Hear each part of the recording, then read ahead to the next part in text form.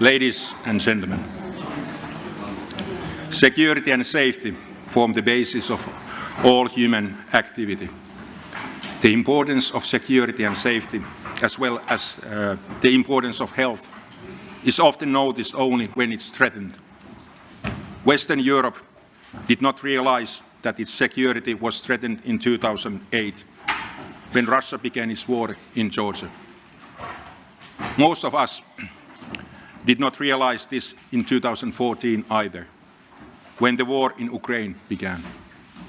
In reality, Ukraine's struggle to get out of Russia's sphere of influence began already 10 years before the actual war. In 2004, pro-Russian forces in Ukraine rigged the results of the presidential elections, which led to the beginning of the Orange Revolution and Ukraine's bumpy road towards the West. For the Kremlin, the war in Ukraine is still just an operation, and publicly calling a war in Russia can result in a prison sentence spanning years, despite the fact that perhaps more than 100,000 Russian soldiers have already lost their lives on Ukrainian soil. The Kremlin's mindset is twisted and already bears resemblance to the brutal and criminal actions of the Bolsheviks and Nazis in Ukraine. It seems that the Kremlin treats Ukrainians as subhumans, similarly as the Nazis did the same with the Jews. Putin's war in Ukraine is a war without justifiable reason, a war without declaration of war, and a war without morality. Russia has already morally lost the war, but the West, with its aid to Ukraine, must ensure that Russia also loses it militarily. Ukraine needs modern Western weapons to win the war, and we have to do it quickly. My own, perhaps overly pessimistic assessment is that despite its defeat, the current Russian leadership will not admit the guilt in the war it started, nor will Russia compensate for the war damages it has caused in Ukraine. And it's quite unlikely that the current rulers of the Kremlin will face international justice in The Hague. How then can we make the guilty party of this war, Russia, pay for the destruction and its war crimes? In my opinion, it's not enough to isolate Russia internationally. We must ensure that Ukraine is given the real opportunity to integrate into all Western organizations, such as NATO and the European Union, if the Ukrainians so wish. And as long as these integration processes are ongoing, the USA and the leading European nations must provide full security guarantees for Ukraine. As Ukraine fights Russia, we must remember that Ukraine is not only fighting for its independence. Ukraine is fighting against Russia's empire nostalgia. Russia's first Prime Minister, Yegor Gaidar, warned us about Russia's imperial ambitions already back in 2006 in his book called Collapse of an Empire. Ukraine is fighting for Western democracies against imperialist Russia. If the Kremlin's imperialism is not destroyed in Ukraine, we will also experience Russian imperialism further west in Europe. For this reason, it is also in the West's interest to ensure that Ukraine maintains its territorial integrity and succeeds in stopping Putin's empire nostalgia. Ukraine is fighting not only for its own sake, but for the sake of the entire Europe. Ukraine is fighting not only to win the war, but to win a future for the Ukrainians. Ukraine's endurance against an overwhelming enemy has come as a surprise to the Kremlin. It is easy for us Finns to identify with the current situation in Ukraine when we think back to our Winter War. When the Soviet army, which was many times larger than our army, imagined that it could march on our capital and expect our citizens to welcome the aggressor with flowers. Instead of cheering crowds, the Red Army was met by a united Finnish army and by a united Finnish people. They couldn't see our backs. They saw our faces. They were not given flowers, they were given bullets.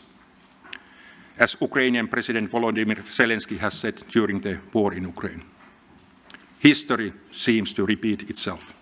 80 years ago, the aggressor was Stalin, now Putin. Experts have given much thought to what led Putin to make such a catastrophic decision and launch an invasion of Ukraine in February last year. This is, of course, a misjudgment by Russian intelligence about the unity and readiness of Ukrainians to defend their country.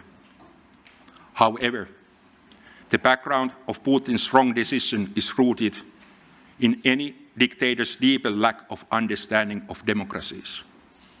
It is true that democracies appear weak on the surface, but at the end of the day, the core of democracies is strong because it's built on the common, voluntarily formed values by citizens.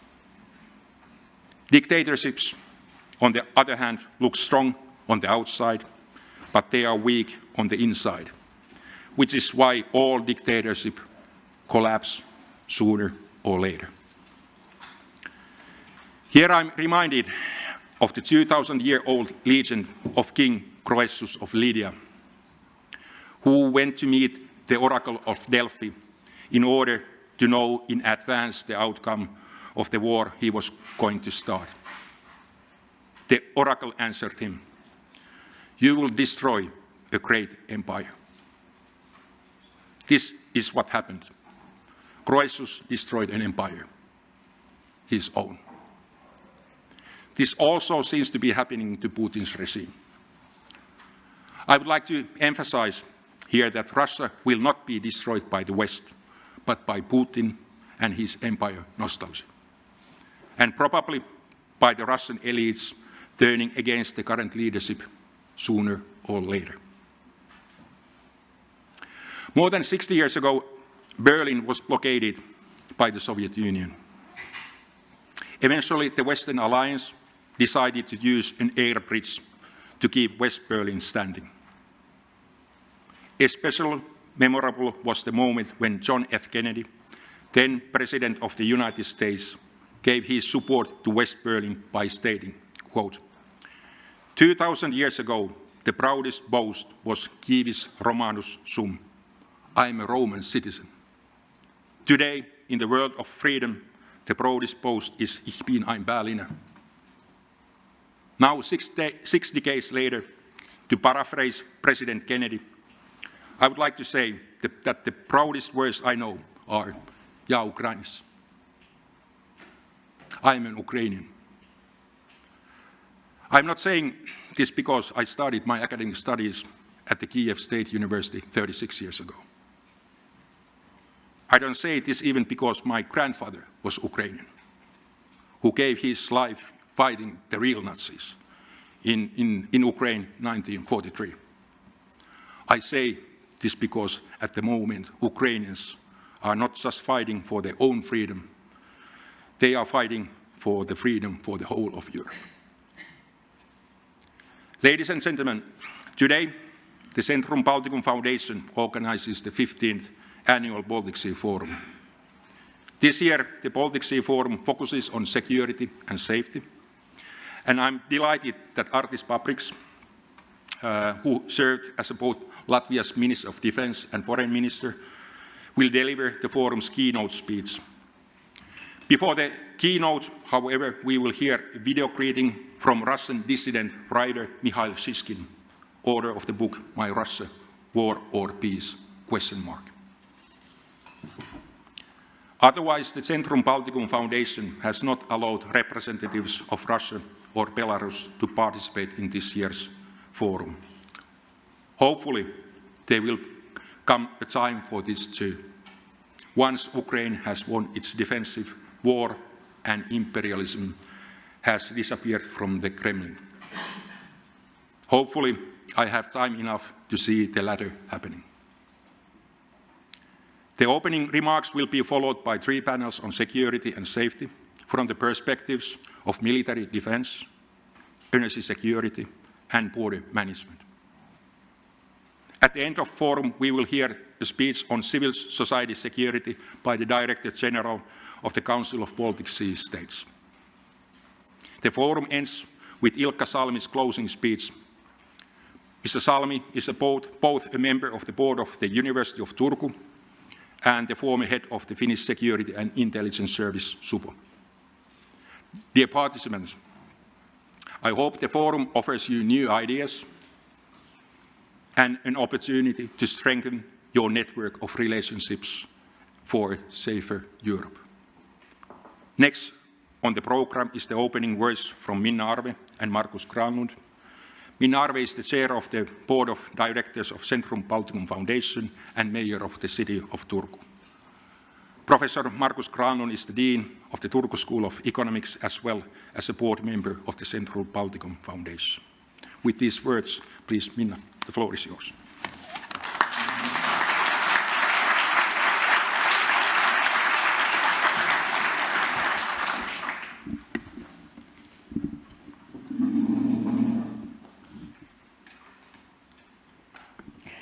Your Excellency, ladies and gentlemen,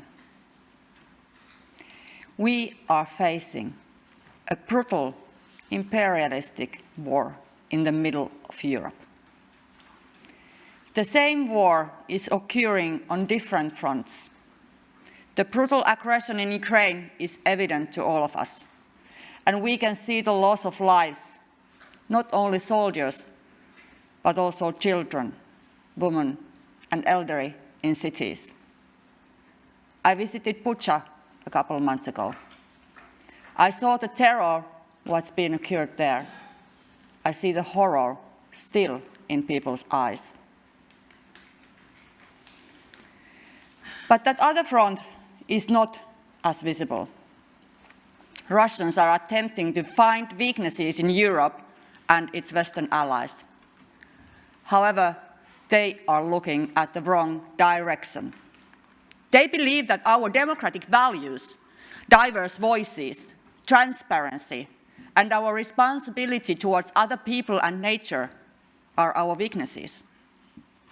They are mistaken. These are our strengths. It's not sufficient to fight for the lives of our loved ones. We need to fight also for our European values. Free democracy, human rights, freedom of the press, and transparent, effective governance. There is a war against these values, and this war is occurring on 2 fronts. Ukrainians are fighting for their lives in their own territory to defend these values. But there is also a war against these values on the internet, in public discussions, and in places we cannot always see. We must fight for these values every day and everywhere, including in cities. The Roman general Vegetius said that if you want peace, you must prepare for war. And I'm pleased to see that nations all over Europe are waking and preparing for the war. However, we are already fighting a war for which we were not prepared. The battle against climate change. And frankly speaking, it's not progressing very well. It appears that we are more skilled and prepared for immediate, tangible threats rather than those that emerge slowly. That is why the work we do in cities is crucial, not only in combating climate change, but also in defending our values and ensuring the resilience and preparedness to protect our nation's critical infrastructure. Dear participants, Finland has once again ranked as the world's happiest country for the 6th year in a row. And I believe that it has a lot to do with the overall sense of safety and, moreover, trust in society. In a functional and resilient society, safety is considered the basic setting, and especially internal safety is based on trust for institutions and society. And it's so self-evident that we often only grasp its true significance when our sense of security is challenged in some way. In recent years, our sense of security has been tested by various overlapping global crises, such as COVID-19 pandemic, Russia's unwarranted war in Ukraine, and the energy crisis. And as a result, preparedness and safety measures have become a global priority. However, in Finland, this topic has been central for several decades. We often refer to comprehensive security as a cooperative model of Finnish preparedness, where vital societal functions are handled collectively by authorities, businesses, NGOs, and citizens. Within this model, stakeholders share and analyze security and situational information, develop joint plans, and engage in joint training. One could also say that municipalities in Finland serve as a backbone of preparedness, ensuring the safety and well-being of their residents. We have recognized that no single entity can effectively address emergencies alone. Therefore, we have fostered a culture of cooperation where collaboration, communication, and shared responsibility form the basis of our preparedness efforts. And it's important to note that preparedness is not solely about having the necessary equipment and infrastructure. It also requires a well-trained and knowledgeable workforce. As a result, the city of Turku conducts joint training exercises with local and national authorities every year to ensure that we are equipped to handle unaccepted situations if necessary. When faced with emergencies, we can promptly activate our preparedness plans, effectively coordinating with government agencies and organizations. The smooth flow of information, resources, and assistance ensures a unified response and minimizes the impact of the crisis on the community. We closely cooperate with various security authorities, other municipalities, associations, and organizations at the local, regional, and national levels on issues related to security, risk management, and preparedness. And in addition to the members of the city's crisis management team, representatives from critical companies within the city group, such as energy and water management companies, as well as representatives from the police, rescue services, and the Finnish Red Cross participate in these exercises coordinated by the city.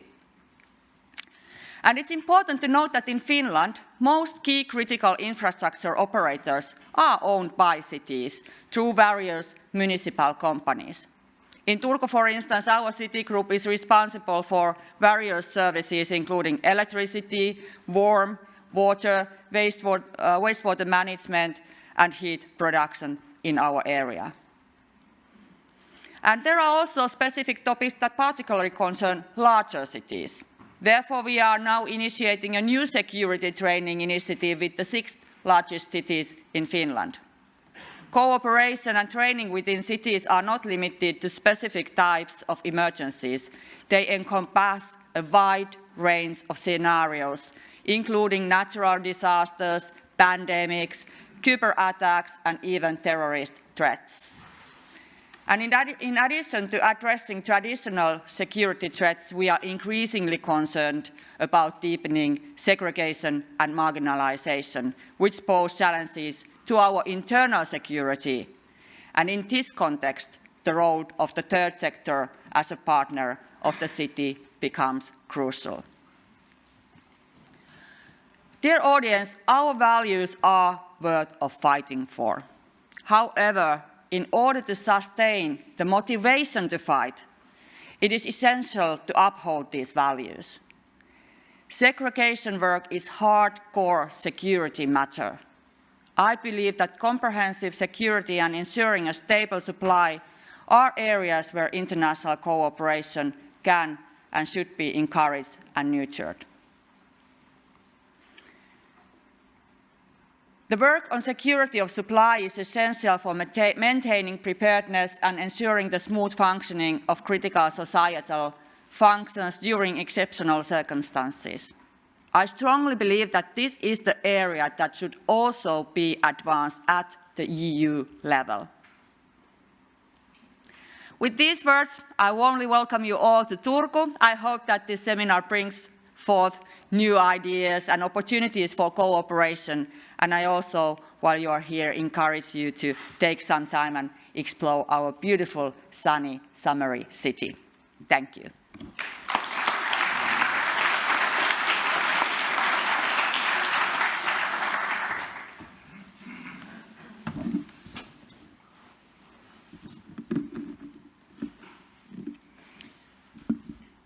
Excellencies, ladies and gentlemen, I want to warmly welcome you all to this high-profile forum. Thanks to all the organizers, especially Professor Liuhto, for designing such an interesting and important agenda.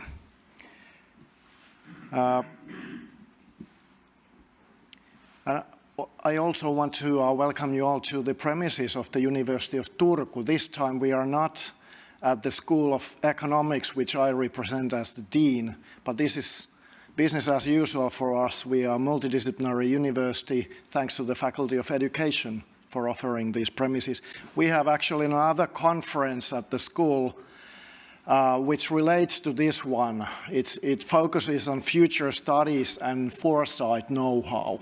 And I can't really think of a much more important topic to address today,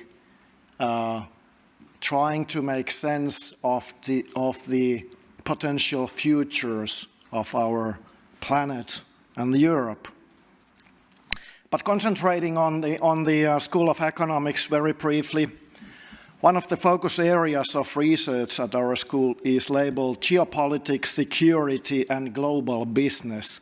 And this area is multidisciplinary, and related research is being done in several disciplines and also more broadly at the university.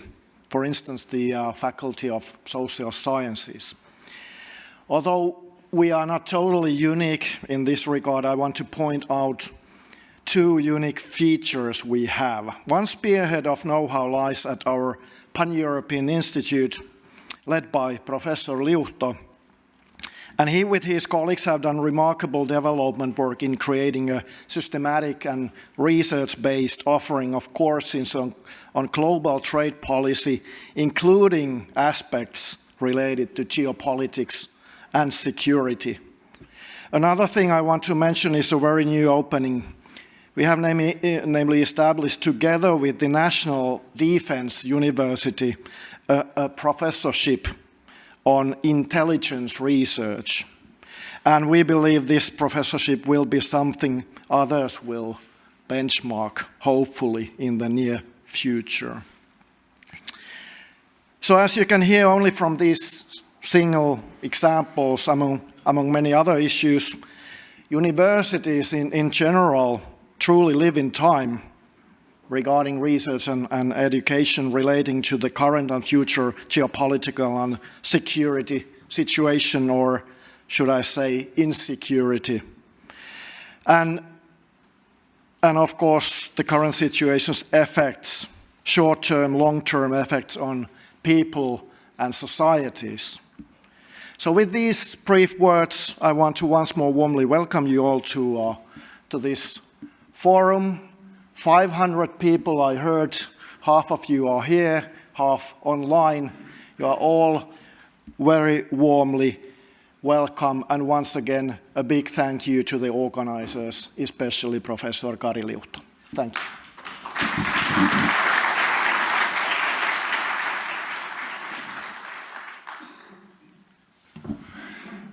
Next we have in the program the video greeting of Russian dissident writer Mikhail Shishkin.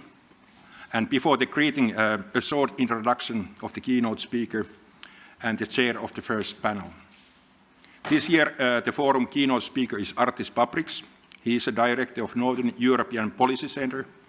During the past 2 decades, he has served as Latvia's Minister of Defense, Minister of Foreign Affairs, and he has been also a Latvian member in the European Parliament. In addition to his state service, he has also an academic background. He used to be the first rector of Vitseme University of Applied Sciences in Latvia. Mr. Pabriks has a PhD in political science, which he defended at the Aarhus University, Denmark. In turn, Lieutenant Colonel Markus Palokangas acts as a chair of the first panel. Mr. Palokangas works as a military professor at National Defense University of Finland. He is the founder and the chairman of the Fog of War Research Network. Professor Palokangas has published numerous studies on military history, military tradition, and military skills. He defended his thesis on guerrilla war tactics at National Defense University of Finland in 2014. But without further ado, I give the floor to Mr. Pabriks. Please, Artis.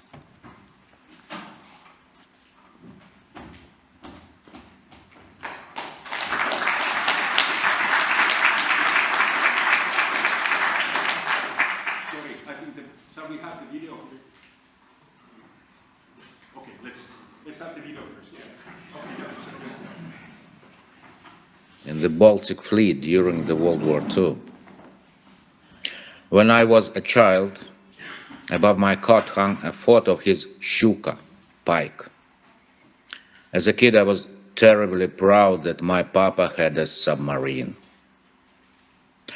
All his life long, he was proud that he and his comrades liberated Europe from fascism.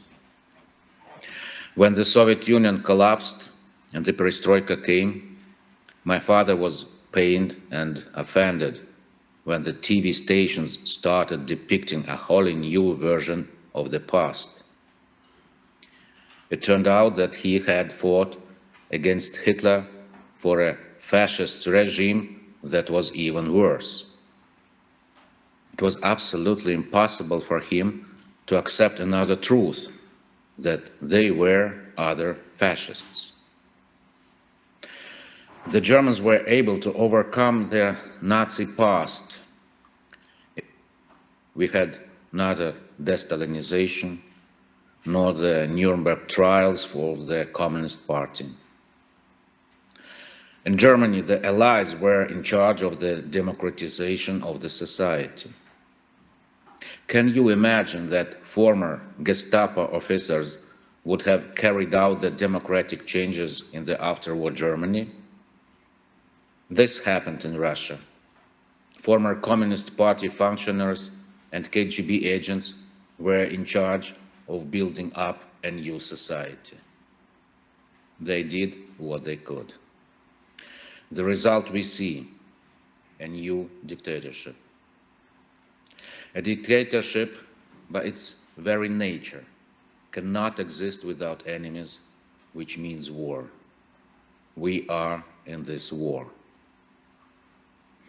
Ukraine was able to escape from this hellish circle, to escape from our common monstrous bloody past.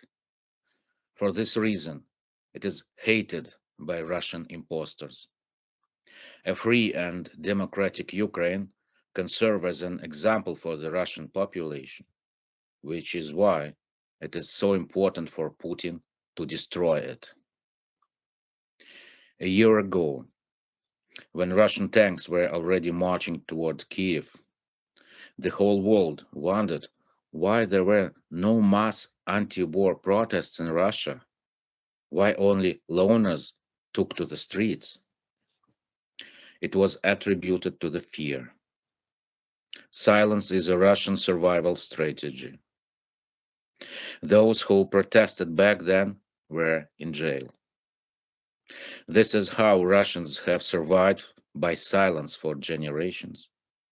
Pushkin formulated this Russian way of life in the last line of his historical drama Boris Godunov, Narod безмолвствует. The people are silent. And with the beginning of the aggression against Ukraine, the people were keeping silent.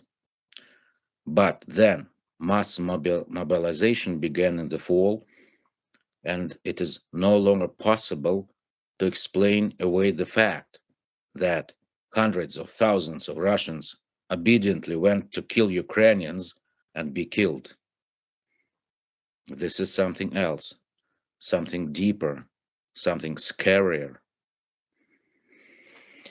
My country has fallen out of time. In the 21st century, in the modern humankind, each person is responsible for deciding what is good and what is evil. And if I see that my country and my people are waging a despicable, shameful war, I will be against my country and I will be against my people. But most Russians mentally live in the past, when people associated themselves with their tribe. Our tribe is always right, and the other tribes are our enemies and want to destroy us. We are not responsible. We don't decide anything. The chief, Khan, Tsar decides everything for us. This is how the state makes them think. If our enemies, the fascists from Ukraine and NATO, attack our homeland, we go to defend it, just as our grandfathers defended it from German fascists. The feeling of love for their homeland, the beautiful sense of patriotism, was misused by all dictators for their own purposes. Russians are now going to war, as Putin's propaganda explained to them, to defend their homeland against European and American Nazism. And they don't realize that they are protecting the power of a criminal gang in the Kremlin, which has taken the entire country hostage. How could you explain to these people that they are fascists? The only way out is to inflict a military defeat on the Putin regime. Therefore, democratic countries must help the Ukrainians with everything they can, and above all, with weapons. I believe in the victory of Ukraine. After the war, the whole world will come to aid to reconstruct what has been destroyed by Russian occupants, and the country will be able to rebuild itself.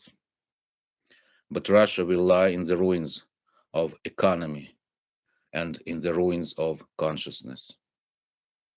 A new birth of my country is possible only through the complete destruction of the Putin regime.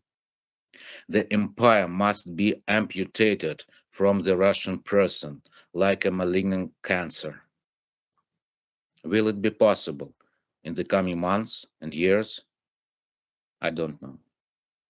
Russia is in for a very difficult time. In this year, I realized what Kazimir Malevich actually meant with his black square.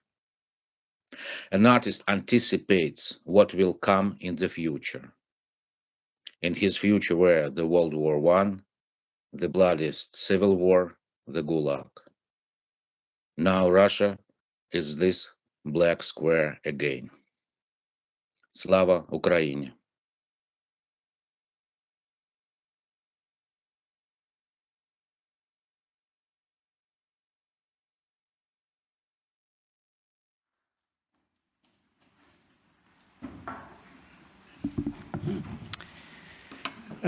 Good morning, ladies and gentlemen, Excellencies, dear Kari, thank you for this honor to speak from this podium to such a distinguished community of scientists, analytics, and any other persons which are here.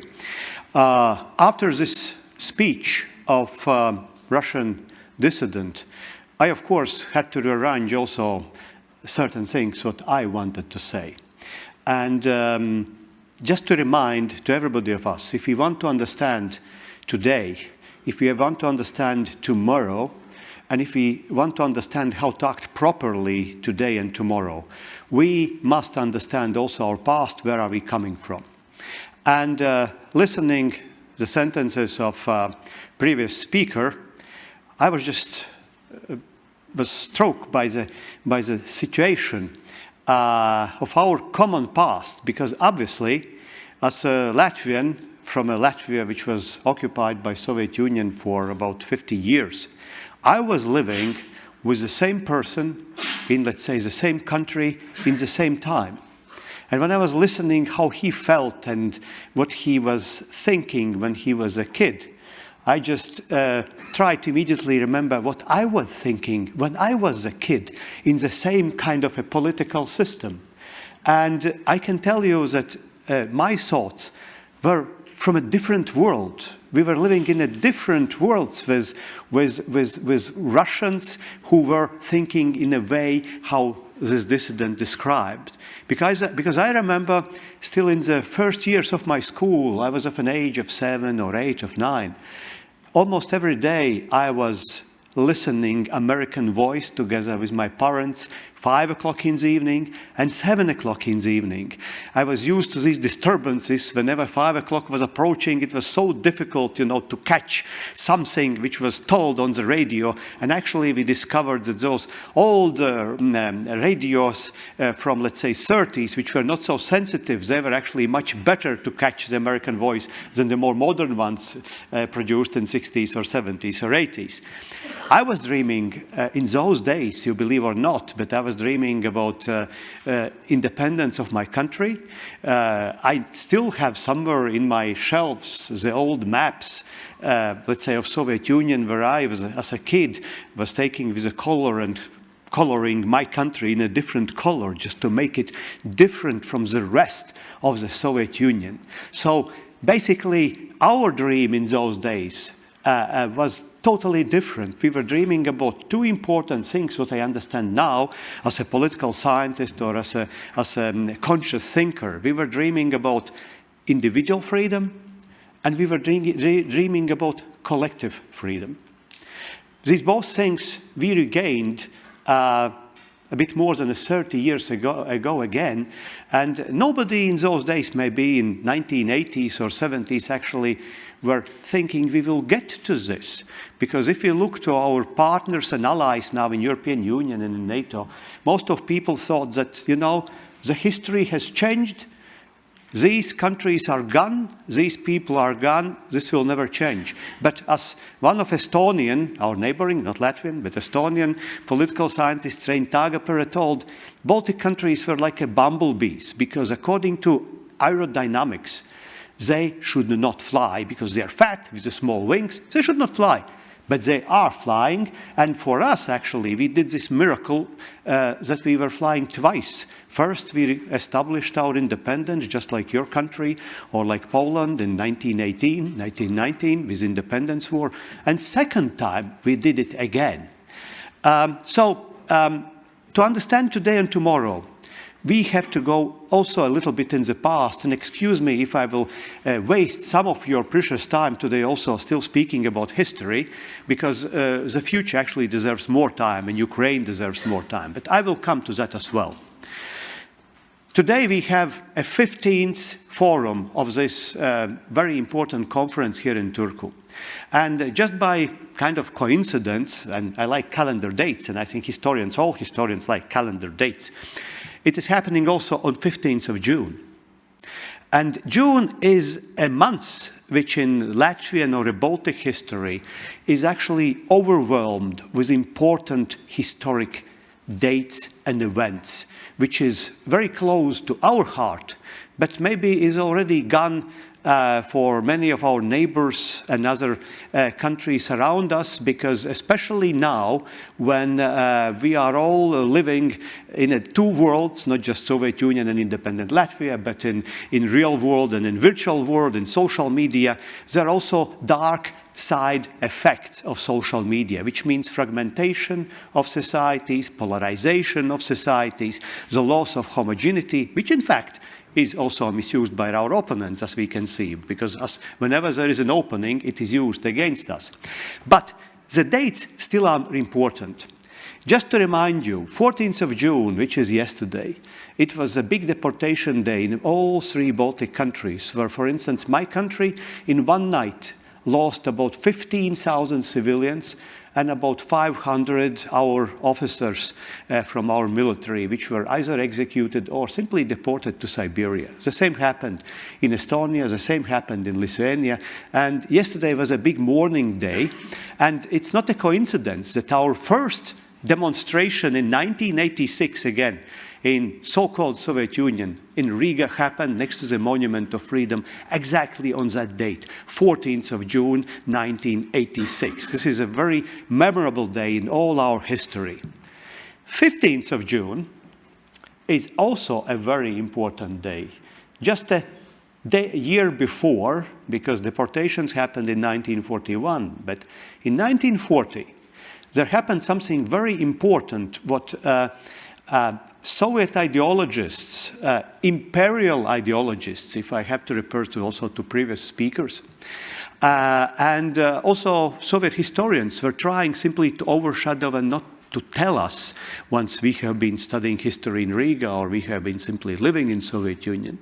Because 15th of June, in the night, 2:30 a.m., there started an attack on 3 border posts of my country from the Russian side by NKVD. In many ways, I can compare that with events of 26th of November of 1939, which you Finns know, which is a Minna incident, when the shelling happened and false flag activity.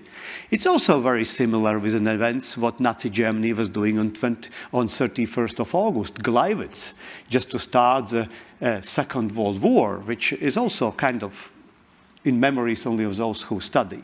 But the Latvian Maslenki incident, which was a 3 border positions where NKVD troops were attacking 3 positions, they succeeded to attack on 2 and not on 1.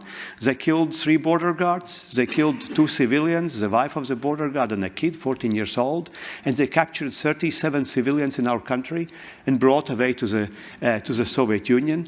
What happened the next 2 days is also known to analytics because the Latvian army and prosecutors and investigators, they went, of course, to the border. They understood that the war probably is approaching. There were mining of bridges, mining of border, and then came a Soviet ultimatum. And early 17th of June, our army, unfortunately, made the hugest mistake, or our politicians in those days made the hugest mistake, so they were taking away those mines and opening the border for Russian troops.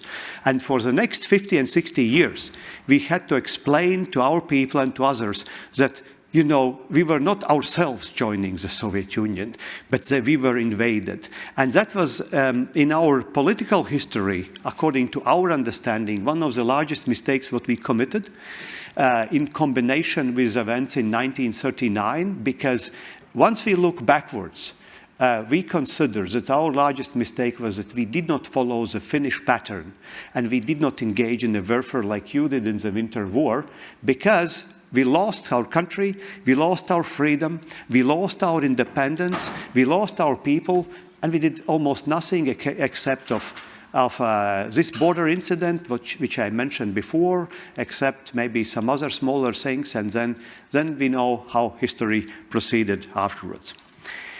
But that's enough about history. What about today? And if I'm looking and trying to analyze the Russian side, and if I'm trying to analyze the Western side, what can I say about Russia? We know that Russia internationally is a successor state of the Soviet Union. Yes, they succeeded their position in Security Council, in United Nations, many other things, but once we are speaking about successor state and in heritage or about the Soviet Union crimes and everything what was done, then of course Russia is playing itself non-guilty. And if we compare the Russian mentality as a political mentality, because of course, you know, we have to be careful always to speak about, you know, kind of a collective guilt, because looking back in history, I'm not the person who is cheering to anything which is connected with collective guilt. I want the individual responsibility to be seen, because we cannot judge the nations as such. But still, there is some kind of political culture, political elite which represents this culture and acts. And if we look to the perspective of Russian elite, of Kremlin's behavior, then usually, when I was meeting with the Russian representatives also years ago, 5 years ago, 10 years ago, I was sometimes asking, all right, look, we have seen other empires. We had seen British Empire. We could see German Empire. And they have been passing maybe 10 years, maybe 50 years, maybe 100 years. But after a while, these empires kind of unwillingly maybe, but they accept that they did something wrong to others. There have been coming excuses from Germans to Namibians and, you know, examples. But can anybody in this auditorium mention where Russian side was accepting that they did anything wrong to anybody in the world? If you bring me such an example and show it, I would be extremely pleased. There is no whatever remorse or guilt or some kind of understanding that maybe we did something wrong.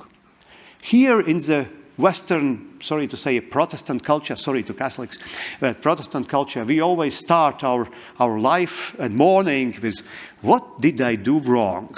How could I improve my personal life? How could I, you know, change something in situation and be a better person? I somehow very much long for that sentences and feeling on the Russian side. And when I see these BBC or whatever interviews with Russian citizens now when the second year of the war in Ukraine is going on, I can't hear that. I just hear that all you guys are wrong, all you did something bad to us, and we are the right ones, and somehow you don't love us. And why don't you love us? I mean, it's not understandable.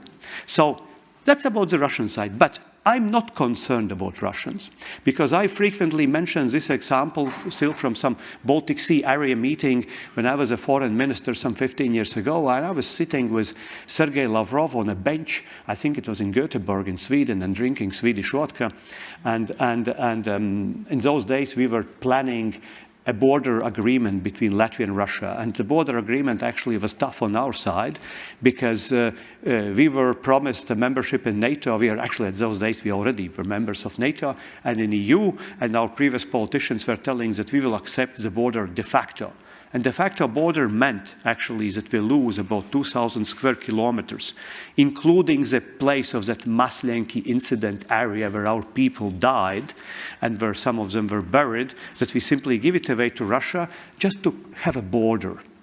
And in those days we were still hoping that, okay, we sign this border agreement and then somehow our relationship with Russia will improve and we can trade and do. And then Sergei Lavrov was telling to me, you know, Artis, actually tomorrow in European Council we are starting this procedure about human rights abuses against the Russians in Latvia, how all you are these fascists. And I told him, listen, but you know, it's not true. You know, that actually it's not what we are doing. And he told me, it's, you know, Artis, it's nothing personal. It's just politics. That's how we do. It's nothing personal if somebody is killed in Bucha or Irpin, you know. Maybe for somebody it's personal, but for them it's nothing personal. Because this is how empire works. There is no remorse, there is no self-consciousness. They will continue to act like this. So I don't think, and many philosophers tell that you cannot change the world around. The sun is rising and sun is setting. The thing is how you perceive this.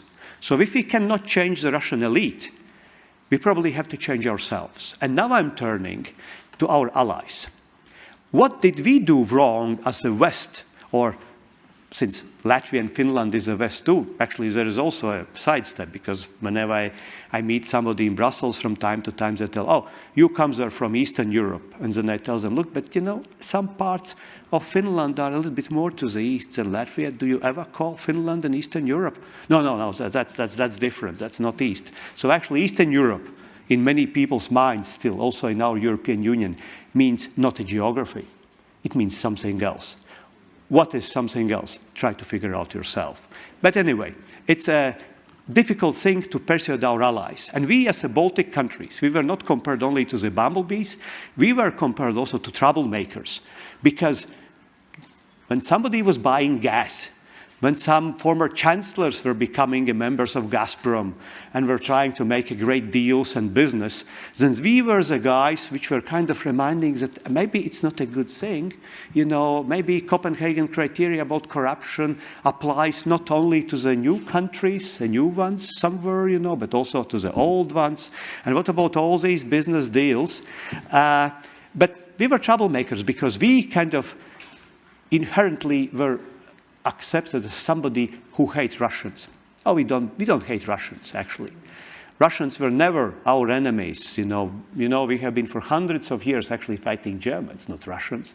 So Russians were not important to us until 1941. But somehow, the 1 year of occupation in 1940 actually changed the mindset in Latvia, and they forgot immediately about several hundred years under the German boot, and somehow they figured out that the Russians are much worse. So imagine what you must do to make equal 1 year to, let's say, 500-600 years. So that must be something kind of valuable what you can do with this. So in any case, the situation changed 24th of February last year, because then suddenly everybody were calling to us. All the news agencies and all the analytics were asking, what do you think? What happened? How did it happen? And the thing is that we were not reading the street signs, as some famous group, Queen, was thinking, you know, read the street signs. What did we do in 2008 when in Bucharest, when we gave this kind of a discussion about the future possible NATO membership of Georgia and Ukraine? What did we do in 2008 when Russians invaded Georgia? What did we do when Russians invaded Ukraine and Donbass in 2014? Minsk agreement? What my good friend in those days, Walter Steinmeier, also was very much supporting. Everybody understood that the Minsk agreement is just in the one direction. It's favoring Russian interests. So finally, this call came in 2022. But even then, once we speak about calls, we should remember also phone calls. How many phone calls were coming before? And looking from our perspective, of course, we saw that these phone calls are not exactly the ones which can persuade someone who already knows what to do. You know, once you are in a ring, either a boxer or a martial arts fighter or something else, it's not a question to all the time to think what the guy will do. You must know what you will do in the correct time. And this is what we were missing. We were delayed. We did not read the street signs. We did not invest in our defense. We did not invest in our deterrence. We did not invest in our military in Europe. So basically, we de-armed the continent because our troops, as a European troops, are simply incapable actually to do many things that we should do. How many factories of ammunition exists in Europe? In how many countries? How many countries have powder factories now? How many weapons and ammunition we can provide? And yes, with my maybe a bit sharp tongue, I made some not good friends in some countries, including maybe some bigger countries in Europe.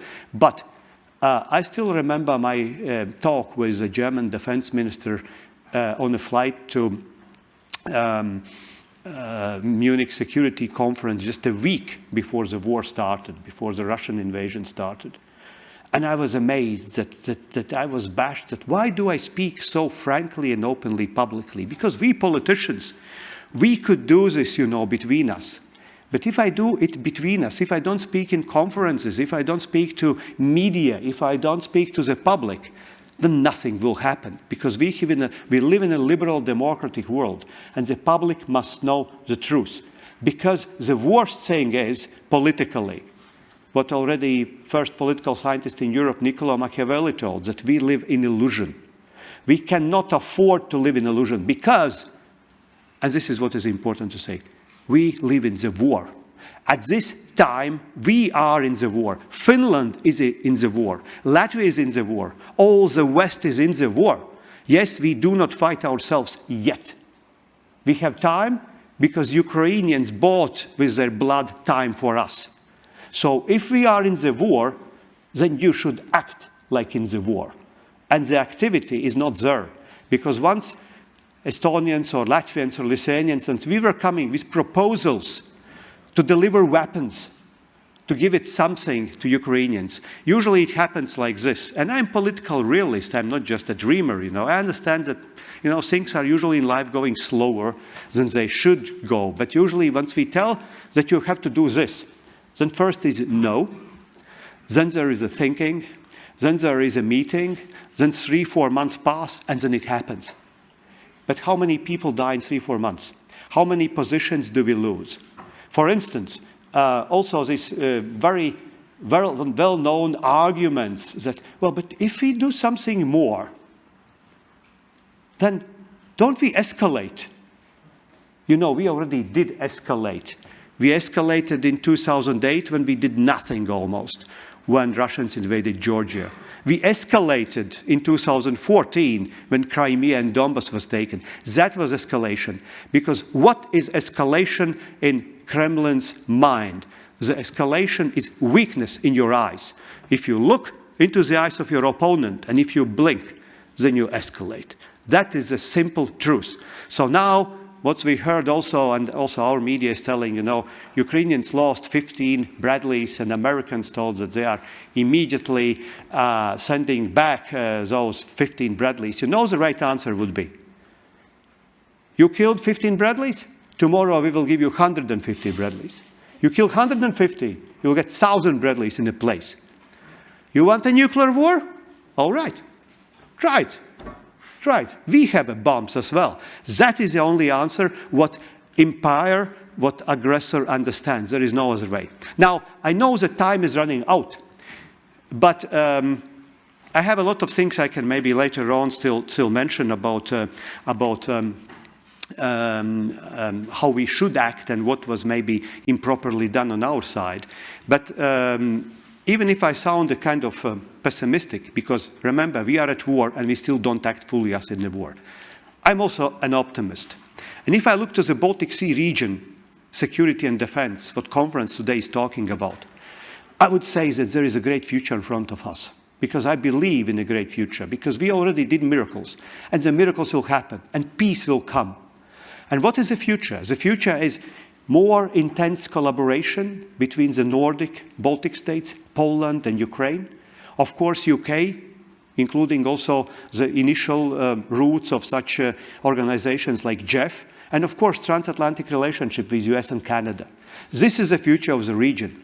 I think we should follow the advice of an old fox, Churchill, never miss a good crisis. This crisis is really great because it's very deep. It's a war. But we will win this war.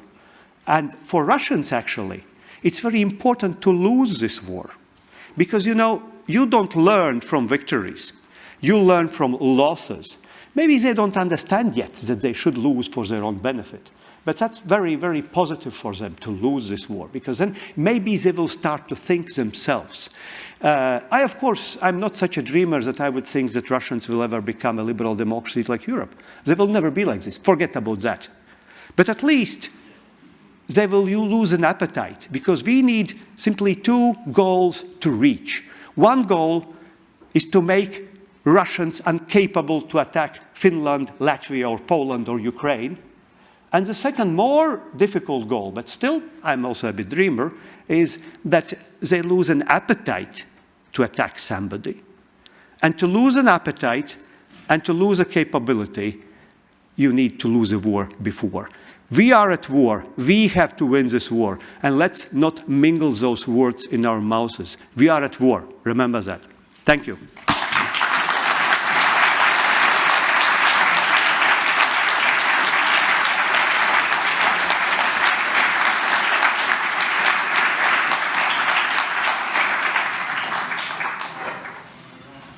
So, thank you, sir. Nice wordings. Well done, mate.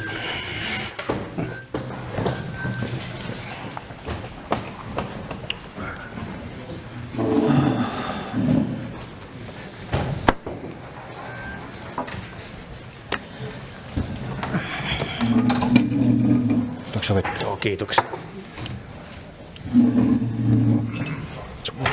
Yeah, please.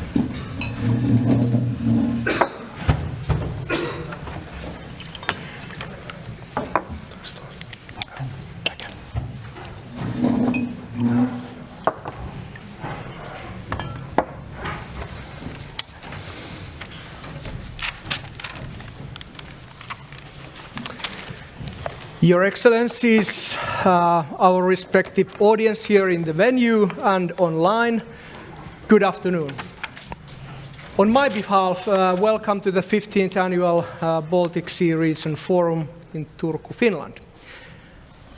I am a military professor, Marko Palokangas, from the National Defense University of Finland, and I'm so privileged and honored to chair this first panel as a moderator with the theme Changing Security Environment in Northern Europe. First, I will introduce each of our respective panelists and give them a couple of minutes to tell their own perspective or view to the main theme. Then we will discuss within the main theme with 3 different sub-themes, which are changing security on a Baltic Sea region and the situation after Finland and Swedish accession to NATO. The second sub-theme is spillover effects on Russia's war in Ukraine to the Baltic Sea area and region. And the third one is strategic changes in the Baltic Sea region and High North area as well. But with these words, welcome to the first panel. I'm very honored to introduce our wide range expertise in the panel and all the panelists, and each of one, please take a couple of minutes to introduce your own perspective. The first panelist from my right is Oleksiy Arestovich, the former advisor from the Office of the President of Ukraine. Please, sir. Your Excellencies, ladies and gentlemen, I came here to do 2 things. First of all, to say thank you so much for your assistance for Ukraine, and to discuss more ways for assistance, what we have to do more for assist to Ukraine and all ourselves. And second one, to tell you how Ukrainians feel ourselves right now. And we feel ourselves quite difficult, because we fight for the 4 front lines. First is just a material front line in Zaporizhzhia, in Bakhmut region, something like this. Second one, in the interior war, to catch a chance to reconstruct Ukraine, to make Ukraine more modern, more West, more openly, more democratic, and fight corruption and something like this. And wartime is the best time to do this for me. And third war is winning the Russian picture of the world, because Russians have to be win in this direction, and they have to understand, Russians and Chinese and Iranians have to understand the attempt to seize territory in 21st century, to attempt to provide imperial politics, have to be loose. If they not, they will continue to attack all of us. And 4th front line is a front line for the Western heart and minds. Because now Ukrainians is uncertainty about a lot of things. We would know if we will be provided more weapon. We would know if we will be taken in NATO and European Union. We would know would we West stay with us, and we would know would West completely understand the war Russia, China and Iran providing war against all collective West, not only in Ukraine. We're just on the front line, but as Latvian Minister of Artis says, we are all in the war. And if I have 5 minutes after that, I try to explain why we are all in the war. Thank you so much. Thank you, sir. And the second panelist is Andrei Falkovsky, retired Lieutenant General Senior Fellow of Pulaski Foundation from Poland. Sir. First of all, thank you very much for this invitation. I remember 20 months ago when I had a lecture for a group of students here about security in the Baltic Sea, VTC. We say to each other with Kari, Liuhto, that see you next time. And he said, next time we meet, and this is now, Finland would be in NATO. Wow, what a prediction. Nobody knew that time that that would happen so quickly, but this is the time. If we are talking about the situation in the northern area of Europe, I'm always looking at the military planning, place, time, and resources. So if we are talking about place, it was alluded by the minister that in the past, my country and the other countries of the region with the former communist history were treated as the East, and Finland and Sweden was part of the West. Now, the situation a little bit is changing, and I was glad to hear when the mayor of the town, Mrs. Artis, said that we have the war in the middle of Europe. We should consider this geographical relativity here, that everything is relative and the borders are relative, but we have to consider the Europe as a whole, and the place is very difficult. My country, at least, is the only NATO and European Union country which borders both country attacked, our brothers in Ukraine, and country which is aggressor, Russia. There are no other countries of European Union and NATO. That is why we want this war to be won. However, this is also a very relative term, as you know, because at the end of the war, nobody is winning. Everybody is losing. We have to realize that, and you cannot overturn Russia with one finger.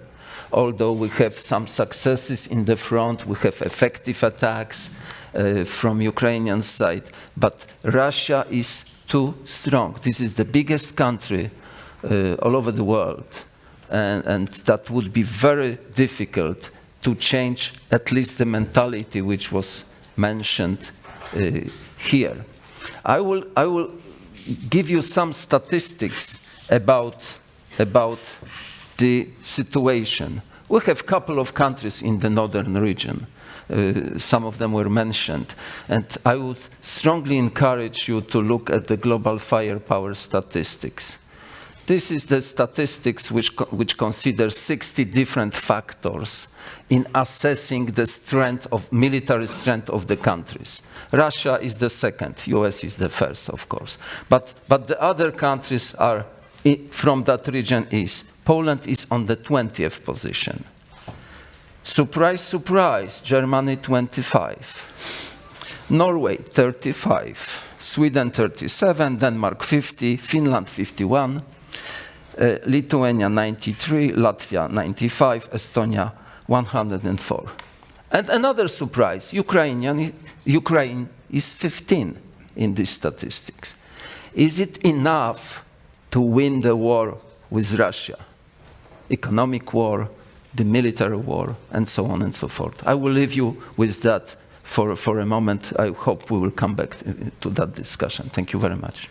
Thank you, General. And the third panelist is Mr. Glenn Grant. He's a Lieutenant Colonel retired from the British Army. Currently a defense and security reform expert, Baltic Sea Security Foundation, Latvia. Sir. Thank you. For those who don't know, I was British Defence Attaché in Finland in a time when NATO was not even a subject that you could talk about. It shows how old I am. It was 20 years ago. And I tried then to talk about it, and it was interesting how much poking in the chest I got that this would never happen. But it has, and we now have a completely new shape in northern security, and it really is a completely new shape. It's a geographically new shape with the entry of Finland into NATO, and fingers crossed the entry of Sweden into NATO fairly quickly, although we know there are troubles with that at the moment still. And of course the Baltic Sea is now a NATO sea. General nodding, shaking his head. But it's a NATO sea, and it wasn't before. It's now actually in the middle of the northern area. It's not the boundary. It's not the eastmost boundary of Finland, and it's not the westmost boundary of NATO for the Baltic states. There is a big change there. So now NATO extends effectively from Belarus across to the Atlantic. Norway is now part of the same space as the Baltic states. It didn't think about that before. It's probably not thinking about it now, but it is, because it's now the logistic hub entry point should Russia do anything on the Baltic states. So the world, that space has changed. If you look at the NATO website, it comes up with this wonderful thing, an expression, an integrated military command structure. Well, I can tell you that the command structure for the northern region is anything but integrated. It's disaggregated. And that is a real problem. And it's a real problem for Finland as we sit here, because Finland is right in the middle of it. It's in the middle of a disaggregated military space. When you talk about command structures, you talk about commanders, because a command structure requires a commander. Who are the commanders? Well, they're all different. Land, sea, air, different thinking, different structures, different shapes.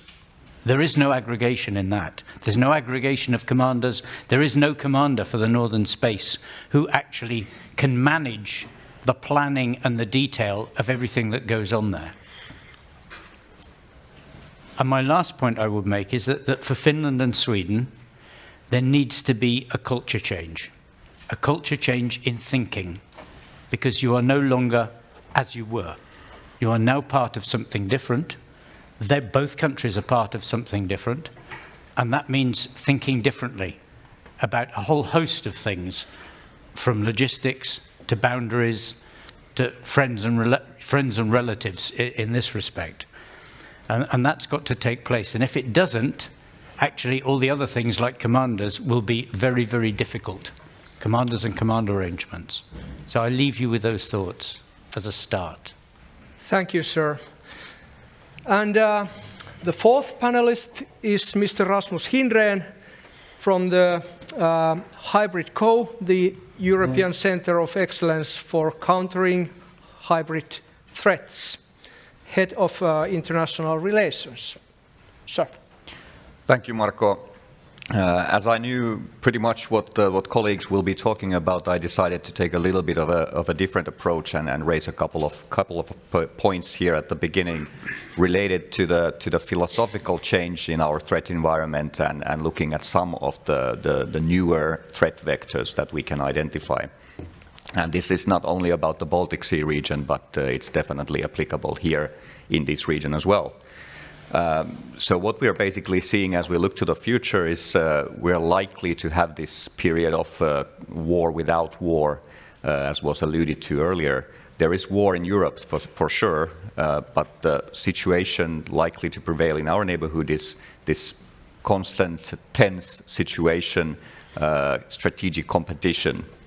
Definitely Russia remains a key threat actor in that context, but we also need to look at other actors, including China. There is an element of democracies versus autocracies as part of all this. Traditional threats and traditional capabilities matter. Let's make that clear. But they are part of the same puzzle. Everything is interconnected. Also, those two threat vectors that I'm going to point out here, just to get us started.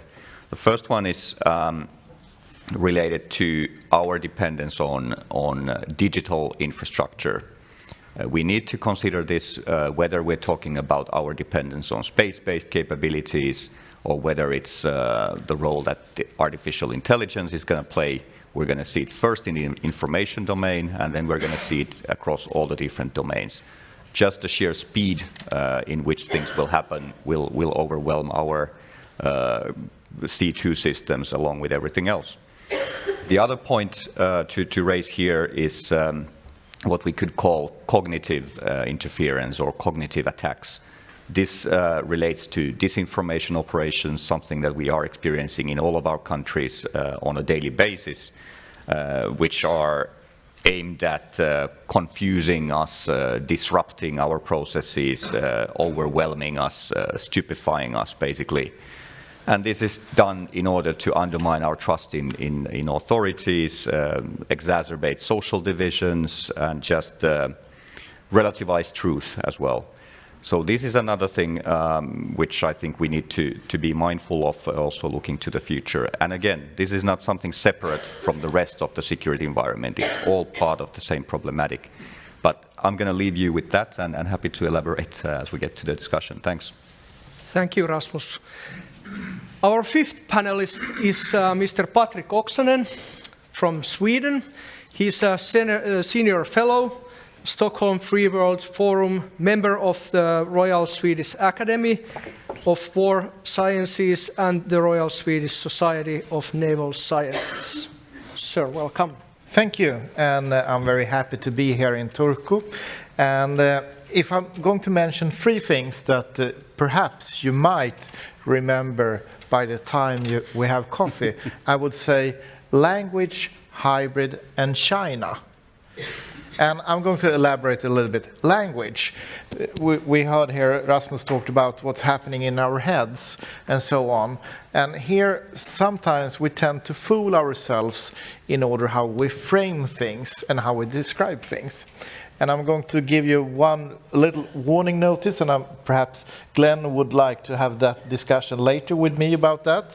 And I want to point out that phrases like NATO Sea, NATO Inner Sea, or NATO Lake for the Baltic Sea, that is a bit of a trouble, because then we tend to think, oh, well, it's fixed. Because that is how our brain works.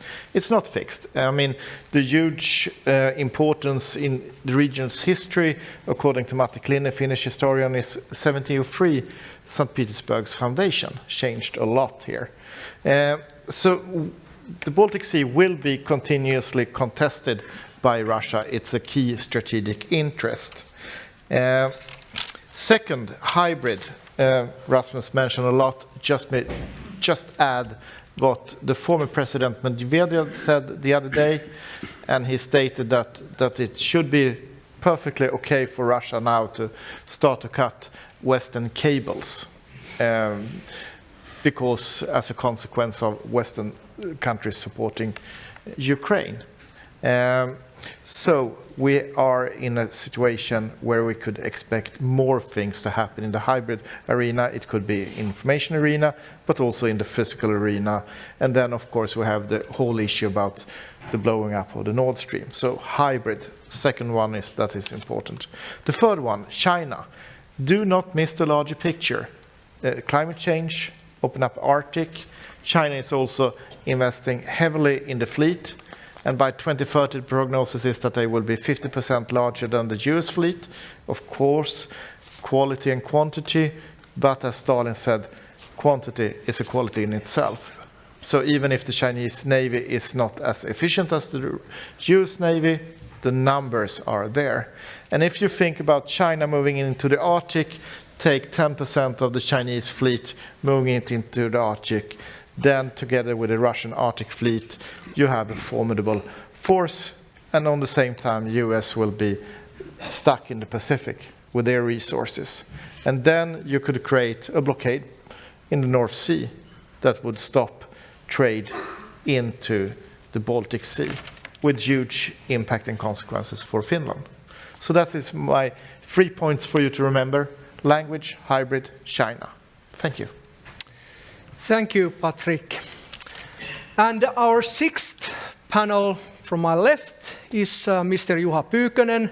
He's a retired brigadier general and representing the security analysis of Finland. Sir, welcome. Thank you, Marko, and thanks for the invitation. Great to be here. I was amending my introductory remarks after hearing what my dear colleagues were saying. My approach to this topic is simply that the past change, three things: the US pivot to Asia, Russia arming heavily, additional armaments and so on, and we, the West, disarming heavily. And this was the situation when whatever of those 2008 Georgia or 2014 Donbas and Crimea or Ukraine last year took place. So that's where I actually, this is my point of departure. So in short, it's a transition of security system in Europe from cooperation to competition to confrontation to conflict. So 4 phases. Now we are in conflict phase, if you ask me. The last ultimate is war phase. We aren't there yet. But if Ukraine will lose, then we'll all be in that position up to our necks. Additional remarks, mostly based on what Director Pabriks said earlier. Security situation is changing constantly, all the time, as I just described. What to do and how to do it, I mean more for support of Ukraine. And my actually added value to this discussion could be that to me it looks that Russia, who initiated this in some 2006 or 7, this current situation gradually orchestrated by Russia. In other words, the initiative has been in the hands of Russia, not we, the West. We have been just following and in a reactive mood, and now we know where it leads us. So, to me, and I hope I'm right, Russia is now finally losing initiative due to the fact that it's happening on the expenses of Ukrainians, less on expenses of ours. So now is the time to put our utmost effort to support Ukraine. Otherwise, we'll be in the ultimate phase called war. This is the way I read the topic. Thank you, Marko. Thank you and welcome, sir. Last but not least, Mr. Petri Toivonen is our 7th panelist. He's currently as a Secretary General of the National Security Committee of Finland and also Colonel as a military rank. Yeah. Please welcome. Thank you, Marko, and pleased to be here. Well, I actually have also maybe 3 points how to approach this item in the panel. Okay, as I'm from the Security Committee and representing some of the ideas from there, of course I will highlight our comprehensive security model here in Finland as our preparedness model with whole of society aspect. And when our topic is the change in the security environment, some people have been asking me that how has it affected us and the security model and what we are using. I have said that basically very little, because it has been made for also this kind of a situation in the past.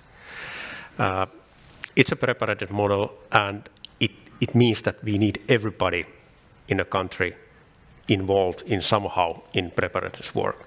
As Mayor said here, that it's the idea that we have the officials and we have the business life and the NGOs involved, and also all the citizens have some kind of a role in it.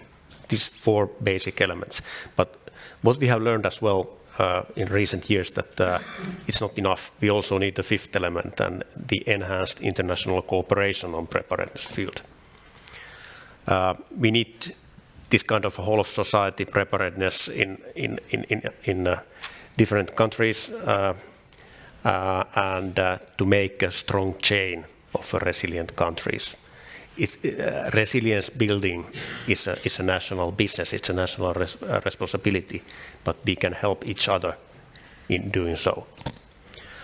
Secondly, preparedness is a constant work, it's never ready.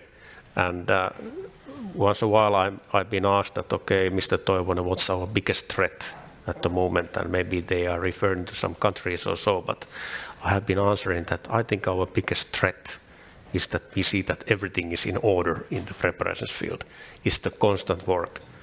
And it means that we need to educate, we need to train, we need to exercise, and we need to test our system to find the weak points or the gaps where we need to fill and do some homework. We must make people understand why preparedness work is important, and that helps to make the politicians understand as well and give support for this idea. Maybe finally, as referring to hybrid, what was mentioned here is that, and what's happening in Baltic Sea area as well at the moment. It's good to be awake and ready.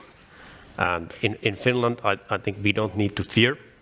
In Finland, we are not under any immediate threat, but it's good to be awake and ready and check that all these precautionary issues are in order when we go towards the summer. There is a constant cyber attacks, there is constant hybrid influence against us, and it's good to be ready that something might happen during the summer as well. And when we are well prepared, it's much easier to live this happy life, what the mayor referred here in the opening speeches as well.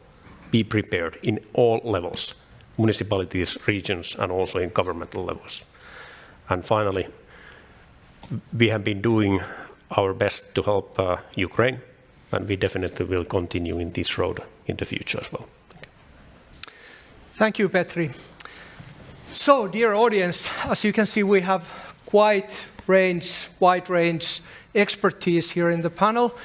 And now I'd like to dive into the first sub-theme, which is more or less the changing security on the Baltic Sea region, the security environment, and especially the situation with Finland in NATO and Sweden, a little bit pending, but hopefully very, very soon accession to NATO.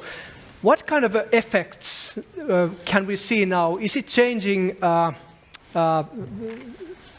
thinking within these two countries? Is it changing perspectives or readiness thinking within the NATO? And I would like to start with General Falkowski with first comment.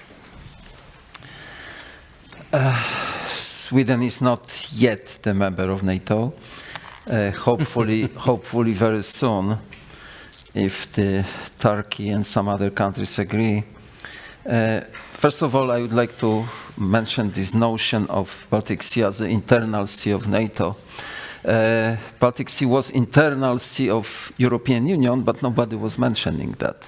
All the countries around were European Union, and I hugely am against such a notion that any sea is internal sea, because we are creating something which is too bad. We are branding simply the countries. Like, I don't like the name, for instance, Baltic countries.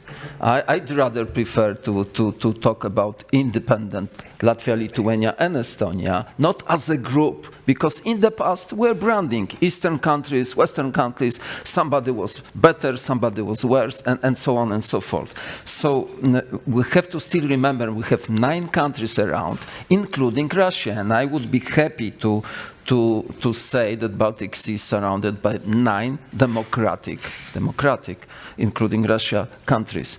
Of course, the eastern flank, eastern border of NATO would be extended about 1,300 kilometers, and Russians probably will have to adjust. How? I don't know. Maybe they will divide again the western military district into St. Petersburg or Leningrad military district, whatever. But that would be very, very big challenge for Russians to have the NATO country across the border. Of course, we are saying that Finland, Sweden is already prepared to be the full member of NATO, that they are meeting all the NATO standards, whatever that is. But as a matter of fact, nobody is fully prepared. I spent in Brussels 12 years on 3 different positions in 3 different times, and I would say that each country has individual set of equipment, individual way of operating, and so on and so forth. And geography matters, as it was said before. Big challenge for everybody. Thank you. Thank you. So another perspective from the older NATO member from the British side and also representing Latvia side. Thank you. Sir, Glenn. Yeah, I mean, I think I'd like to just jump back onto what the General was saying about branding. I mean, I think branding is not what I was intending. It's the importance of understanding that area is your space, whether you like it or not now, because Finland is on one side and Latvia, Estonia are on the other. Discount Lithuania around the corner for the moment. And therefore, it's a common space. And in that common space, we need a common sea picture properly, with everybody understanding what is going on there. We need a common command and control, I believe, for the sea. And probably a common standing force of NATO that is there all the time, like we used to have with the old Baltic standing force. Probably a force commanded by a Swede or commanded by a Finn, so that people take it actually seriously in the area. Not someone like, at the moment, a British mine hunter coming in once every now and again, or an American ship coming in every now and again. We need to be serious about this space, is my view. And because I think that if we don't, then it will be taken as a sign of weakness by Russia, and he will see us as blinking. Oh, I can still do what I like there, and I can blow up pipelines, and I can blow up the internet, and I can blow other things up. If we're not there ready, prepared for that, that is exactly what will happen. Thank you. So let's jump into the Finnish perspective then. Please, Juha Pyykönen, if you will. Yes, surely. Thank you. Let me think about it first. But as a response to Glenn, I fully agree with the requirement, vital requirement, existential even, that we need to develop our thinking as NATO members. We have been proud of doing everything on our own. If somebody is offering assistance, we have had a habit of saying no thanks, we do it alone and we'll cope with it, no problem. Whether this was true in a crisis situation, we could have or we couldn't have managed on our own. We don't know that. So now it's time to do it properly together with our allies. And this is totally different. Comparison with Sweden is revealing. If you ask a Swede, earlier times, even today, would you accept some assistance in a crisis situation, I mean severe military existential crisis, they would have been happy to say yes, and then utilizing this situation. So in this regard, Finland is less prepared for being a proper NATO ally, giving and taking. This is a mental issue, and it takes a long time to improve. About this change, not everything is changing, as Pete just reminded from in his opening remarks. What is not changing here is actually that our planning has been based on threat scenarios, the Finnish defense planning, which is different from money-based planning. So if you have this amount of money, you can purchase that sort of a military devices. This is not the way Finland has been doing this. There was a short period of time that it was in the making, but then, of course, somebody realized that this is not the way for a non-allied small nation neighboring Russia between Kola Peninsula and St. Petersburg. So threat-based is equal what we will learn in Vilnius, how NATO will see their planning assumptions, and this will be revealed, I hope, in Vilnius mid-July, in less than a month. And this will again unite Finnish military defense planning to the ways and procedures, modalities in NATO, more or less similar. And this is easier for Finland to cope with NATO. So this is the same. And we have been focusing on let's say, conventional warfare, which has not been the way of developing their capabilities in NATO before let's say, 2022, last year. Now they are changing. We don't have to change so much because they are coming towards our way of thinking how to defend ourselves militarily. So two things that have not changed: the basic assumptions how to do defense planning, which means threat-based, and then of course the capability development similarly, that you need conventional capabilities to do the job and get the deterrence on a sufficient level, then you will avoid waging war. So these two things will remain the same. Thank you. What about, does Swedish perspective or thinking about when you are a NATO member change or differs the Finnish?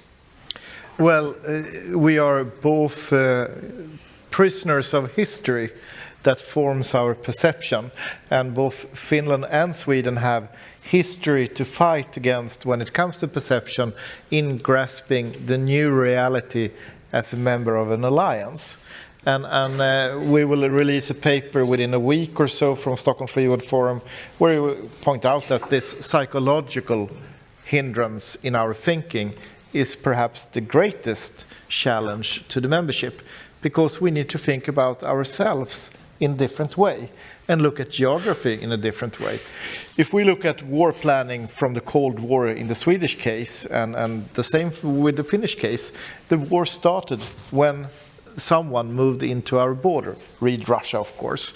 And then the war started, and we reacted by trying to form our forces and beat it. And now the geography is 360 degrees, and it's a larger region also if we look at it closely, because Arctic and Baltic Sea region, that is one arena. We should view it as one arena. And I think the consequences of grasping that will have a huge impact when we realize it in the debate, because we need to think differently accordingly to our planning and our resources and how we do things. Any additional comments or perspectives? Please, Oleksi. When the Finland and Sweden came in NATO, Russia will lose 300 years achievements. which is from Peter the Great achievements. They open to the window to the Europe and start to act in Baltic Sea region. Russians will never recognize this situation. Never recognize the situation. They will act. The Russian strategy is to they think in they founded on one simple thought. Russia is more strength than any NATO countries except United States if they concentrate just only these countries. And first, Russia attacked its NATO integrity. Russian strategy is divide and win. Russian strategy to win NATO by the parts, win West by the parts, win the European Union by the parts. And they will concentrate their efforts just on the Finland, just on the Sweden, just on the Baltic states, Poland, Germany, any Baltic states. And Russians thinks about war in Ukraine is the best way in this situation, in this condition, to attack NATO integrity. They're thinking about war in Ukraine like a chance to win NATO integrity. First of all, they're thinking about Georgia. They win Georgia and NATO integrity by the parts. Now it's Ukraine. What it will be after, we don't know. And we have to face Russia more and more in NATO integrity than they could imagine. The one way to contain Russia is one way to contain Russia, and West people and authorities do not thinking about defeat Russia as we think, we Ukrainians, but okay, just contain Russia. To face them more and more integrity, more than we can imagine now, more than they can imagine now. Only when they face this integrity, this level of integrity, they could be stopped. They start to thinking how win this level of integrity. They never stopped. Never stopped. Never recognized results of closing the Baltic Sea. Thank you. Then Petri Toivonen. Thank you. And referring to Juha, I totally agree. I think that the biggest change is between our ears. What's happening? That it's about the mindset when now joining the NATO and how does it affect our preparedness. And even as a NATO member, we will still look after our comprehensive security model. That's for sure.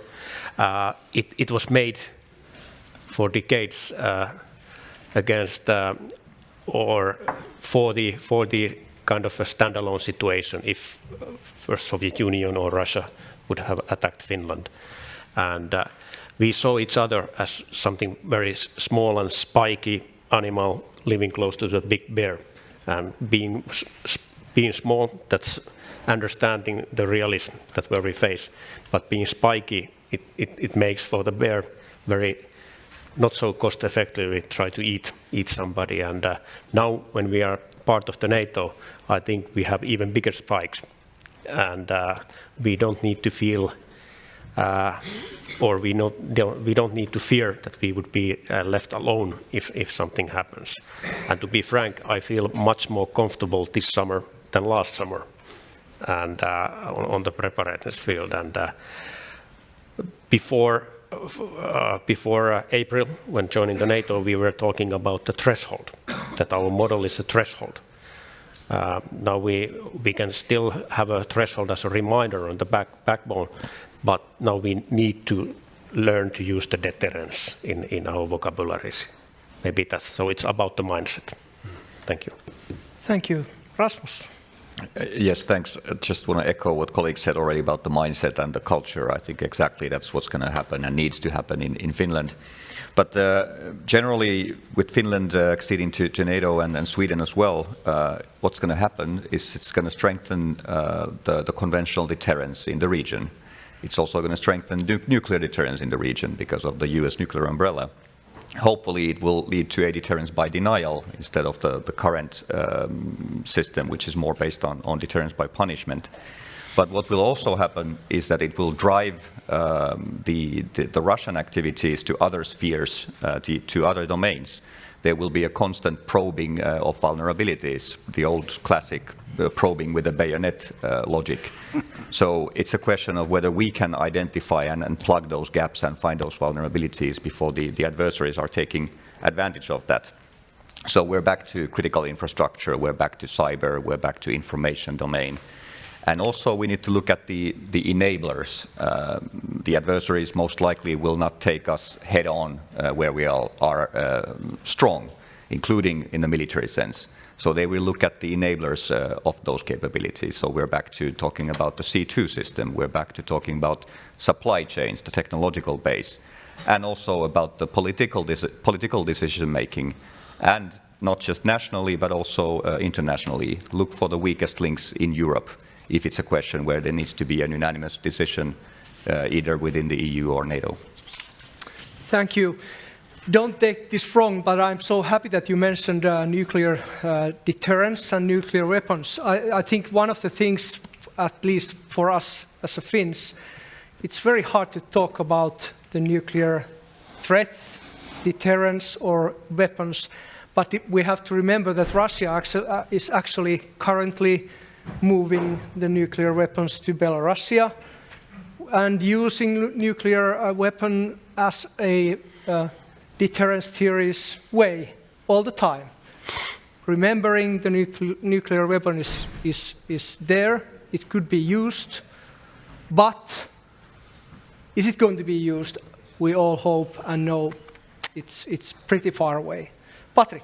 Yeah, I just would like to do an add-on because you mentioned it's important to look at the national, international level, but I would like to add also the regional and local government levels here, because they are perhaps the most vulnerable here when we look at hybrid threats, because they don't have the understanding, the knowledge, and they are, at least from my Swedish perspective, walking into traps all the time, to put it very bluntly and frank. And we have an example in Västerås where the Moscow Patriarchate built a big church 600 meters from the airport. And that is a story that we could go into depth at some other time. But we see also, for example, Karlshamn, the municipality that let Nord Stream use the harbor for pipes. In Finland, it was not a discussion really about security and Nord Stream. In Sweden, it was huge, and the government said, you should not do this, municipalities. But because we have a strong law defending local government's rights to act independently, they could say to the government, well, we don't care, we take the money. And of course this has now changed in our legislation. But just to point out, regions and local governments are weak spot here. Thank you. So maybe we can say that the key words are the mindset. Juha mentioned offering and receiving, the balancing, the whole environment are the key things in the Baltic Sea region. But let's jump into the very, very current situation of Ukraine, and especially the spillovers and effects of the Russia's war in Ukraine ongoing to the Baltic Sea region and the whole Europe. And I would like to start with Oleksiy. What do you see are the main spillover effects at the moment with the whole Europe? For Ukrainians, the main battlefield we have to win is the win to change of Western minds. Because we see the strictly link between how Western authorities and people thinking and what Russia could to do. Because Russia always orientate for ability of NATO to hold them, to contain them, to win them. And now Russia, what is Russia right now? The West can't to make decision what they want to do with Russia, contain or defeat.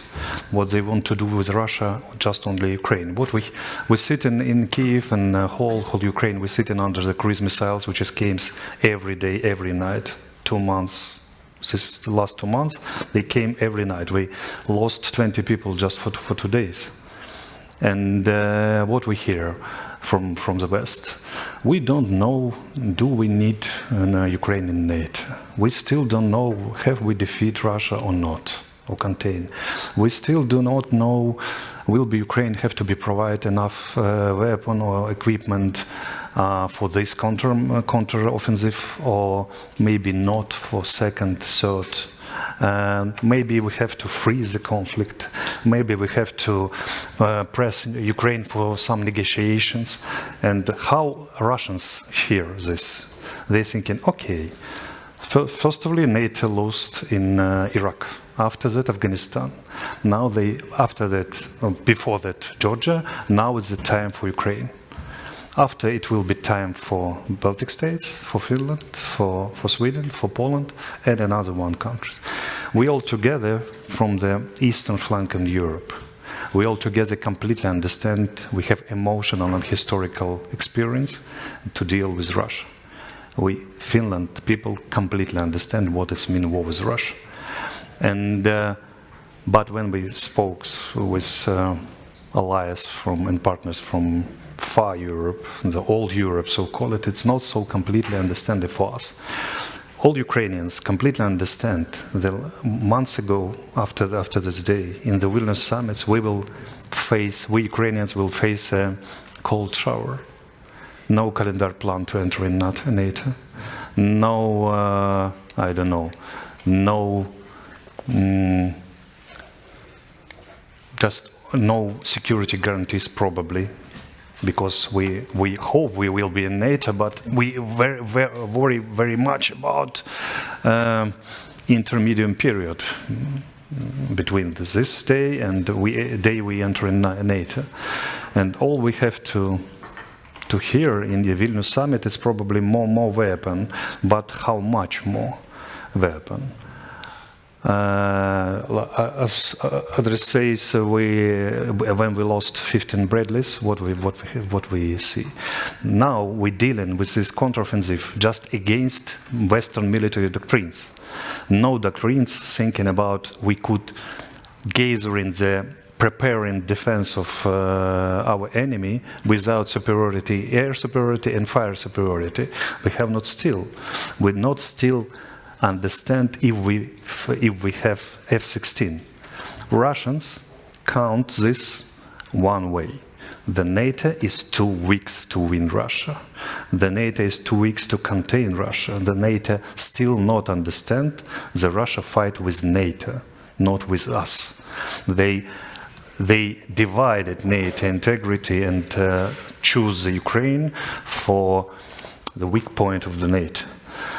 They do it with Talibs to kill NATO soldiers in Afghanistan. They do these things with Islamic State. They do these things in Iraq, and they do it together with Iranians, and they do it together with China. We supply them by ideologically, politically, and economically. And I think the most careful eyes looking at the Vilnius summit, it will be China's and Iranian eyes.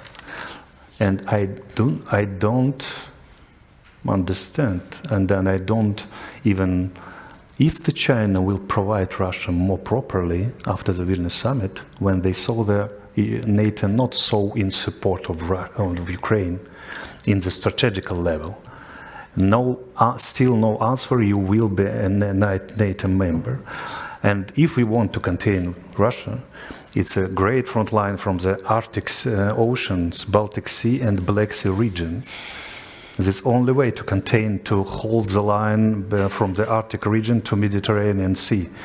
No another way to hold the Russians. And without Ukraine, it's impossible. Any results of this war, if Ukraine it will be not in NATO and European Union, Russians, Iranian and Chinese are recognized like a win. It could be semi-win for them, quarter win for them, but it will be great temptations to during this strategy. This is a problem. And one thing adding to your comment is that we have to bear in mind that the war has been ongoing for 9 years. Yeah. This is just the second phase of the war. And another thing, adding to this one, that if you look at the last decades, it has been ongoing even more, with wide spectrum influencing means, ways, and with hybrid warfare or influencing as well. And these are the things that we have to be aware till the next decade. Just two sentences, Yes, I apologize. A Russian model of the thinking is found on the so-called long wheel. Russians' history taught them very properly. If you concentrate your efforts just on the one point and hammer it 300 years, you will win. This all Russia and Putin just checking for elections in the United States and waiting for Mr. Trump came in power. Putin checked the European nations and the NATO nations will tirade about this war. 10 years. This is the second years of the big, huge war. And they think we never give up, Europeans will. And this main thing, the main way of the thinking Russian. And we have to face them, we'll never tire it. And NATO integrity never tire it. We will fight them all necessary as need. And they do not really believe in this. They hope NATO will tire it. And after that, they will concentrate all power, hybrid power, and military power, political power, informational power, cyber power for one country, or different countries that start to win. I could remind all of ourselves the attempt to seize the Montenegro parliament by the GRU agents, which was in prison right now. It's have to start from the blow, for the explosion in the building, and after that shooting in the building. They blow up in the ammo depots in Czech Republic, and they sent drones in NATO airspace during this war in Romania, and they will. How they use any possibility, they get down American drones under the Black Sea. They use any possibility to find the weakness point, because Russian strategy and Russian foreign policy based it just on the military superiority, and Ukraine go down this military superiority right now. We have a historical change to contain Russia together, because they can't to re-establish this military power for 10 or 15 years. And we have to concentrate. I am here to fight for the Western way of thinking. Thank you. Thank you so much. What about the neighboring country of Ukraine, Poland? You must feel the war on the surface, on the skin of your place. From the beginning of the war, about 11 million Ukrainian citizens crossed our border. Many of them stay. Many of them will stay forever. And my children. Probably, yeah. And that's the biggest. That's the biggest what could happen to the population. I understand my friend here with his pain. For NATO, let's say, acting very slowly. But we have to still remember that we are losing the war if we are talking about Stratcom. Russians have not changed their mentality for decades. They are thinking the same. If you take ordinary Russian, it's still Homo Sovieticus in mind, ready for all the devotion, the war effort, and so on. And normal Russian in the countryside still lives without sewage or other goods, and they agree with that. And the war effort. The insane propaganda hits on us as a spillover effect, because they think that is just war, and it is not. We have to do our utmost to convince normal citizens that this is wrong. This is wrong direction. That's the first point.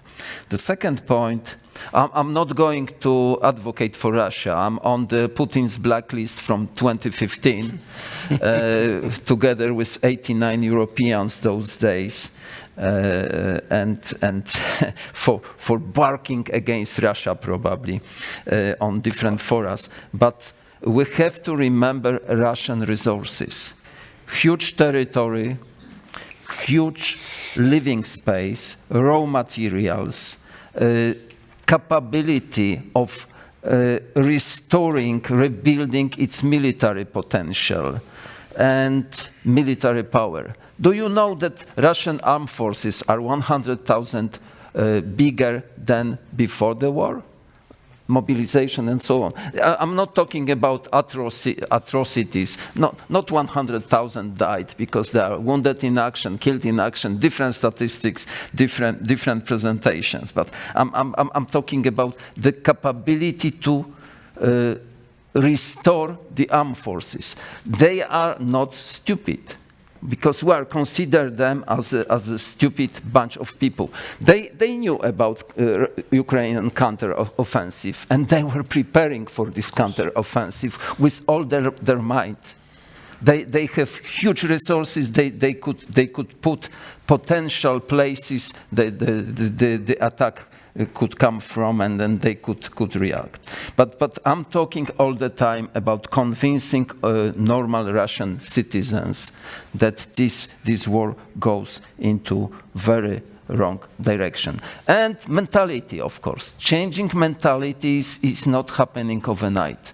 Russian generals are thinking the same. For them, the life of the soldiers means nothing. Soldiers is only worth something when he dies. And that would be very, very difficult to change. Over. Yes, and thank you. You mentioned the environment in Russia. You mentioned also the resources. And this is one of the main questions have been constantly revealing, at least our experts in Finland, that when is this war is going to be end? And that's one of the million-dollar questions. But more important in that question is that can you put the right words to get the right answer? And there is no right answer, of course, but about the resources, as we see, I think more or less we think about the Russians' grand strategy at the moment in the war is that it's going to be prolonging the war because it relies still on the weakening or decreasing Western community's support to Russia. And it's about resources. Okay, thank you. We talked about the spillover effects amongst us. Not only the Baltics or Finns or Nordics, it's all around. At least all the EU and NATO member states and all the European states in general.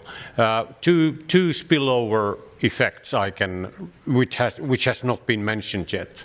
First is that this information flow stemming from this illicit war aggression by Russians towards Ukrainian needs two things: communication at all levels. Stratcom was mentioned, but also on the lower level, because people are aware of this and they don't actually have only we the eldest know how to handle that sort of information. So information at the lower level is vital to keep people aware but not too worried about it.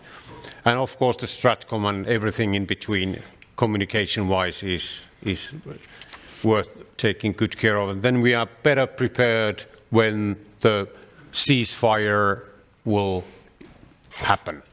The second is controlling measures. I mean, controlling measures regarding arms control and security and building measures need to be re-established, reinvented, and as we had during the Cold War, primarily by the OSCE. etyjin, as we know it in Finnish. So these confidence security building measures need to be reinvented and made operational again, which are now, as we know about the OSCE, unfortunately not functioning. So these two spillover effects I would like to mention. Thank you. Since you mentioned these measures, do you think that the adversary or Russia is kind of respecting the agreements? No, unfortunately, I don't. But it's still worth trying. And it was Soviet Union in the first place when the détente started and was implemented. And if Russia is more difficult in this regard as the Soviet Union used to be, I don't think so. So it's doable. Thank you. And then Petri Toivonen, and after him Rasmus Hinrén. Please, Petri. Thank you, Marko. About the spillovers, personally, the biggest change after 24th of February last year, after that date, I have never needed to remind politicians about the importance of enhancing our defense capabilities. It was a totally dramatic change after that date. So it's about again about the mindset, understanding, and the situational awareness. So I try to touch this difficult item maybe from the positive perspective this time from our side. We have been living quite a good many years in Finland, and we have felt comfortable that everything is order. But first COVID-19 showed that not everything is in order in our preparedness, and now this current situation we can do even better ourselves in the future. So understanding it's the big issue what has happened. Mindset of the people that we can do better, and we are actually doing already better some things. For example, in the government talks now, security issues have had a great importance in there as well. Teachers are asking that how could they do better at schools when educating the children about the preparedness issue. Will to defend the country, it's extremely high in Finland. I was visiting garrison yesterday and I saw conscripts there, and when we have seen reservists on the field, no need to motivate people. They understand why they are doing what they are doing. Training exercises, we were talking about the weak points. It's good that we find the weak points before the others do. So in all levels, we need to remind about the training and finding these weak points, and do it also together with our allies.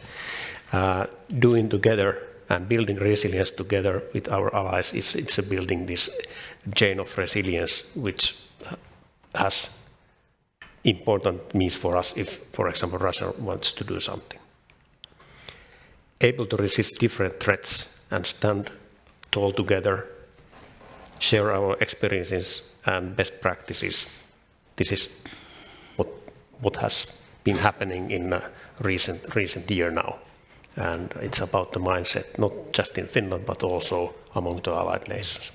Thanks. And emphasizing the implementation, not just on the paper plans. Yeah. Thank you.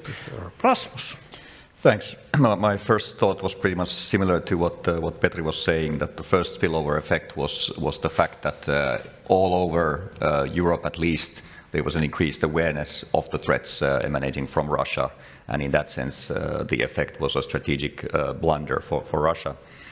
Second point is on defining actually who is waging war. I mean, Russia uses mixed messaging. On Mondays they talk about special military operation against Ukraine, and on Tuesday they talk about a major war against the West.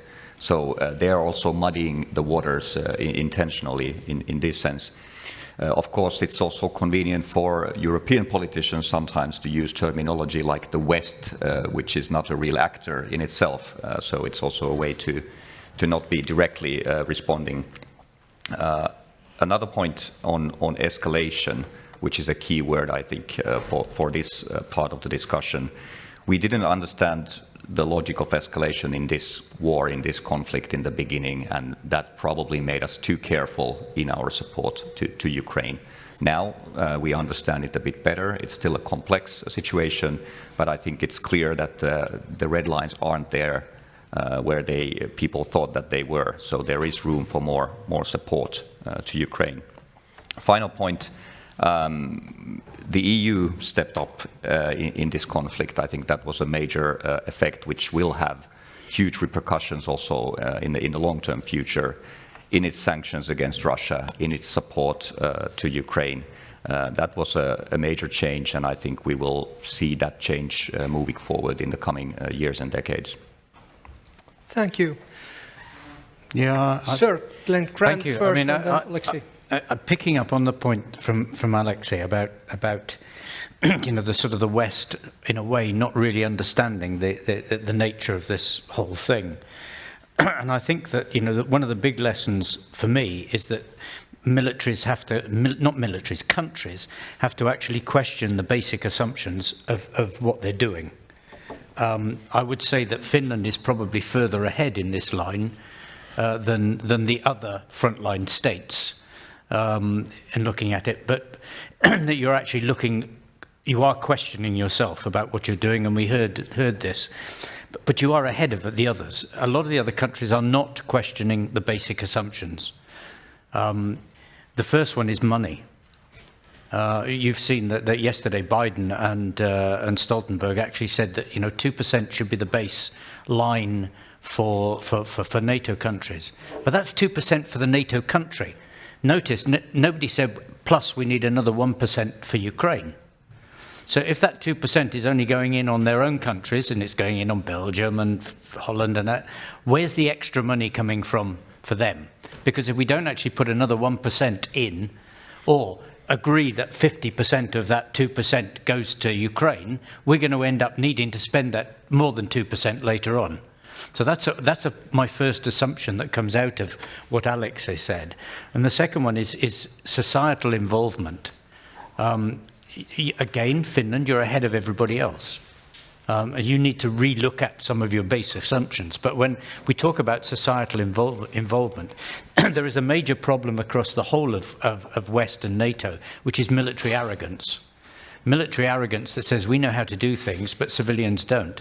But promise you, there is not a single military in NATO, not one, that can touch any supermarket for the turnover, the speed of delivery, and the accuracy of the communications that they use to work out what goes on the shelves next for tomorrow. In Britain, Tesco's is working every 15 minutes on logistics. Every 15 minutes, they know an update of what's sold and what's got to come next. Find me a military that can manage it in a day, and in some cases a week. And we're actually, we're just not touching what civilian and business can do. And all those skills, it's shown from Ukraine. We need them. If we're actually going to beat Russia, we've actually got to use technology to beat them. Not just think, well, civilians don't know anything about the military. And I've finished with that last bit, which is about technology, is that it's proven to be vital for battle. But it is an addition to battle, not a replacement. A drone is used by people to kill Russians. It doesn't do it on its own. And the bottom line is, in any war, infantry have to take and hold ground. A drone can't do it for you. An F-35 can't do it for you. A ship can't do it for you. It's infantry. And I'm sorry, and I'm going to say this while Alexei is here, even the Ukrainian government has not understood this. And you need to take that lesson back. You've got to have properly trained and properly equipped infantry if you want to win this war. And you're still a long way away from it. So that lesson is serious. We have to redo basic assumptions. Thank you. Before Alexei, I just got breaking news to my ear that we have 10 more minutes time before the coffee break, and do not worry, we will not take the time from your coffee break, so we got extended time. But Oleksi, please. Just one more point, ladies and gentlemen. This last week, probably in Poland, I emphasized third time in Poland. In Poland, it was registered some group of members of parliament, probably I don't remember properly, which is shake a hand of Russian ambassador and says we will provide more realistic politics with Russia. In Poland, it's completely impossible. It's like in Ukraine right now, but still. Why the Russians hopes for the hybrid methods of the war to attack NATO? Because these hybrid results became a political and social results.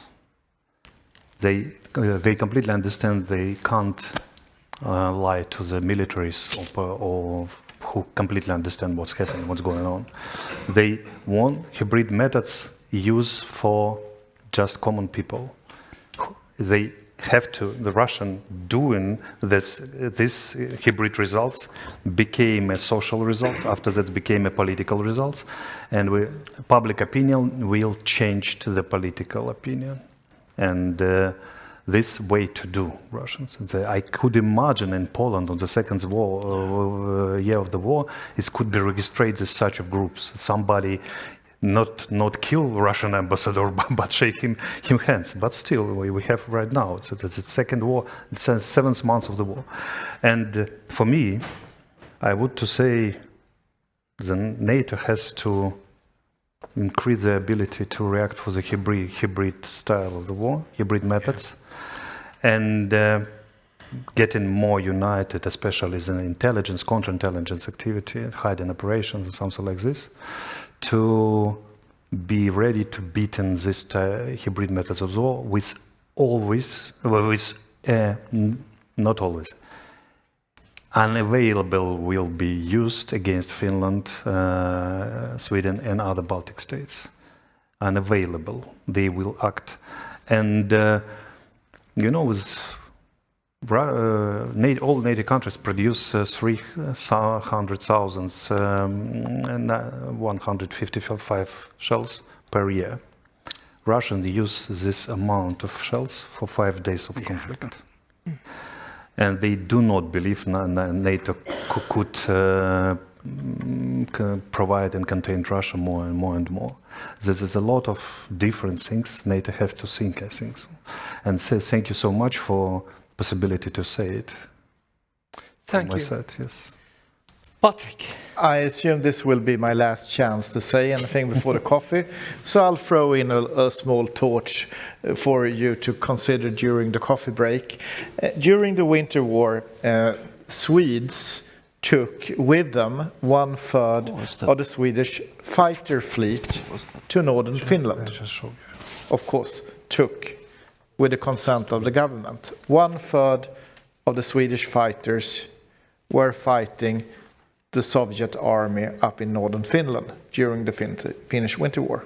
Here we have a solution on the Ukrainian fighter problem. If some people, volunteers, would take some fighters from our air forces and go to Ukraine and use them there.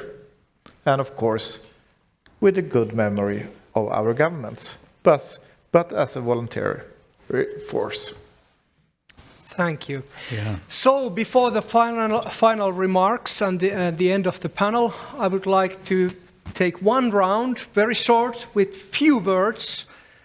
How do you see from your own perspective, approach, what are the main lessons learned, lessons identified, things for the coming future in the Baltic Sea region, in the whole Europe, and in the High North as well. So do not forget the Arctic perspective.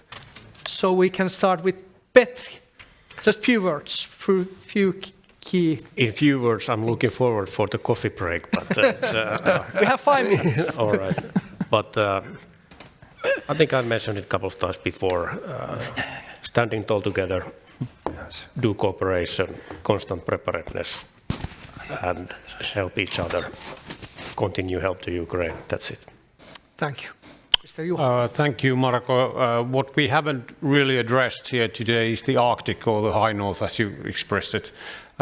We need to recognize that NATO is an underdog in the Arctic, clearly. That's why Finland and Sweden are highly welcomed with all the expertise, know-how in Finland and Sweden. Icebreakers are primarily made by the Finns. US has one, or now the second is in the making, and this is the capability regarding the infrastructure. Russia is at least 1 decade ahead in this competition on Arctic. Who will prevail in Arctic? And they are the winner for the coming decade as well. So we need to think it over and do something. Thank you. Thank you. Patrik. Language, hybrid, China. There you go. Rasmus. Integration of all the instruments of power. I mean, Russia is doing it, China is doing it. We need to get better in doing it, not in the same way that Russia and China are doing, but in our own way. With wide spectrum and comprehensive thinking as well. Yeah. Thank you. Glenn.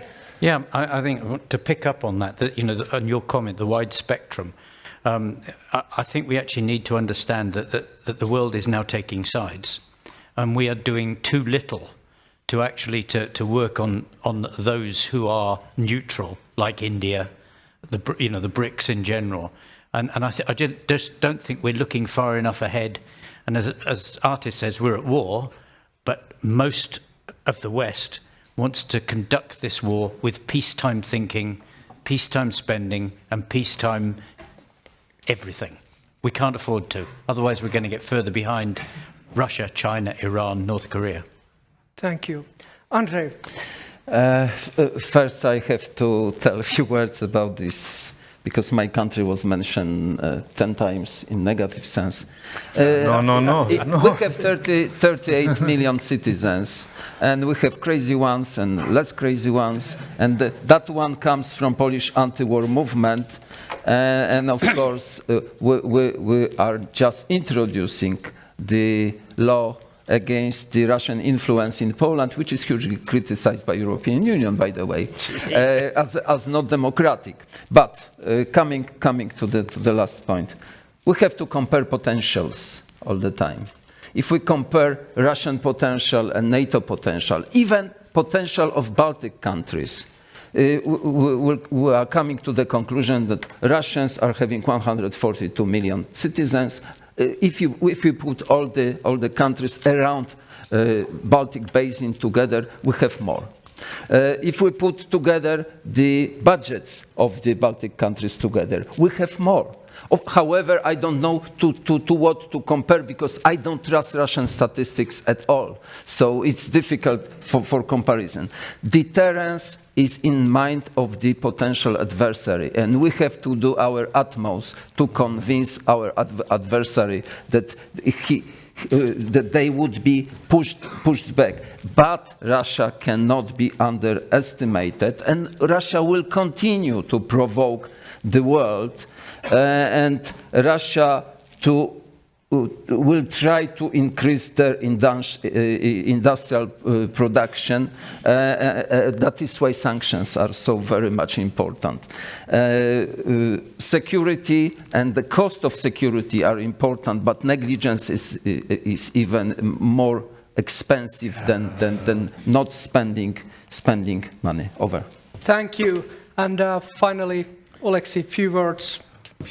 Just I already said all what I want to say, and I want to wish all of us to completely understand this as we in war, and we have to deal like in war. And the best way to prevent the war is to be ready for the war as properly as we can. Civic pacem para bellum. So with these words and with these comments, I think there is something to take away from this first panel to the coffee break. And I would like to thank our panelists, experts and expertise here with applauses. You comment a lot. Yes, thank you. Nice to meet you. I will send to the WhatsApp. And please be back on your seat 5 to 3. 3 minutes. Thank you. My name is Charles Clark. I'm absolutely delighted to be here and delighted to say that it's the first time that the Centre for Geopolitics, the Baltic Geopolitics Programme at Cambridge University, is working with the University of Turku in relation to this conference. At Professor Liuhto's invitation, and I commend him very much for this whole initiative, we've been collaborating in organising this particular panel, which I'm delighted to do. The Baltic Geopolitics Programme is described in this little leaflet, but we're very young. We were founded in January 2021, and we are about trying to improve understanding of the UK-Baltic relationship in a whole series of areas. Following the lead of Artis this morning, we agree very, very much with his point that history should inform our understanding of current geopolitics. Current geopolitics doesn't just come out of a blue sky, it comes out of history of all of our areas. And that's the central theme of our programme. So it's that. We cover the whole Baltic Sea region, so covering all the countries around the Baltic Sea.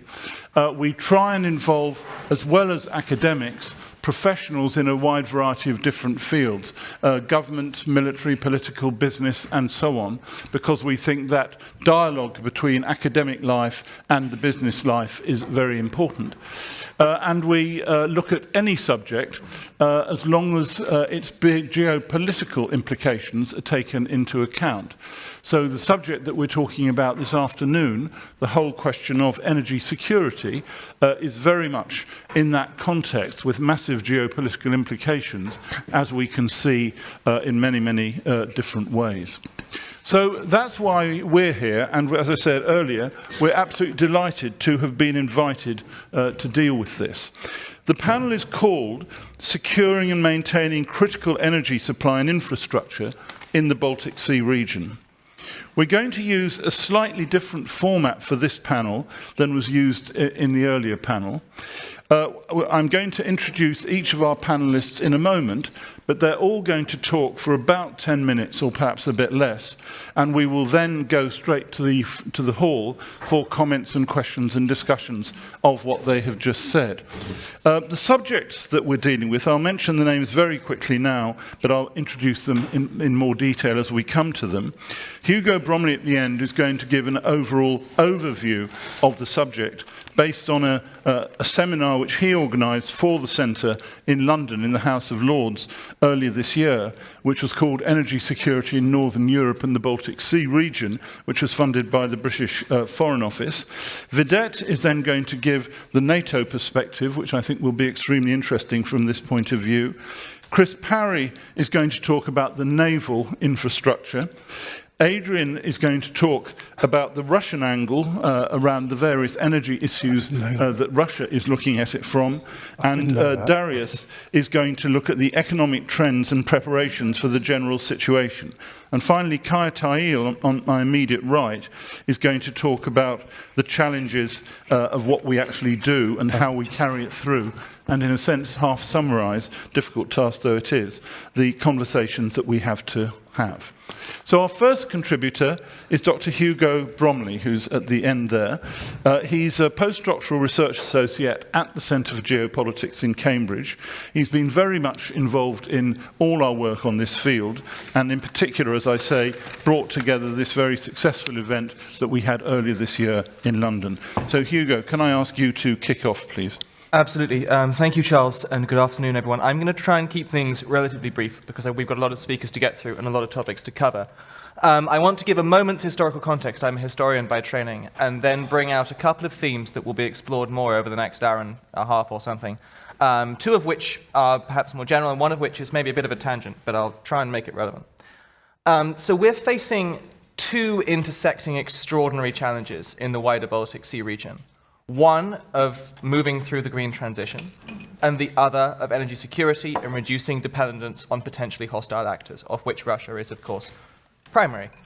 And when we look at the history of energy security as a term rather vanished through the 90s and 2000s.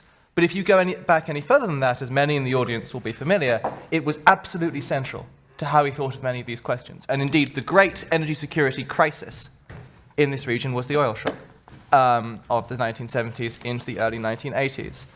I won't pretend I'm old enough to remember it, though I won't also say that I learned it at school. One of the things about the oil shock was that it was a bullet that caused huge harm but missed, rather than a bullet that we dodged. It's also the case that Russia, and as it was then the Soviet Union, was able to take massive advantage of the giant spike in oil and gas prices, both to put pressure on the West, less successfully, but also to manipulate other members of the Warsaw Pact. And I thought I'd just bring two quotes to the table from those times because they perhaps explore how deep-seated the use of energy as a geoeconomic weapon is to Soviet and then Russian thinking. In 1980, as the first significant Solidarność strikes began in Poland, the Politburo began to consider massively increasing assistance in gas prices to the country. We've already drafted letters, Chairman of the State Planning Committee, Nikolai Babikov, informed the Politburo, about how in the coming years we will supply all other members with a substantially smaller quantity of oil and oil products. We will divert deliveries of oil from all countries except Cuba, Mongolia, and Vietnam to Poland. For Brezhnev, this continued support was essential. No matter how burdensome this will be for us, we must do it. That was their attempt to keep communism strong in Poland. But I would also highlight another quote happening at the same time on the other side of the Atlantic, where the Yamal pipeline was being built. And Richard Perle, who was then involved in the Reagan administration, said the following of the Yamal pipeline and the potential for an expansion in Soviet gas exports. Soviet influence will flow like the gas itself to Western Europe, and we are unprepared for the consequences. I think we had a powerful lesson of how influence flows with gas before the war in Ukraine. But we should be very proud of the extent to which we have responded and we have shut out and protected our energy security to the extent that we have. A couple of points about where we're going now. The first, when we think about energy security in this region, is that we are dealing with a region of extraordinary geopolitical diversity. That includes just the wide number of states adopting different approaches towards net zero. It also includes the astonishing number of different initiatives and projects designed either to strengthen the green transition or that have responsibility for protecting critical infrastructure, be that NATO or otherwise. That's a strength in some ways, but it means that we need to be extremely careful about maintaining international cooperation and about strengthening and deepening those processes. I think other speakers are going to address that very well. It also means we need to be accepting that different nations are taking different paths at different speeds and can't always run towards net zero targets at the same pace. That's particularly true of some states that have a much higher dependence on fossil fuels than others. One might think of Estonia, actually notably. The second is that the nature of the planned green transition, with its heavy emphasis on wind power and indeed connectivity between different grid infrastructures, means that an awful lot of critical infrastructure is undersea. And that problem is only, it's not a problem actually, but that fact is only going to get more important in the coming years and decades.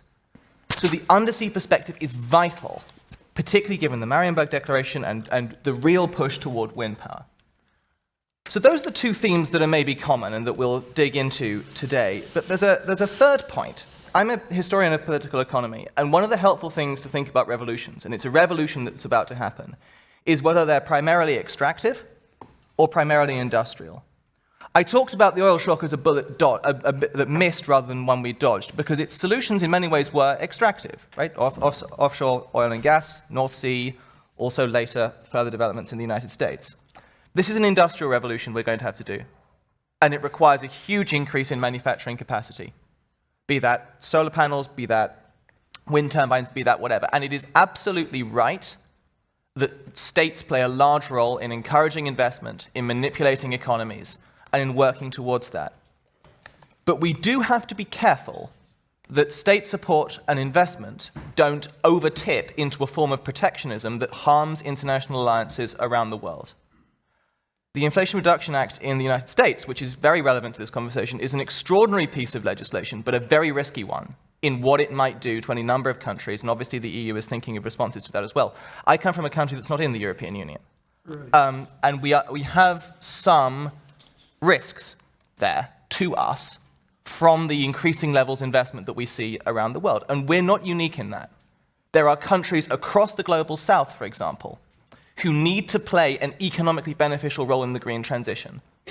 And so the push towards security and domestic manufacturing must always be balanced against that need for cooperation. I was speaking with one German figure a few weeks ago who was talking about the benefits of we need to reach out to the global south on Ukraine, he said, and we need to reach out to them as potential markets for our products. I said, no, you don't understand. That's one thing, but what they want is to sell you stuff. Like, they want to develop too. They want to grow too. And we need to be careful in how we go about that manufacturing transition, that industrial revolution that we need. Okay, I'm going to stop there, and we'll explore many of these ideas in future panels. Thank you. Thank you very much indeed, Hugo. And can I just remind you that after the presentations, there'll be every opportunity for questions and comment from the floor, so that if you have got points you want to raise with Hugo, if you can hold those in your mind until after all the panellists have made their contributions. Our second panellist is Lieutenant Colonel Vidit Nong, who's the head of division of the NATO Energy Security Centre of Excellence, which happens to be in Lithuania. He leads a team of officers from Turkey and Lithuania and a whole range of activities which cover the responsibilities of dealing with energy security. And I think it's particularly interesting, Vidit, perhaps with the Vilnius summit of NATO coming up very shortly, to get a sense from you of how you think NATO is thinking about these kinds of problems. And we're very much looking forward to hearing what you have to say. First of all, I just want to say thank you for having me here, and also welcome to NATO, Finland. It's great to have you as part of the family. Talking about the energy security topic itself, I arrived in Lithuania about 3.5 years ago, and it was very hard to push that topic. Everyone generally at that time took energy for granted. I've talked to my German colleagues, and they were very secure in the idea that, hey, Russia's a reliable supplier and they will never have any issues with that, and they're a great customer. Unfortunately, that's not the case, and we are in where we're in now. But it does make my job a little bit easier. And to describe what my role is in the Energy Security Center of Excellence is to spread awareness of energy security and concerns, talk about critical energy infrastructure protection, resiliency, and basically having military personnel as well as government personnel understand that resources are limited. You have to identify what are your critical points in your energy infrastructure that you can allocate resources into protecting. And then energy efficiency. Our military utilizes a lot of energy, the Navy and the Air Force. So when we talk about the Baltic Sea, the Navy uses a lot of energy to just run their ships and run their equipment. And we have to be more efficient in how we utilize that energy, because efficiency creates reduced dependency on possibly adversarial energy suppliers. Additionally, it increases our capabilities. It extends the time and the operations time of our forces to, I would say, shape the battle space. Energy efficiency can also be considered green friendly, but from a military perspective, the more efficient things are, the more capable we are. So we don't necessarily use less energy, we just use the same amount of energy, but we produce more capability. Talking about NATO and I would say where NATO stands right now, we have to take a step back. NATO's not the panacea and solution for energy security. NATO is a defensive alliance. So NATO is really about Article 5, but energy itself is more Article 3, is a nation-state responsibility. And as such, what NATO can do in this realm is provide more indications of warning. Already, NATO has stepped up patrolling, collecting intelligence, and also providing it to nations to provide more information so they can be aware of what the security issues are. The next step to that is integrating new technology. The awareness of Nord Stream 1 and 2, I say across the board, we're more concerned with how can we identify those problems before we have to deal with those. So we have organizations looking at different technologies that can make that process easier. There are capability gaps, but those capability gaps, we're looking forward to answering those with technology. But that's only one step in energy security, is identifying those warnings, identifying, I would say, counter-terrorism, identifying hybrid attacks before they occur. But obviously, in the realm of security, you're not going to stop all the different types of attacks. Hybrid attacks occur. I think my colleague from the Center of Excellence or Hybrid Energy or Hybrid Center of Excellence, hybrid is an ongoing issue. It won't be resolved anytime soon. But what we can do is be more resilient. So that next part takes nations to look inwards. It takes bilateral cooperation. It takes multilateral cooperation, and it also takes more cooperation with industry, because most of that infrastructure is controlled and owned by industry, the energy sector.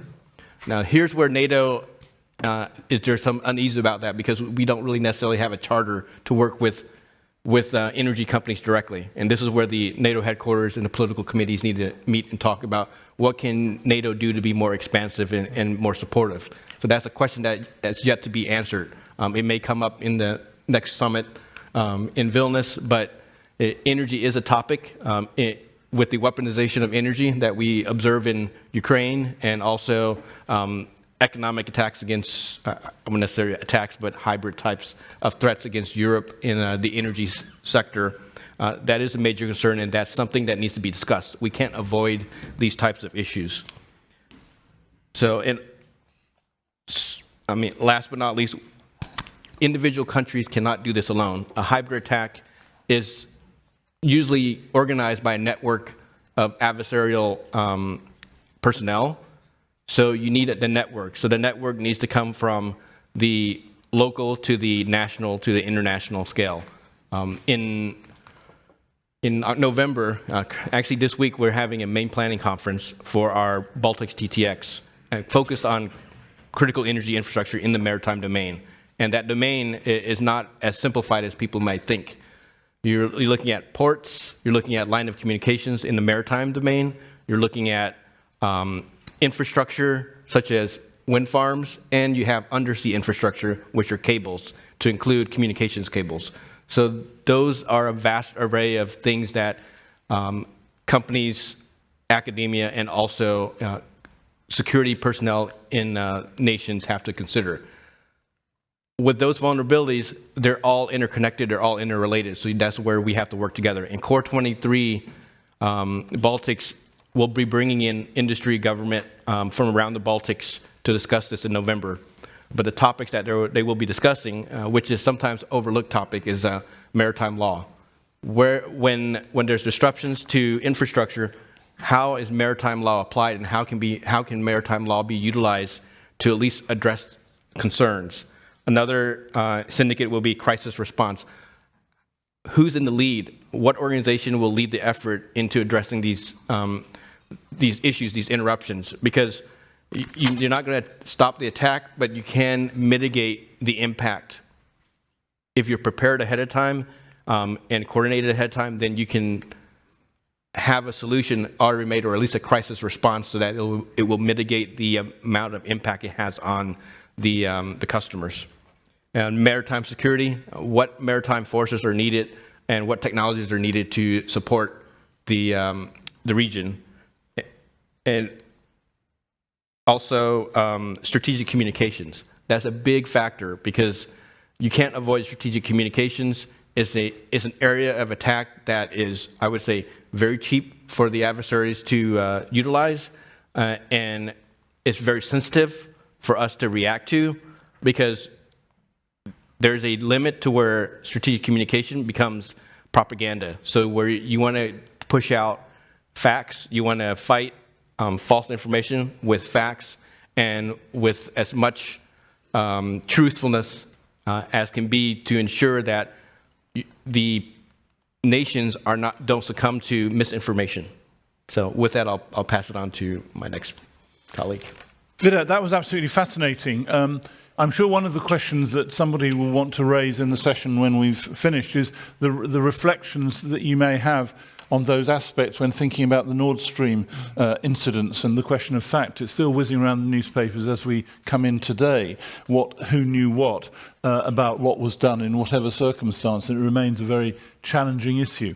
So thank you for that tour d'horizon of the security challenges from a NATO point of view. We now move to a more specifically naval dimension. Our next speaker is Rear Admiral Chris Parry, who's had a very substantial and distinguished career in the armed forces, in the Navy in particular, obviously. He runs his own strategic forecasting and troubleshooting company, advising governments, leading commercial companies and financial institutions about these issues. And he brings to it a doctorate in organizational psychology, which I think is a very useful addition for our thinking today. He had 36 years in the Royal Navy with a wide variety of operational roles during that time. Chris, we're very grateful to you for joining us today. Thank you very much for coming along. Well, thank you. I'm a historian too, so I'd like to start with a quotation from a famous British historian called Edward Gibbon. He said, "They found a land that was made soft by years of peace, rich through long years of prosperity, and complacent through long years of self-delusion." I could stop my presentation now and tell you that lies at the heart of our problem today. I have to tell you, all the issues we're discussing today I raised in my book, Superhighway, and that was 2014.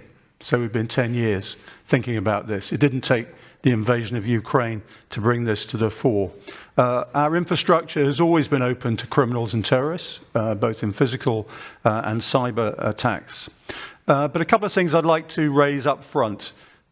Within 5 years, everything and everyone on this planet is going to be detectable on the surface.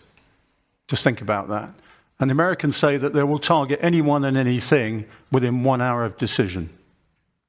Now, if that's the case, so will the Russians, so will the Chinese. So that adds real value now to the underground and undersea environment, because they've both become stealth environments. Indeed, if you look in Ukraine right now, underground is the new stealth. If you want to hide from targeting, you have to be under the ground.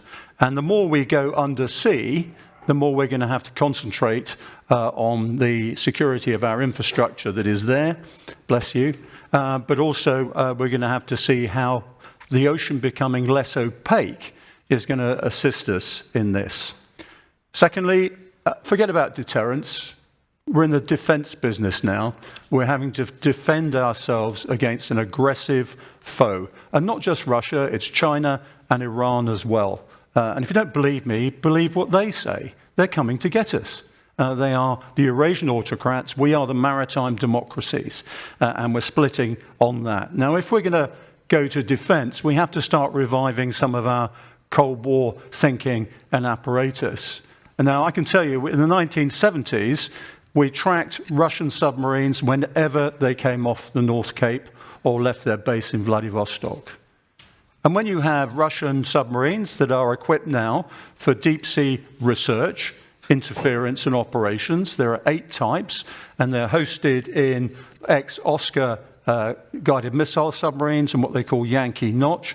We're going to have to start tracking these submarines again, along with those specialist vessels that are designed to interfere with our infrastructure. We don't. They pop up on AIS occasionally, and then they switch them off, so we can't actually find them. So we've got to get back to having a strategic approach to how we actually defend our infrastructure. And part of that has to be active defense. There has to be a price to pay for interfering with our infrastructure. Now, I'm old enough to remember when the Swedes used to depth charge submarines that they found in their territorial seas. I like those days because it used to deter Russian submarines to the extent that one of them, a whiskey class, found himself on the rocks outside a naval base. We are, I'm afraid, not just complacent, we are weak. We fear escalation. But in a world where you've got dual use underwater and other vehicles, we're going to have to get more active.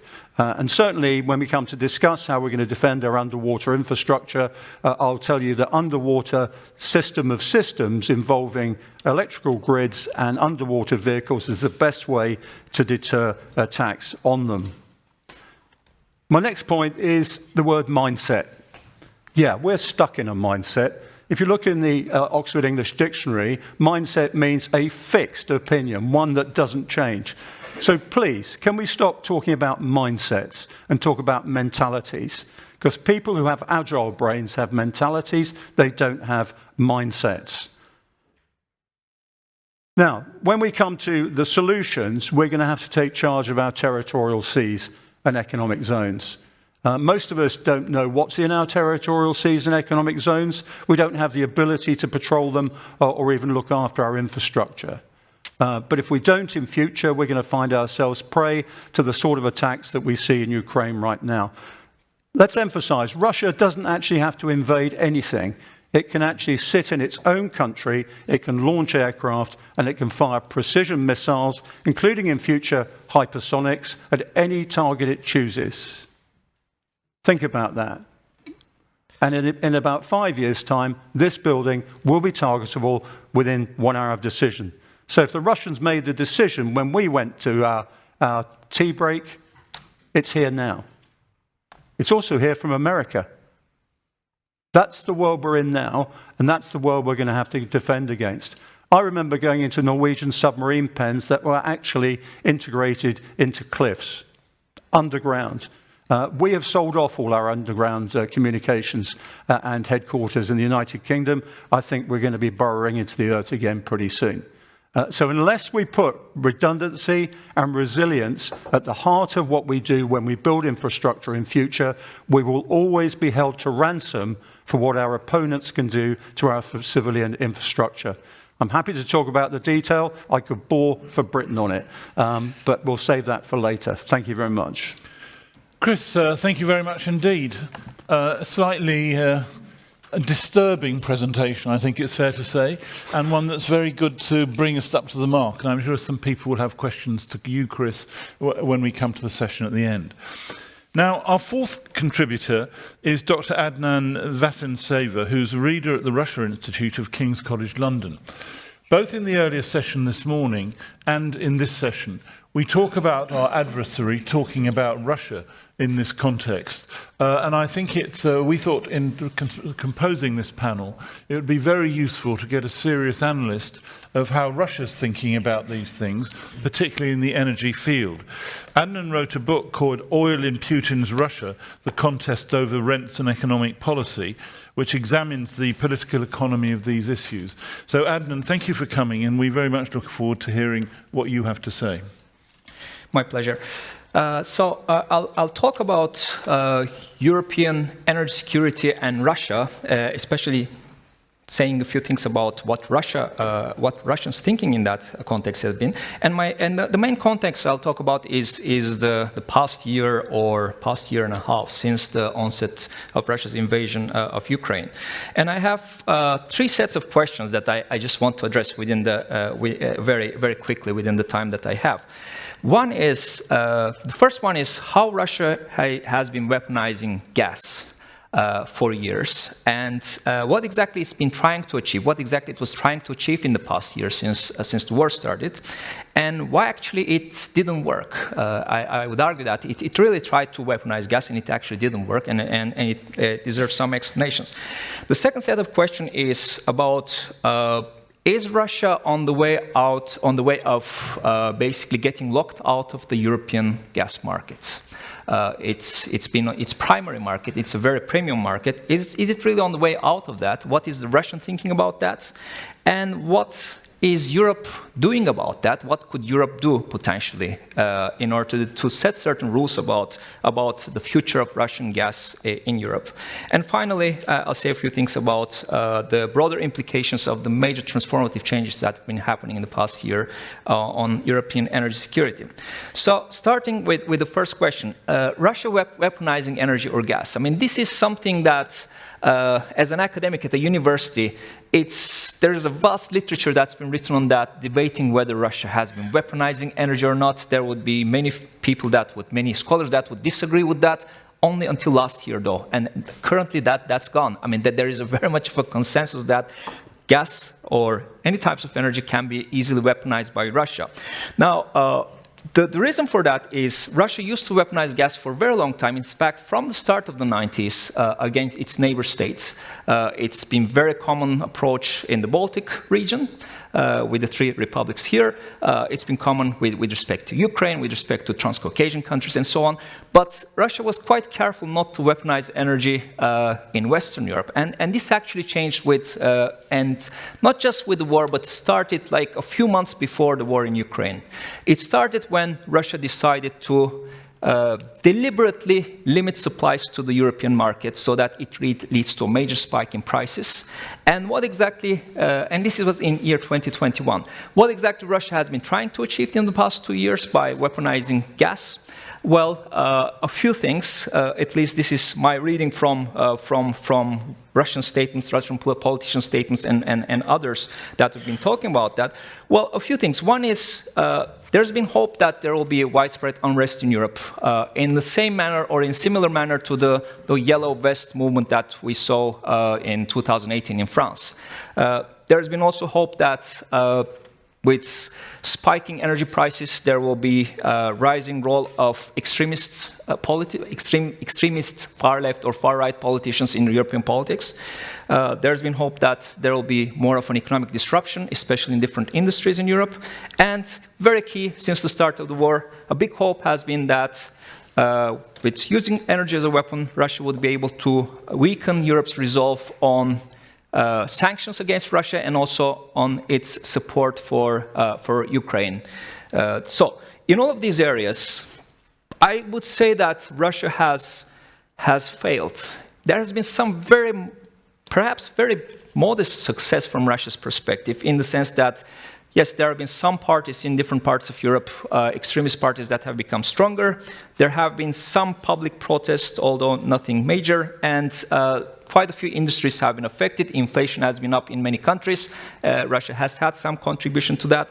But if you look at the bigger picture, overall Russia has actually very much failed in the sense that Europe's resolve on sanctions did not get weaker. In fact, sanctions have got tougher and tougher. There have been so many packages of sanctions against Europe, one after another, each getting tighter. Europe's resolve about supporting Ukraine has not gone. It looks like it's even more resolved. You actually have new countries that are joining NATO. So it's in many respects, it has actually, I would say, it has failed.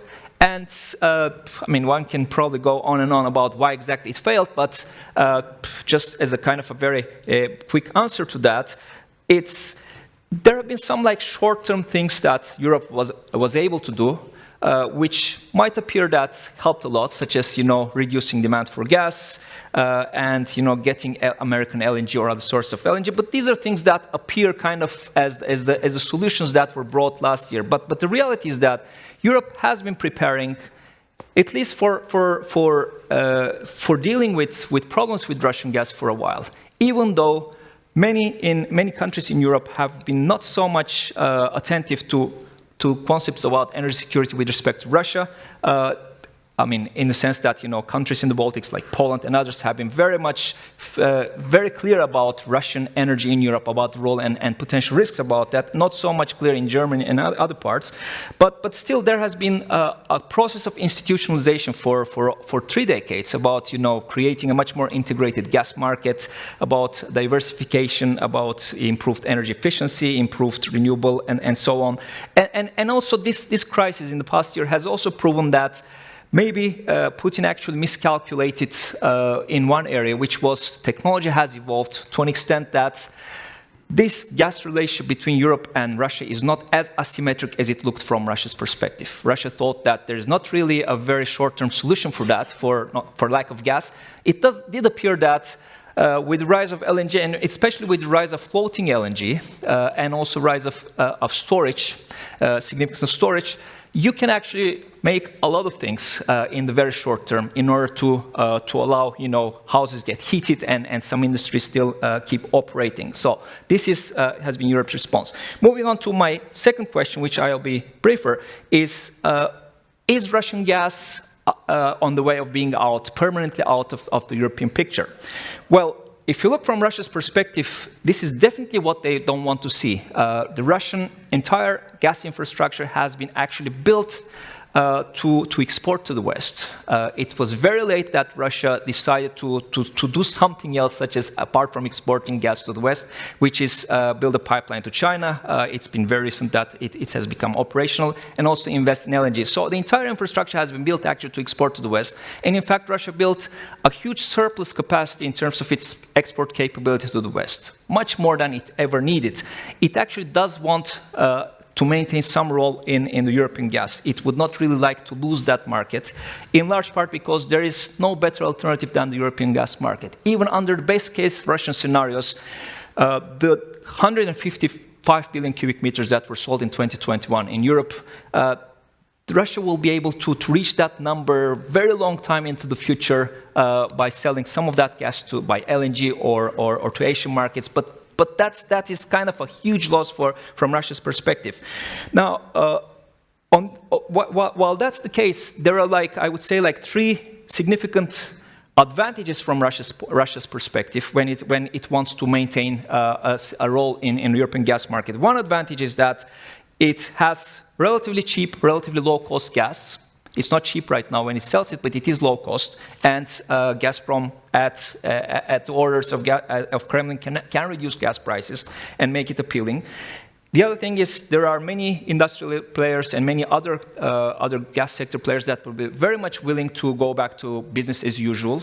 In fact, if there was not sufficient pressure, public pressure and also government pressure, they would be back to business as usual right away, many of them, no doubt about that. And the third thing is there is sufficient supply, from Russia's perspective, of corrupt politics in Europe. And I don't mean Hungary. It's much broader problem than that. And what Europe can do about that, about limiting about the future of Russian gas, whether it should be permanently out or not.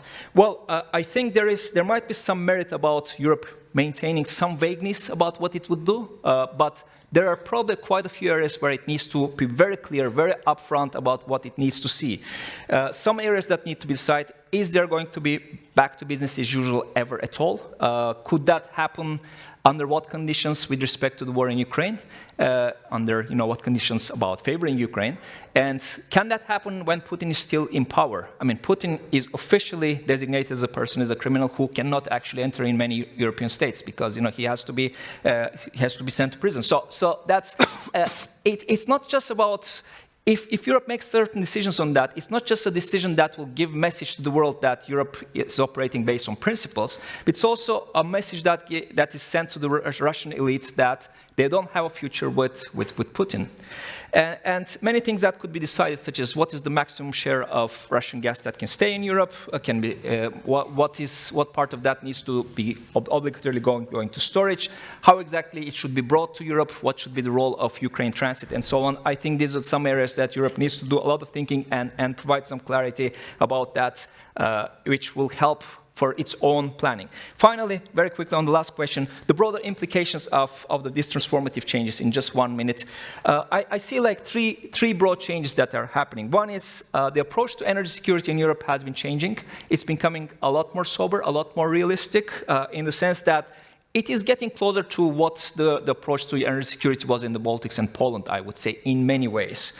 And the second change that's happening is that Germany's big big push in the past 15 years was actually, it was emerging as the central state for the distribution of Russian gas in Europe, with 2 huge pipelines. Now that is pretty much gone. And instead we are seeing a rising competition among countries within Europe about becoming a significant gas hub. If you look at the domestic kind of national literature, national publications of different countries, Italy, Bulgaria, Greece, Poland, Lithuania, in all of them they talk about becoming a hub for the region. That is something quite significant change. And the last one is there is a realization that energy security and decarbonization are very much aligned with each other. In the past decades, they have been pretty much in conflict with each other. Now it looks like decarbonization actually means energy security as well, especially energy security with respect to Europe's main energy supplier, which is Russia. Adam, thank you very much. I mean, that was magisterial, really. It gave us a real picture of the kinds of issues which will be preoccupying both people in Russia, but also more widely. One question I was interested in on the questions that you were raising was who decides in the West how to deal with these things, these kinds of questions you were raising. Thank you very, very much indeed. Our next speaker is Professor Dariusz Zarzecki from the University of Szczecin in Poland. He's a full professor at the Faculty of Finance and Banking there, and he's contributed substantially on the economic issues, and particularly the finance issues around this. In particular, he's the author of a chapter in the book edited by Kari Liuhto called The Future Energy Consumption, Security and Natural Gas, LNG in the Baltic Sea region, which was published last year. Dariusz, we're delighted you're here with us today and look forward to hearing what you have to say. Thank you. Well, I'm interested in energy sector a bit by chance because I was asked many years ago to carry out an analysis or kind of previsibility study of an LNG terminal in Świnoujście. It was quite an interesting challenge, and we did it with my friends and also our partners from the Maritime University at Szczecin. And it was just a first approach to analyze such an idea. And after years, it turned out to be a good decision to invest in the terminal. I mentioned a year ago to the public here about the reaction of German colleagues when I discussed that issue, that idea, before creation of that terminal, that we plan to create such a terminal in Świnoujście, and the reaction was, it's a generally stupid idea because the gas from the pipe will be always cheaper than the gas transported by sea. But of course, you must remember, I have just nice quote that about Germany and France's perception of Russia. They always thought that Russia was a reliable energy partner, always reliable, even during the Cold War. They've never stopped deliveries of gas and other sources of energy. So now, of course, we know that it's already a major failure of that thought experiment. And we now should not only ask if the other world use energy as a political weapon, but we should also ask what our capacity is to act in a situation like this. My friend mentioned a minute ago about weaponization of energy sources, especially gas. Of course, gas has been weaponized for years by Russia. Poland and Baltic countries experienced that many times. And when Poland entered the EU, we emphasized very strongly the issue of energy solidarity. Energy solidarity itself is a fundamental issue of the EU, at least on a declarative dimension. But actually, in reality, it hasn't worked for years, as we know. So Germany, France, and other countries prefer to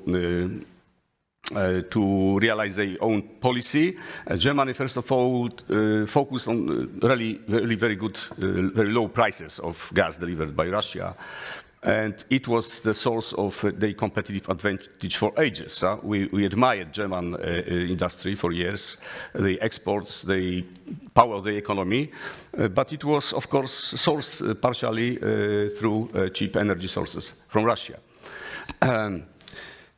You remember discussion about Nord Stream 1 first and Nord Stream 2, and despite remarks and warnings from Poland, other East European countries, the Baltics, that project was accepted finally by the Commission and was in operation. So the result was like last year, that after aggression of Russia, full-scale aggression against Ukraine, some countries seemed quite well prepared to that aggression in terms of energy security, like Poland, for example, because we had already finished our LNG terminal. It was in operations from 2015. Moreover, we made a decision to develop it until even 10 billion, so doubled the potential. Utilization rate of this terminal is extremely high. We also invested together with other partners, especially Norwegians and Danish partners, in so-called Baltic pipe, as you know. And we may say that after closing the pipe by Russians last year, it was their decision, not Polish, Poland was actually not hit by that move of Russians. We easily managed this hard situation, whereas other countries like Germany, they were really in real trouble. They managed, of course. It was a reaction of Germans and other European countries were, I would say, impressive. We finally managed that crisis, partly thanks to mild winter, and support from the EU, of course, and support from other potential deliveries which reacted positively. So now the situation is completely different. Completely different supply routes, completely different deliverers of gas. Russia is diminished almost to zero. Now it's about 10%, I think, of imports from Russia to EU. And I think the future seems quite okay, I think, because in Germany and France now it's full understanding that the old relations with Russia cannot be repeated. I do hope, at least. We know that there is a strong lobby in Germany to be happy to come back to old times. But I do believe that public opinion in Germany and other countries, also the EU actions, would not allow such return.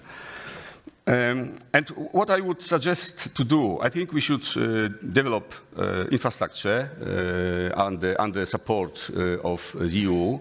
We should coordinate our policies. And there are many, many good examples of that. For example, between Poland and Lithuania, we completed gas interconnector Lithuania-Poland, which actually serves as a great support to the pipeline systems to the Baltic states, but also to Finland. So we are together connected. I know that Finland doesn't use so much gas, of course, but and of course, talking about gas, because we are looking at gas as a weapon, but you probably remember that gas was to be temporary source of energy, and we expected within the climate change policy, to reduce coal, lignite, and also gas. But gas is less unfriendly, let's say, towards the environment.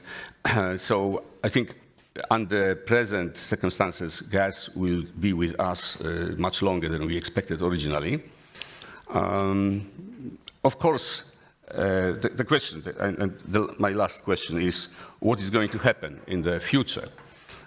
It's really very hard to build scenarios for energy sector. You know that, because there are so many changes, technological, political, prices, the different prices, cost of production, and so on. And I believe that we can expect substantial change in technology soon. It's not something, it's a trivial statement, but I think that substantial changes in technologies will show us the way, what should be developed. And I'm a bit afraid about present different approaches, as you said, different approaches to energy security represented by different countries of the EU. For example, Germany decided to stop nuclear power plants totally, despite the aggression of Russia, despite with problems with gas. So, well, quite impressive anyway. And it's against the German industry. Poland, in this time, we don't have, as you know, any single nuclear energy plant. We plan to build. We have just signed agreements with Americans, with Koreans, and we plan to build our own energy, nuclear plants. We also plan to invest in small nuclear plants. Of course, every country says we are going to invest in renewables, and I think it's a good point, but what will be at the end of that way is still unknown.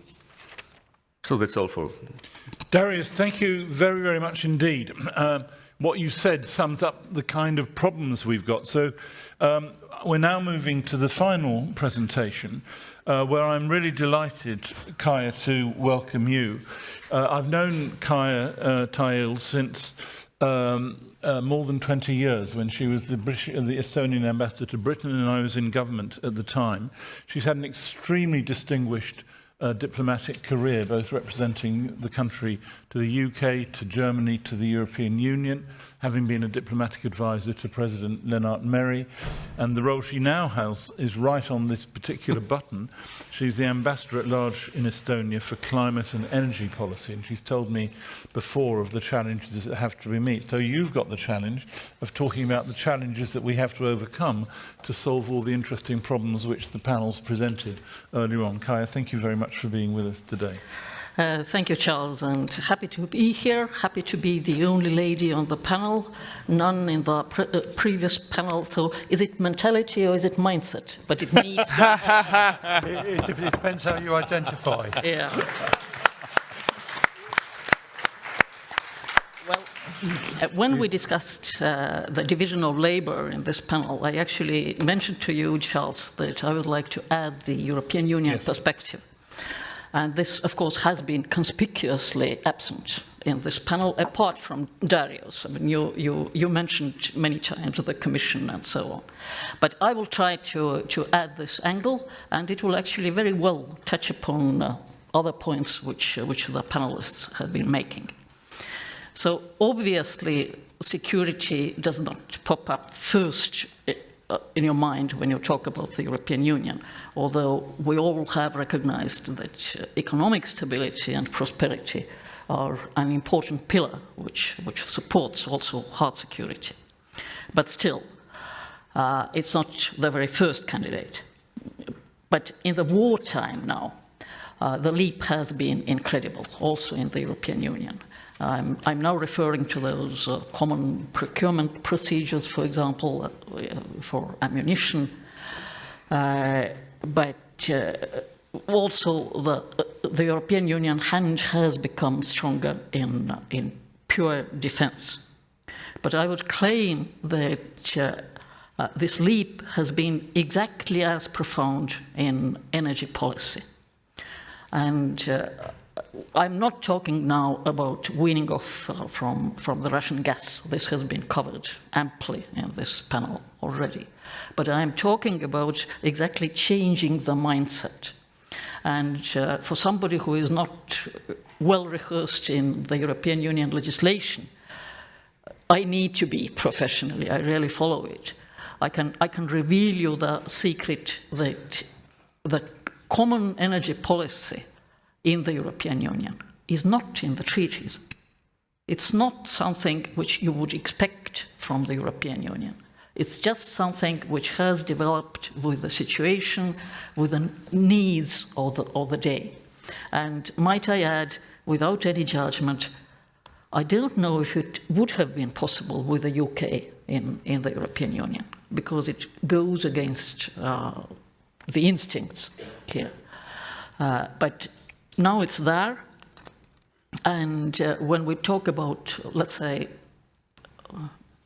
common procurement or common platform for gas procurement, or obligatory reserves for gas, or common energy market design, which we're working through at the moment. This is all completely new, absolutely new in the European Union.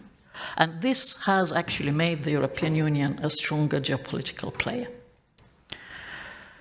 Well, anyway, I now turn to the Baltic countries and to our region, and especially the three Baltic countries having been historically connected to the Russian electric grids. The EU has always been a source of especially energy security. Almost all the connections we have built in the region and will be building in the future have used and will use European Union money, and rightly so, because it strengthens the energy security of the whole European Union. And the European Union obviously is our backstop during the critical years until we fulfill our goals of renewable energy. And I now argue with Hugo, who mentioned that we have this terrible heritage of oil shale in Estonia. Well, this has not stopped the Estonian government putting the noble goal of becoming 100% renewable supplied by 2030. 2030, this is tomorrow. But until 2030, we have to survive somehow. We have this additional security threat of Russia being able at the moment to play with our grids, of our frequency stability. We probably need another year or so before we are completely secure. But even in the meantime, we will survive, obviously. We have been prepared, but we will also rely on the European Union support, both financial support and also political support. We will rely on Poland being ready, if necessary, to integrate our grids to provide this frequency stability. So it's very much about European Union solidarity. So with all the hard security which we need from NATO and the protection of physical infrastructure, we rely on the European Union if something happens. And it is impossible and will always be impossible to avoid all and any conceivable damage you can make to the physical infrastructure, be it from natural catastrophes or technical malfunction or malevolent cyber or real-world attacks. So it can happen. If it happens, we will build up again. This is what we see in Ukraine at the moment. We build up again. With whom? With the European Union partners and European money. And this is the strength of the European Union. And of course, you can manage the risks by increasing your resilience. And we in Estonia actually think of our fully digitalized grids as part of this resilience. And many think here about increased cyber risks in this context. But we just constantly keep up and improve the cyber defenses. You need to do it anyway, in all spheres of life. But I admit that energy infrastructure probably has been lazy in this respect. And there is a lot to do, but at least in Estonia, we have also NATO Cyber of Excellence to help us and to point the finger. But we also have domestic crisis management. So yes, digitalized grid might be a target for a specialized attack. On the other hand, if a malfunction happens, the repairs are actually much quicker and more effective with digitalized grid. Don't ask me, I'm not an engineer, what exactly happens, but I have been assured that this is the case, that you can actually pinpoint the damage and build up quicker. But there are also other advantages for digitalization. We have been able to switch our renewables more smoothly and quicker to the grid. Another thing which is really engineering, they tell me that renewable power sources are different from traditional power sources to link into the grid. So digitalization helps here, but it also helps the consumer to take control of your consumption. If you are fully aware of the energy you use, you can shave off the peak consumption and switch to the cheaper hours, which will help energy efficiency, which Vidit talked about. So whatever we do with the energy markets in the European Union, and I shared the concerns of somebody said about the market distortions. I was really worried about this. What we see now in Estonia, it was possible to switch back to the market immediately after this really abnormal energy prices faded away this spring, I suppose, not very long ago. So whatever we do, we should keep the consumer empowered so that the consumer can choose cheaper energy and increase the efficiency. So there are many aspects of the energy security apart from cutting off the Russian gas and diversifying the supplies in general and hard security. What I'm very happy for is that the Baltic Sea area is actually exemplary in the European Union for this. We have had for a long time now this working group under the European Union Commission called BEMIP, Baltic Energy Market Integration Plan. And actually we owe all our interconnection to the work of this group. And I'm especially happy that nowadays this group is working on offshore wind grids, apart from traditional power projects. So we all dream of becoming energy exporters by 2030. Europe is in dire need of energy surplus from our region. But of course, we can produce it, but we cannot export it if we're not connected. So be it cables or be it pipelines, we need to do this. How do we do it? With the help of the European Union, but the European Union windmills really grind very slowly. So that's why I'm very happy that, I can't even say in the recent years, I think in the recent year, there has been much more political focus. Germany has come in as a very powerful player in our area. So Germany and Denmark jointly organized the first energy security summit last year. And now the next one is coming up in Lithuania in September. So that's the way to truly manage your energy security in this region, and I hope the others can learn from us.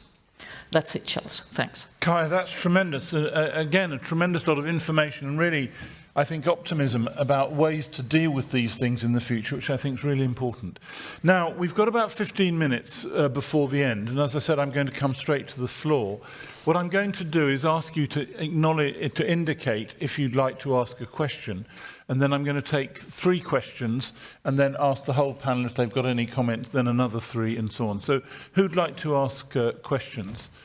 I'll take you first, and then we can see other questions as well. Not at the moment. Okay, you first, sir. 2 mics around. Roman Kowalczuk is the European Strategic Forum, Warsaw. I have a question maybe to all the panelists who will wish to answer that. Do you think Baltic Sea energy infrastructure can be used to supply gas and crude oil and maybe other resources to Ukraine and Belarus after this war? Thank you. Well, that's a very particular and helpful question. So I'll just ask people here immediately to respond. Vidit, what would you say about this side of the question? The one part I do know is that by 2025, if not already, I know Ukraine will be part of the the Central European electricity grid, and then also the Baltics will be part of the European electricity grid. The challenge would be, is it economically feasible to move that electricity all the way down to Ukraine? Obviously, there's other generation stations in between there that would be more efficient to move electricity. Now, as for gas and elsewhere, I don't necessarily think it's feasible to move it in that direction, because it would likely be more feasible to move it from the Mediterranean to the Black Sea rather than from here in the Baltics. Other comments? Hugo, you're indicating? No. No. Akaya? I would like to turn the question around. Would Ukraine be needing this after the war? Because Ukraine is actually a big producer of electricity. If we get back the Zaporizhzhia nuclear power station and build up everything else, and Ukraine is switched into the Central European grids, I don't think that this is the issue to solve for Ukraine. Maybe for gas. I don't know here. I mean, the big projects of gas pipelines is something else. If it's necessary, it's another question, because now we turn to this green transition. I know that Dario said that gas will be around for a very long time. I'm not very convinced about this. So renewables are certainly the future everywhere in Europe, but maybe not really in the very immediate years. Thank you, Kaya. Adnan and then Darius. Yeah, well, it's probably a question of price too, because if renewables will be everywhere, but renewables are still quite expensive. No. Well, the progress is substantial, of course, but when the competition will be very furious, I believe that producers of gas will be eager to reduce price, as we know that gas could be very cheap. Russia provided very cheap gas. By the way, maybe you're not aware of that, but gas sold to Germany was much cheaper than gas sold to Poland, for example, despite the distance much longer to deliver it to Germany. But it was just a weapon, of course. But I believe that we can expect some deliverers of gas to Ukraine. Our government discussed that with Ukrainian friends. So, for example, you can expect some gas from Poland, from LNG, because we are now going to operate a floating LNG in Gdańsk. So we would have to have just two. One developed, doubled actually, with doubled capacity in Świnoujście, and another one in Gdańsk. But it's a good question by our lady in the panel, that do you really need it? Because Poland, despite the war in Ukraine, imports electricity from Ukraine at the moment. So it shows your power in this field. Thank you. Adnan, what's your assessment? Yeah, just for natural gas, well, there is already almost a decade-long history of reverse flows. Basically, Ukraine getting gas, most of it's kind of Russian gas actually, but not from Russia, but from its western border.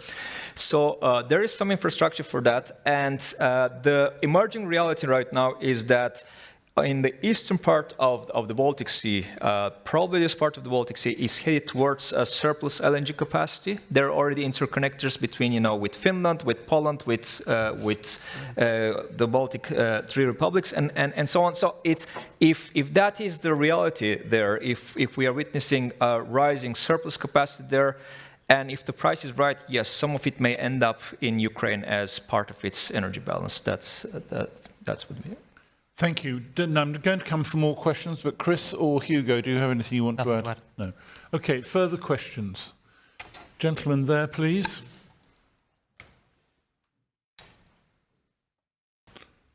Thank you. So, thank you for all the panelists here. I'm Olli Tukatiainen from the MOD Finland.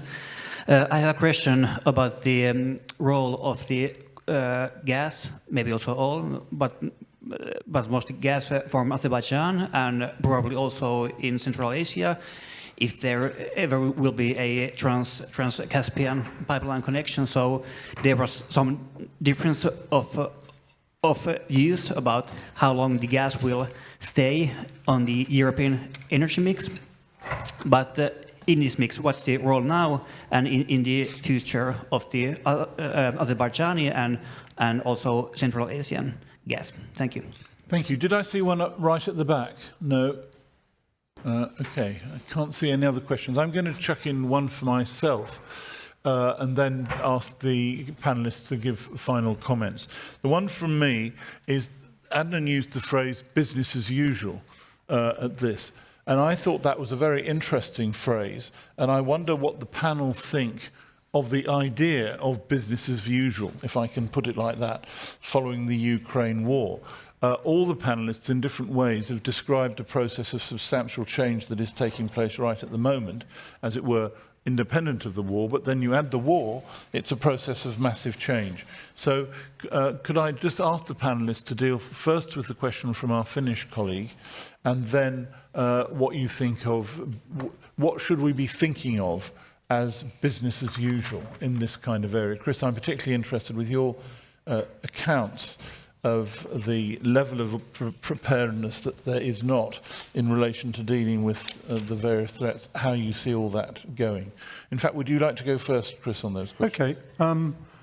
Yeah, I mean, let's face it, if the Ukraine war ends, it's almost certain that if the regime continues either with Putin or the same sort of clique that he has around him in future, the pressure will come on the Baltic region for two reasons.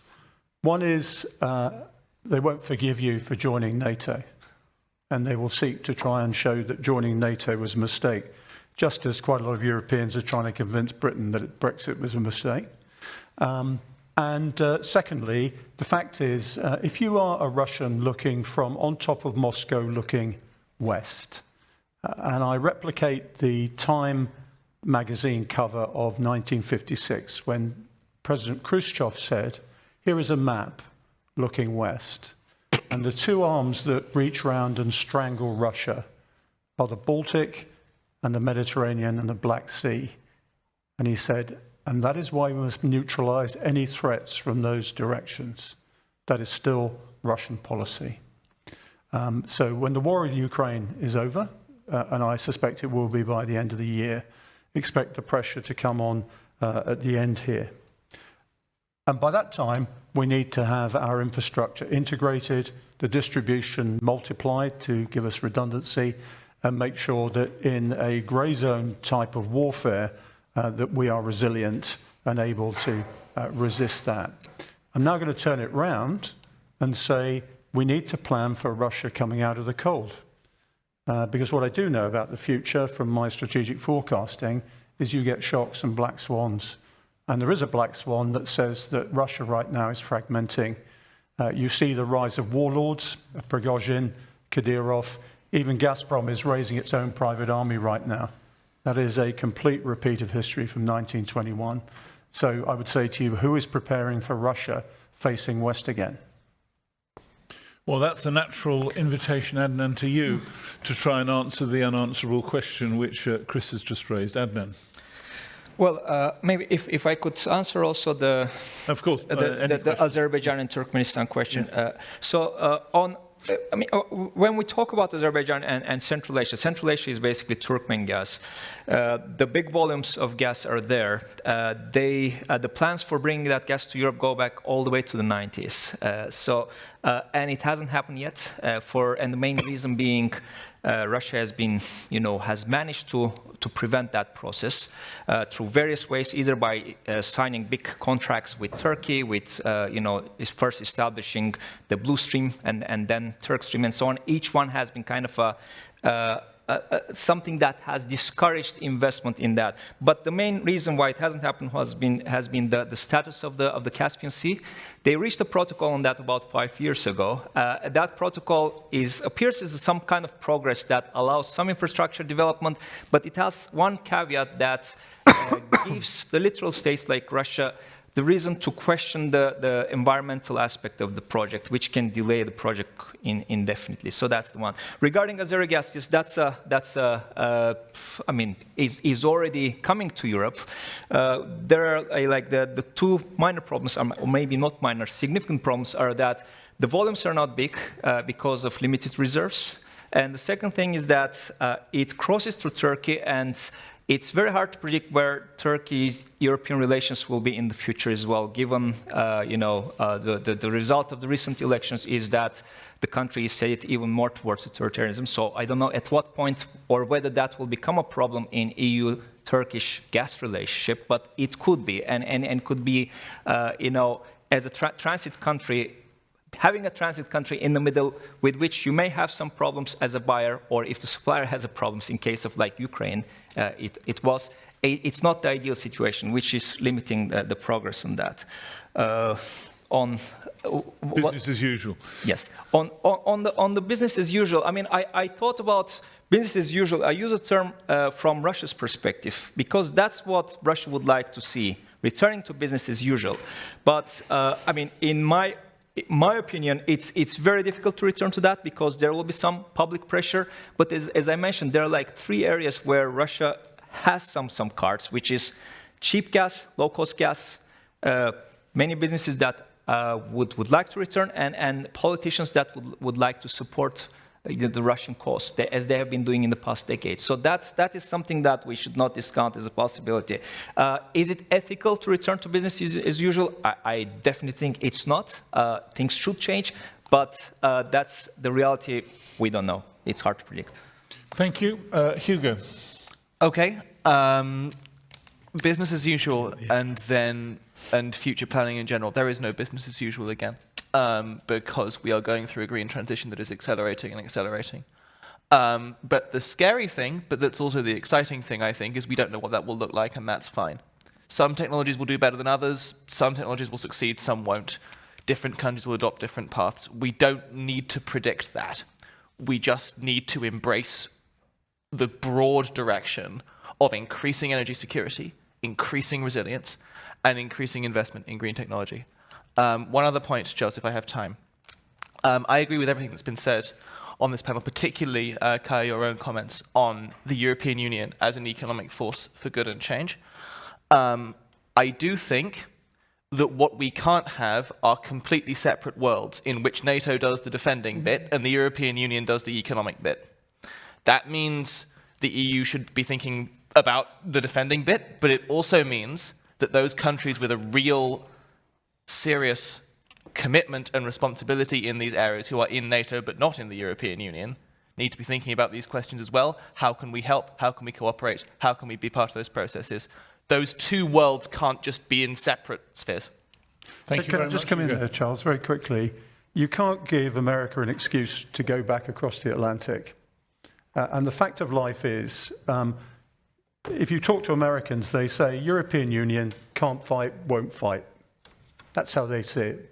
Okay, we've got a bigger issue here other than building up a separate defence capability in Europe. Okay, guys, we get free insurance from the Americans. It's as simple as that.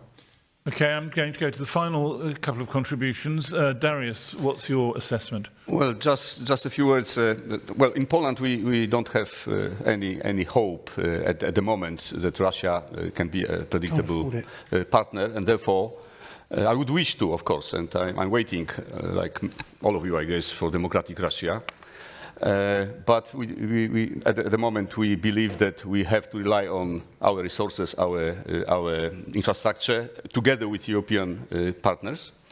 Therefore, we are now completely dependent on gas deliveries from Russia, completely, 100%. We also invest in other, let's say, resources and plan to be independent completely from Russian energy sources. When it comes to business as usual, on the German side, for example, French side, old members of the EU, I believe that now we cannot reverse that situation. I believe that the European Union can play a much more important role than before. and that energy solidarity will be just not a declarative rule, but just a reality. Thank you very much, Darius. Vidit. For the first one, the Caspian Sea, we also need to be concerned with, as mentioned before, the transit countries. And one of those transit countries is Georgia. Now, Georgia's security is always being threatened by their Russian neighbors. So there is a part of the pipeline that goes through Georgia. So that's something to be considered when you're building a pipeline that cuts across the Caspian Sea into Azerbaijan out to Georgia, to Turkey, and out to the Mediterranean. The other part, business as usual. Well, from a security perspective, you're not going to be able to avoid purchasing Russian gas. If it comes cheaper, you have to deal with that. The bigger issue is diversification of energy. Mm-hmm. So it's market share. Are you, as a security point, will you allow Russia to monopolize and become a big enough part of a market share that it impacts the energy security part? And that's something that the European Union and European countries have to determine. How much are they willing to accept in cheap Russian gas that will not prevent them from at least pulling away when they need to, so it doesn't become a weaponized, at least a weapon again. And also, I just wanted to mention, for EU and NATO cooperation, the coherent resilience exercise that we are conducting in November is co-sponsored by the EC-JRC. So the European Union is involved in that part of the exercise to build more resiliency in the Baltic Sea for critical energy infrastructure. Thank you very much. Kari. Well, I certainly agree with Chris that whatever the outcome of the war will be, and in whichever form the Russian defeat will take, Russia will not change code overnight, and it will come out of it full of vengeance, and there will be consequences.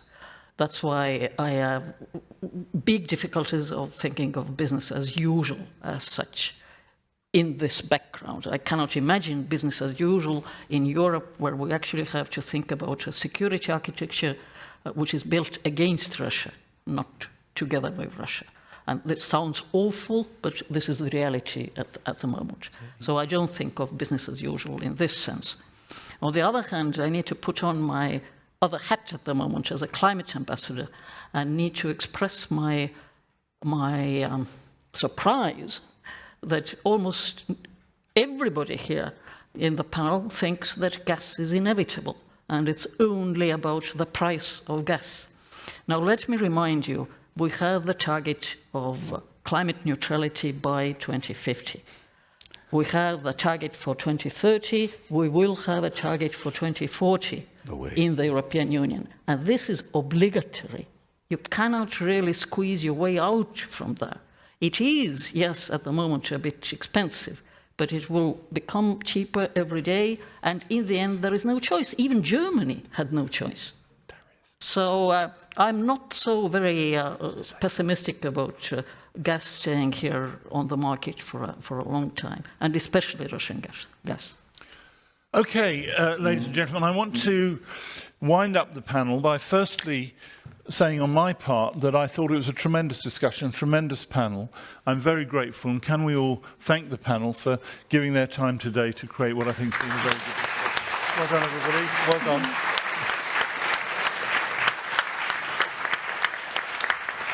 And to conclude from the Baltic Geopolitics in Cambridge, we've been delighted, as I said at the beginning, to work with Kari and the University of Turku on this panel. We hope to continue collaborating in the future. We're both members of the Baltic Geopolitics Network.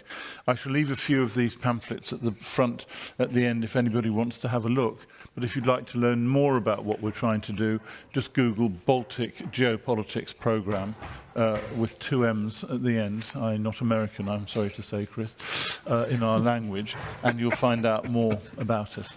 Thank you all for coming. We very much appreciate it. You're due back here at 4:45.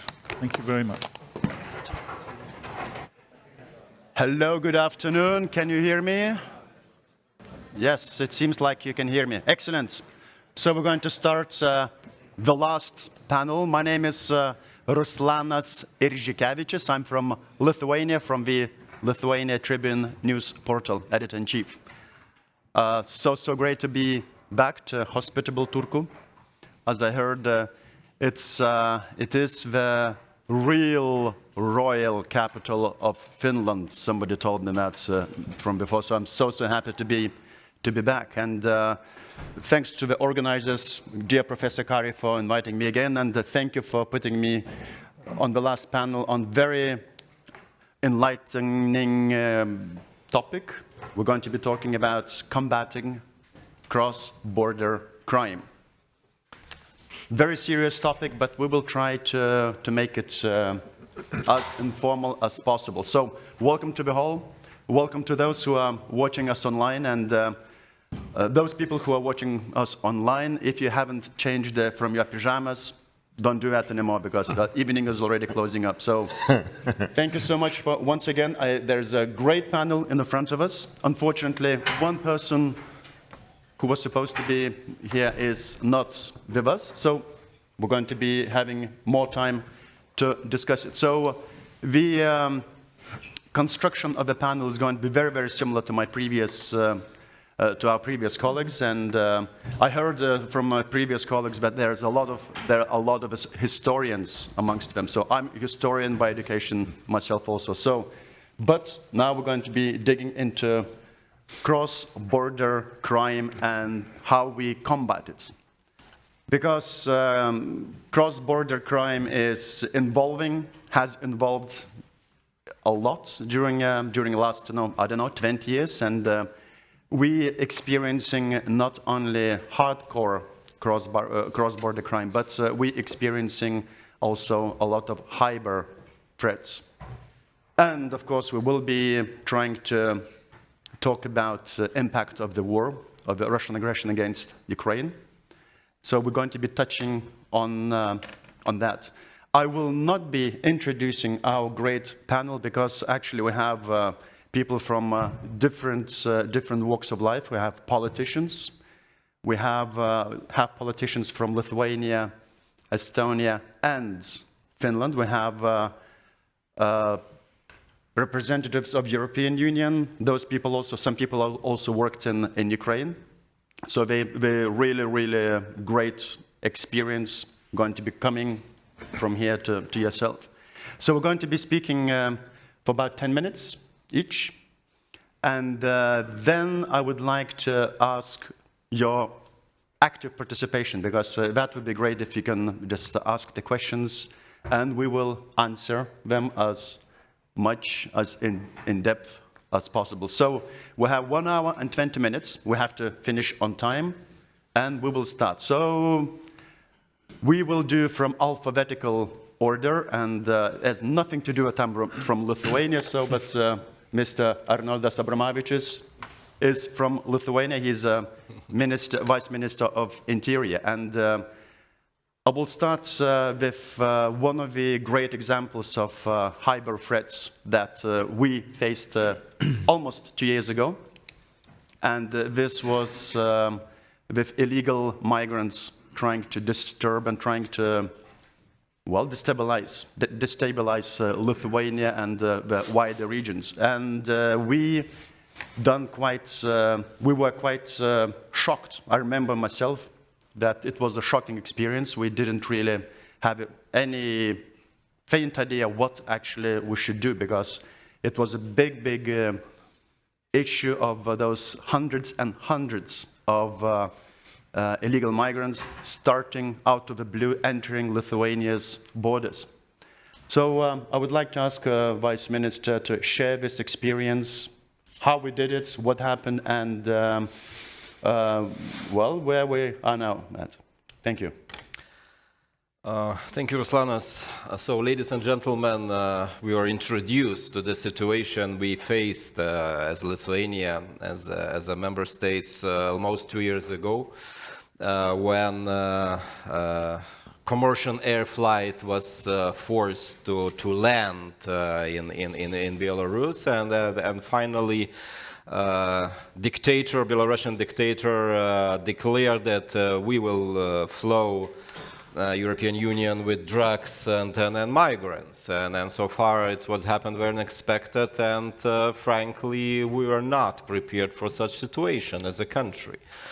And within the few months, hostile regime in Belarus arranged travel agencies, arranged commercial flights from Middle East, firstly from Iraq, and announced that you have a ticket to European Union, you need to just to fly to Belarusian capital Minsk to ask transport company, it's smugglers or traffickers, to pay 5,000–7,000 euros, and you're already in Germany. They didn't know about the Lithuania or Latvia or Estonia of such countries. They targeted to Germany or France.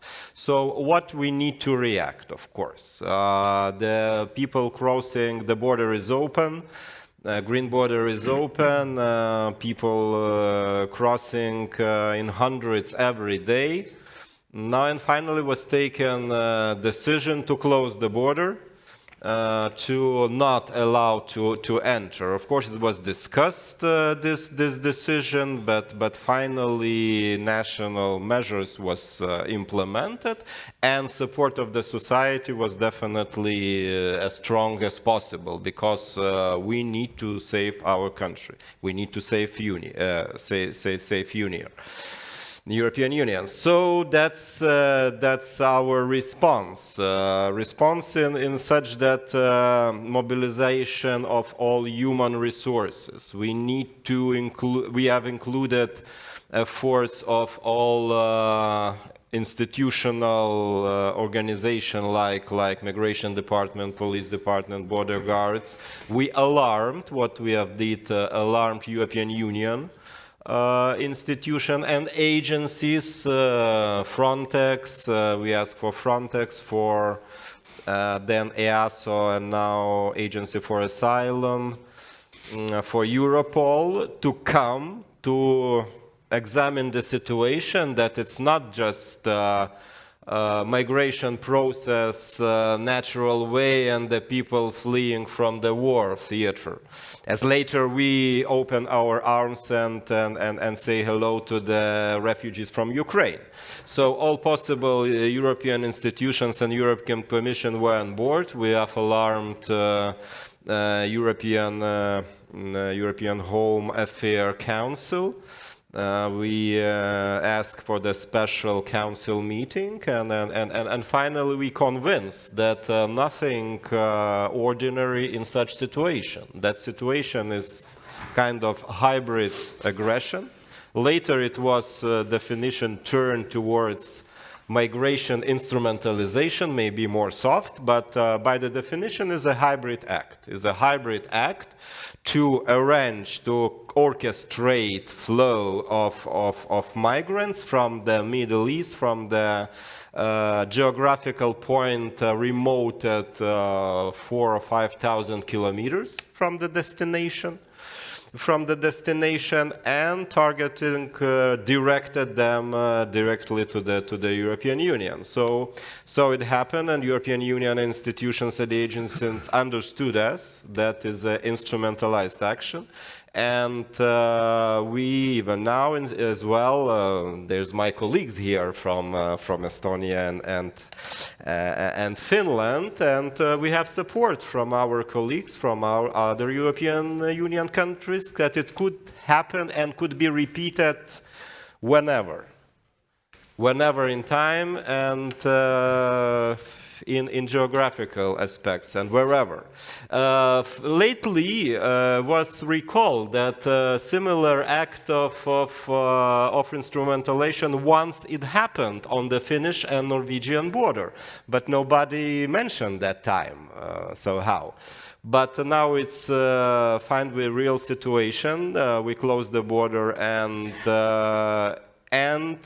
within the 12 months, By the national agreement, by the agreement of the parliament, we constructed physical barrier within the 12 months for the border frontier of 500 kilometers. But not only the, let's say, physical obstacles, financed from our own budget, but as well surveillance system, detection system. Those measures were financed from the European Union budget.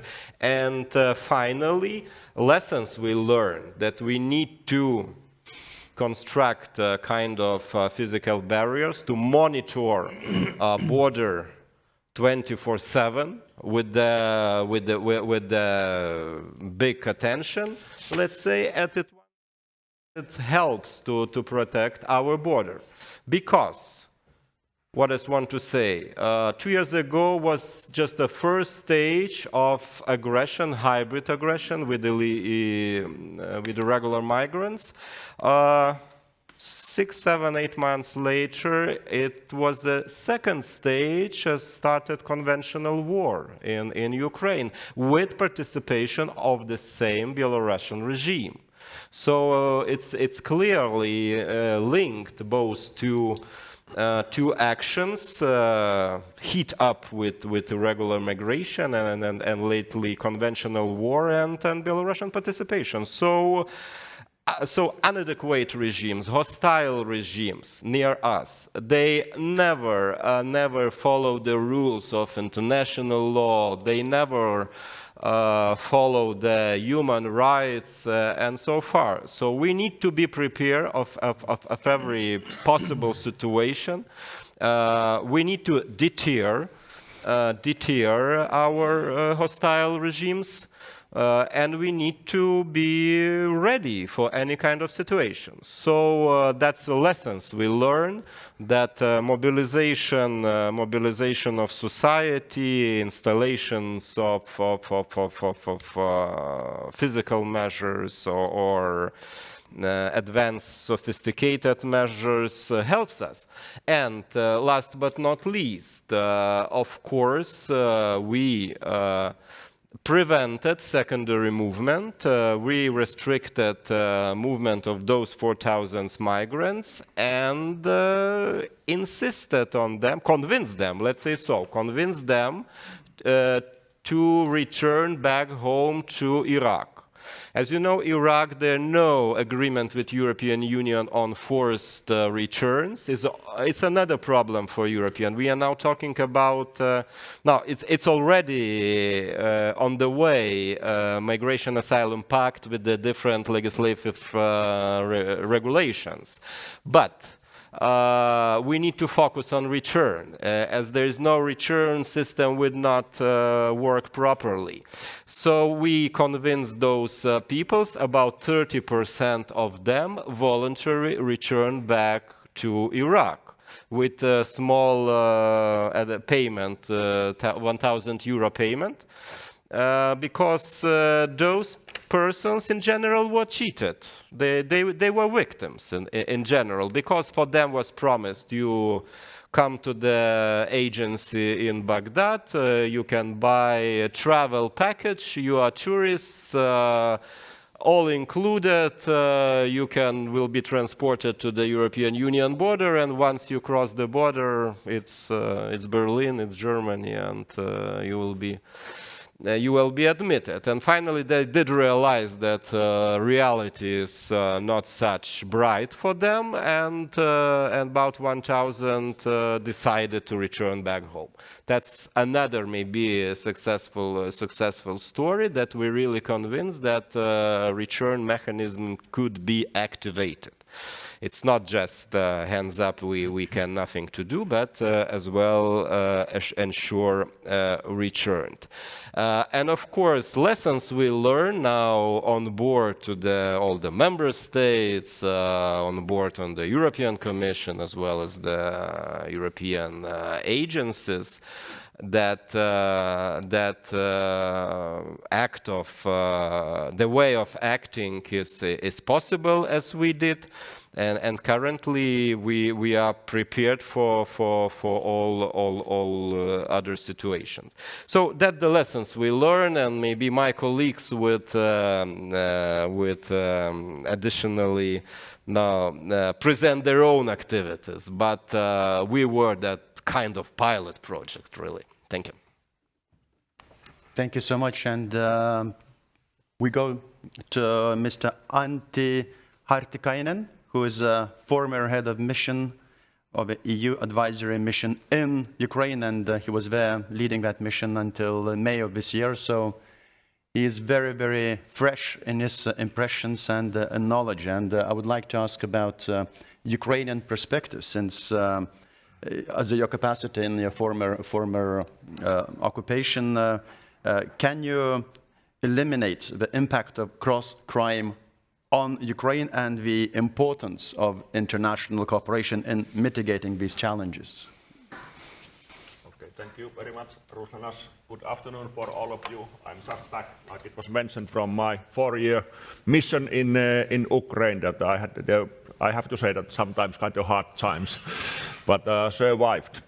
So first of all, this impact of this cross-border crime in Ukraine. Currently, situation is a little bit different because of this war. They have quite limited possibilities because, of course, border control is intensified. Then they have this martial law in Ukraine, and for example, at night they have this curfew that it's not forbidden to move for normal people in the streets. And of course, this kind of things, like as well also those checkpoints established next to the towns, cities, and all these movements, they are very well controlled. And this makes, of course, it very difficult for organized crime to operate. And for sure also they have problems to get in contact with some officials if they would like to discuss with them and try to bribe. And it's these governmental officials, they are not so interested in being taking any bribes at this moment, because it's not like very well accepted in the society during this war. And I think that this corruption has been going now down in Ukraine because of this situation. Then, of course, when 1 year ago Ukraine got this EU candidacy status, EU will be now assessing this level of cross-border crime as a part of this EU integration process. And if it would be somehow assessed that this level is too high, it would have very bad impact to this integration process. And then another issue which has been high on the agenda also in the Finnish news, I remember, is this high risk for small and light weapons proliferation. This issue, I have to say that Ukrainians, they are putting a lot of efforts in order to prevent proliferation of these small arms and light weapons. And it is not actually a big problem now during the war, but immediately after the war it will be a big problem. And we need to be prepared for that moment. And Ukrainians, of course, they are very afraid that if those weapons would be smuggled out of the country, first of all, it could have negative impact in getting military support. And then, on the other hand, it would destroy their reputation internationally, and it would be very bad politically for Ukraine when they want to become members of NATO, and when they want to become, of course, also EU member state. Then, large-scale smuggling and customs fraud. It's a big deal for Ukraine. It has been all the time a big deal for them, and the biggest problem is that this like an investment environment, and then also this operation like conditions, they are not like fair for these law-abiding businesses. Now, EU is very much now pushing Ukraine to criminalize commodity smuggling, because currently it's just like an admin offense if they smuggle these commodity goods. Then this is extremely important to criminalize this smuggling and fight smuggling and customs fraud, because this makes it possible to develop this proper investment atmosphere in Ukraine, and this is needed for successful reconstruction of the country. Then also this cross-border crime, it's directly linked into corruption, because I would like to say that it's basically impossible to smuggle or organize this cross-border crime without getting somehow in contact and without involvement of border management authorities. Then during this war, that now that when they of course are now trying to control all this criminality as well as possible, they have some challenges, especially now on the western border. For example, State Border Guard Service, they had to move a lot of personnel to fight in the east and also protect their border with Belarus. And then because they didn't have any more enough personnel in the west, they had to recruit very quickly young, mostly women, to protect those borders and organize also this passport control on the western borders. And of course, they are not so well educated. And that's why it's so important now that also EU member states intensify this control on the EU member states side in order to ensure that these borders with Ukraine are well protected. That we need to work on the both sides of the borders. Then this international cooperation. First of all, you know that Ukraine financially, they have like a little bit, we can say that they have been already collapsing, that there is no like a local economy existing. And they are getting now something like 3 billion euros in a month financial support to their budget. And then, because of this, they need this technical assistance from the EU member states, from the Baltic states. They also need very much this advisory support, technical assistance, the different kind of trainings in order to be able to integrate into the EU and have progress in this integration. Then also I would like to highlight this importance of info exchange and in general of this international cooperation. When we are talking about cross-border crime, then you need to have these contacts, you need to exchange this information.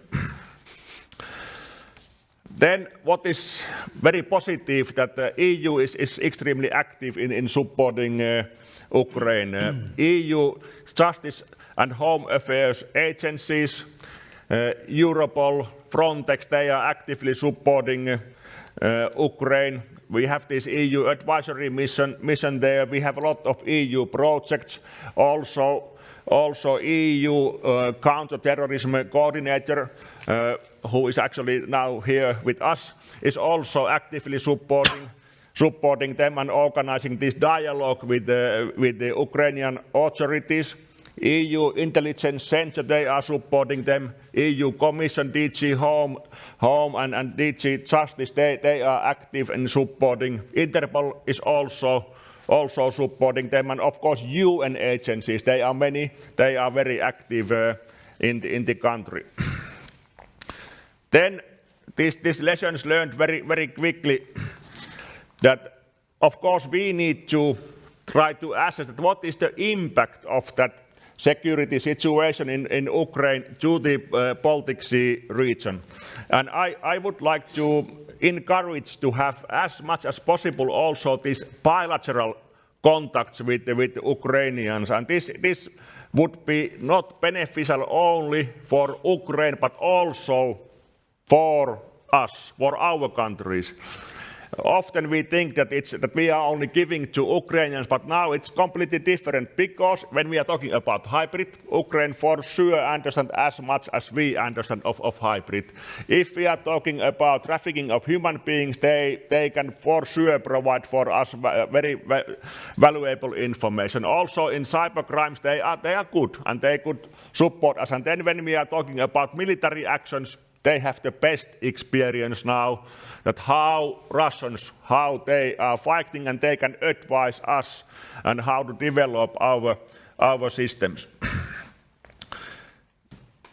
I think that I will stop here now. Thank you.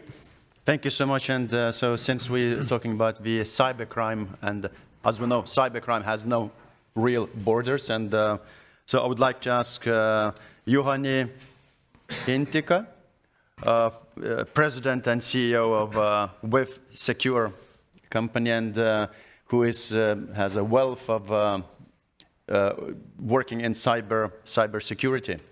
So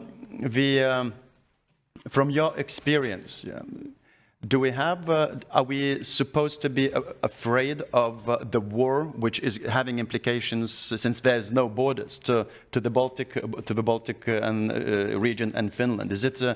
Is it spilling over to us, this cybercrime, which is very active, from what I understand, and what do we do to contain it? Thank you, Chair. Thank you for the opportunity. Maybe before answering the question, I will just very briefly introduce what we do. So the company I work for is called With Secure, and we are the largest cybersecurity company in the Nordics and Baltics, and we've been in this business for 35 years. We were previously known as F-Secure, and today we run a business that supports about 135,000 businesses around the world. And of course, Europe has always been very central to our operations, and Nordics especially. 35 years gives you a lot of perspective on what cybersecurity really is. We were the first company to find a mobile virus, a virus in a mobile phone, and we became known for that. And we have, of course, evolved over time because the technology around us evolves, and today I would say that everything we do is somehow related to cybersecurity, because we're somehow all involved with IT systems and connectivity. On a practical level, what does this mean? What do we do on a daily basis?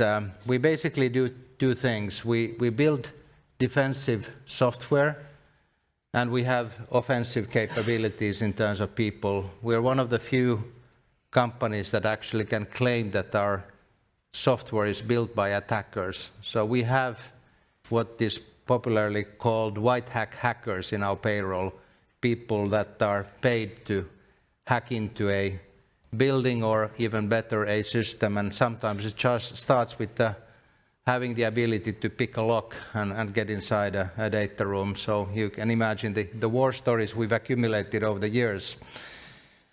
Now, what is cybersecurity essentially, and what are you preparing against? I think you can simplify it basically in talking about two things.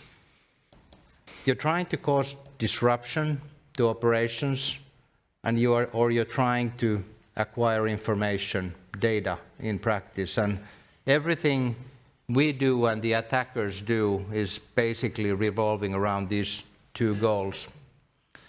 Now, as often in technology, wars have the tendency of advancing technology very rapidly, because they force people to learn more and develop technology more. And if we look at the evolution of military technology, that has usually been the case. And of course, the Ukrainian war is no exception to this. So we have actually learned a great deal. And I had personally the opportunity of listening as our guest 4 weeks ago, the head of Ukrainian cyber defense, Viktor Zora, who was speaking at our event in Helsinki called Sphere. By the way, if you're interested in his presentation, that will be found on YouTube. His name is Viktor Zora, and the event was called Sphere 23. But he made a very interesting presentation about what they had learned about the Russian goals in terms of the cybersecurity, and I will not recite all of it, and the copyright rule is his, but maybe just to note what he shared with us. So first of all, yes, they are there to collect information. Secondly, they're also there to try to destroy the IT infrastructure with all means possible. They are also there to destabilize the situation politically, spreading false information, causing panic. They also want to cause humanitarian disasters. And finally, they want to hinder the integrated European response to the crisis. These are the goals that they have been able to identify from working in the cyberspace and looking at what the Russians are after. And of course, that work is continuing, what they do there, and we continue to learn. And of course, many of us, directly, indirectly, publicly, non-publicly, we support them. And there is even a concept called the IT Army of Ukraine, which is a group of volunteers, not a small group. There are currently 177,000 registered IT professionals who fight this war behind the scenes. And of course, we assume that only few of them are really active and maybe do something meaningful, but it's a formidable force. And how does this all impact us then in Nordics, Baltics, the rest of the Europe? So first of all, it's fair to note that cybercrime knows no borders. So there are no border guards, there are no real borders. So it is, as a concept, it's international and it's global. And as it is global, you will also find global actors that are active on that space. And in our business, we talk about attribution when we find something happening, who did it, basically. And in our world, as nation states, it's usually the four usual suspects that we come across. It's Russia, it's China, it's Iran, and it's North Korea. And they all work with different purposes. I will come back more to Russia a bit later, but Russia, clearly, there are criminal groups that are out there for money, but also there are groups that are gathering intelligence and trying to cause political harm. China, very much driven by espionage, especially in strategic sectors. This is one of the main concerns in the intelligence community in the US at the moment. Iran, doing both, very politically motivated, but you will also find financially motivated groups. And North Korea, where they have estimated that actually the ransomware payments attribute to about 50% of the funding of their missile parts that they acquire. What do we do then as West and as the good guys, as they say? So first of all, this is a never-ending war, so we may be discussing about war ending in Ukraine, but this cyber war will never end, unfortunately. There will always be somebody out there who is either trying to disrupt or steal money. And of course, when we look at the share of incidents, if you consider it a pyramid, it's only maybe 1 or 2% of the tip of the pyramid where we find the nation-state actors. Those are the 4 countries primarily that I talked about. And if they're after you, you're in big trouble, because they typically have almost limitless, unlimited resources and very skilled personnel. Then you have the roughly 30%, which is more the criminal groups. And what we have seen and observed lately has been quite interesting. Since the advent of cryptocurrency, the criminals actually have had a payment system as well. And they have been collecting their ransomware payments in cryptocurrencies, and they've been also benefiting from the increase in value. So today we can already say that we've found the first criminal unicorns in cyberspace, criminal groups that are worth over $1 billion. And now what does that mean besides being a lot of money? It actually means that these criminals have the capability to invest. So they can actually now deploy some of that capital in new technologies. And of course, the thing which is in everybody's mind at the moment is the advent of AI-based technologies. For a long time, artificial intelligence was used by defenders primarily. We as a company, we've been investing in machine learning and artificial intelligence for the past 18 years or so. But we haven't really seen AI being used by the attackers. But now, unfortunately, with the advent of ChatGPT and other tools that have popularized the concept of AI and made that broadly available, it is a little bit like the internet. It's good and bad. So also the criminals now can use it, and we've found first malware samples generated by ChatGPT. And of course, the information that they can create and the false information they can create will be increasingly hard to detect by humans. So ultimately, it will be a game of bad AI versus good AI. And we as defenders, of course, need to make sure that we are prepared for that almost dystopian reality in terms of our preparations and our investments and our training and other preparedness that we have. Thank you. Thank you so much. And I would go to the European Union level, the wider level, and we are going to be talking anti-fraud. And Mr. Ville Itälä, he's the Director General of the European Anti-Fraud Office. And so what is your take? What is your take in the situation? What is actually happening now concerning anti-fraud measures and the European response, and also involving Ukraine? Yes, thank you. First of all, I have to say that Olaf is not so well known. And if you go to Google and put Olaf, you find the Walt Disney's snowman there, not our office. So, but that's nothing to do with us. But our real work is to detect, investigate, and prevent fraud, corruption, or irregularities concerning EU money. So our mandate is linked for EU budget. And maybe I give some examples because it's expenditure side and revenue side. And in revenue side, we are working closely with the customs in the member states, but not only in the member states, worldwide. One case we had some years ago is one of my favorite. We get the hint from Chinese authorities that there was 2 big ships left from China full of counterfeit shampoo. And then we follow these ships where they are going to. And then they went to Mexico, and the other ship was trying to go to US market, and the other one to EU market.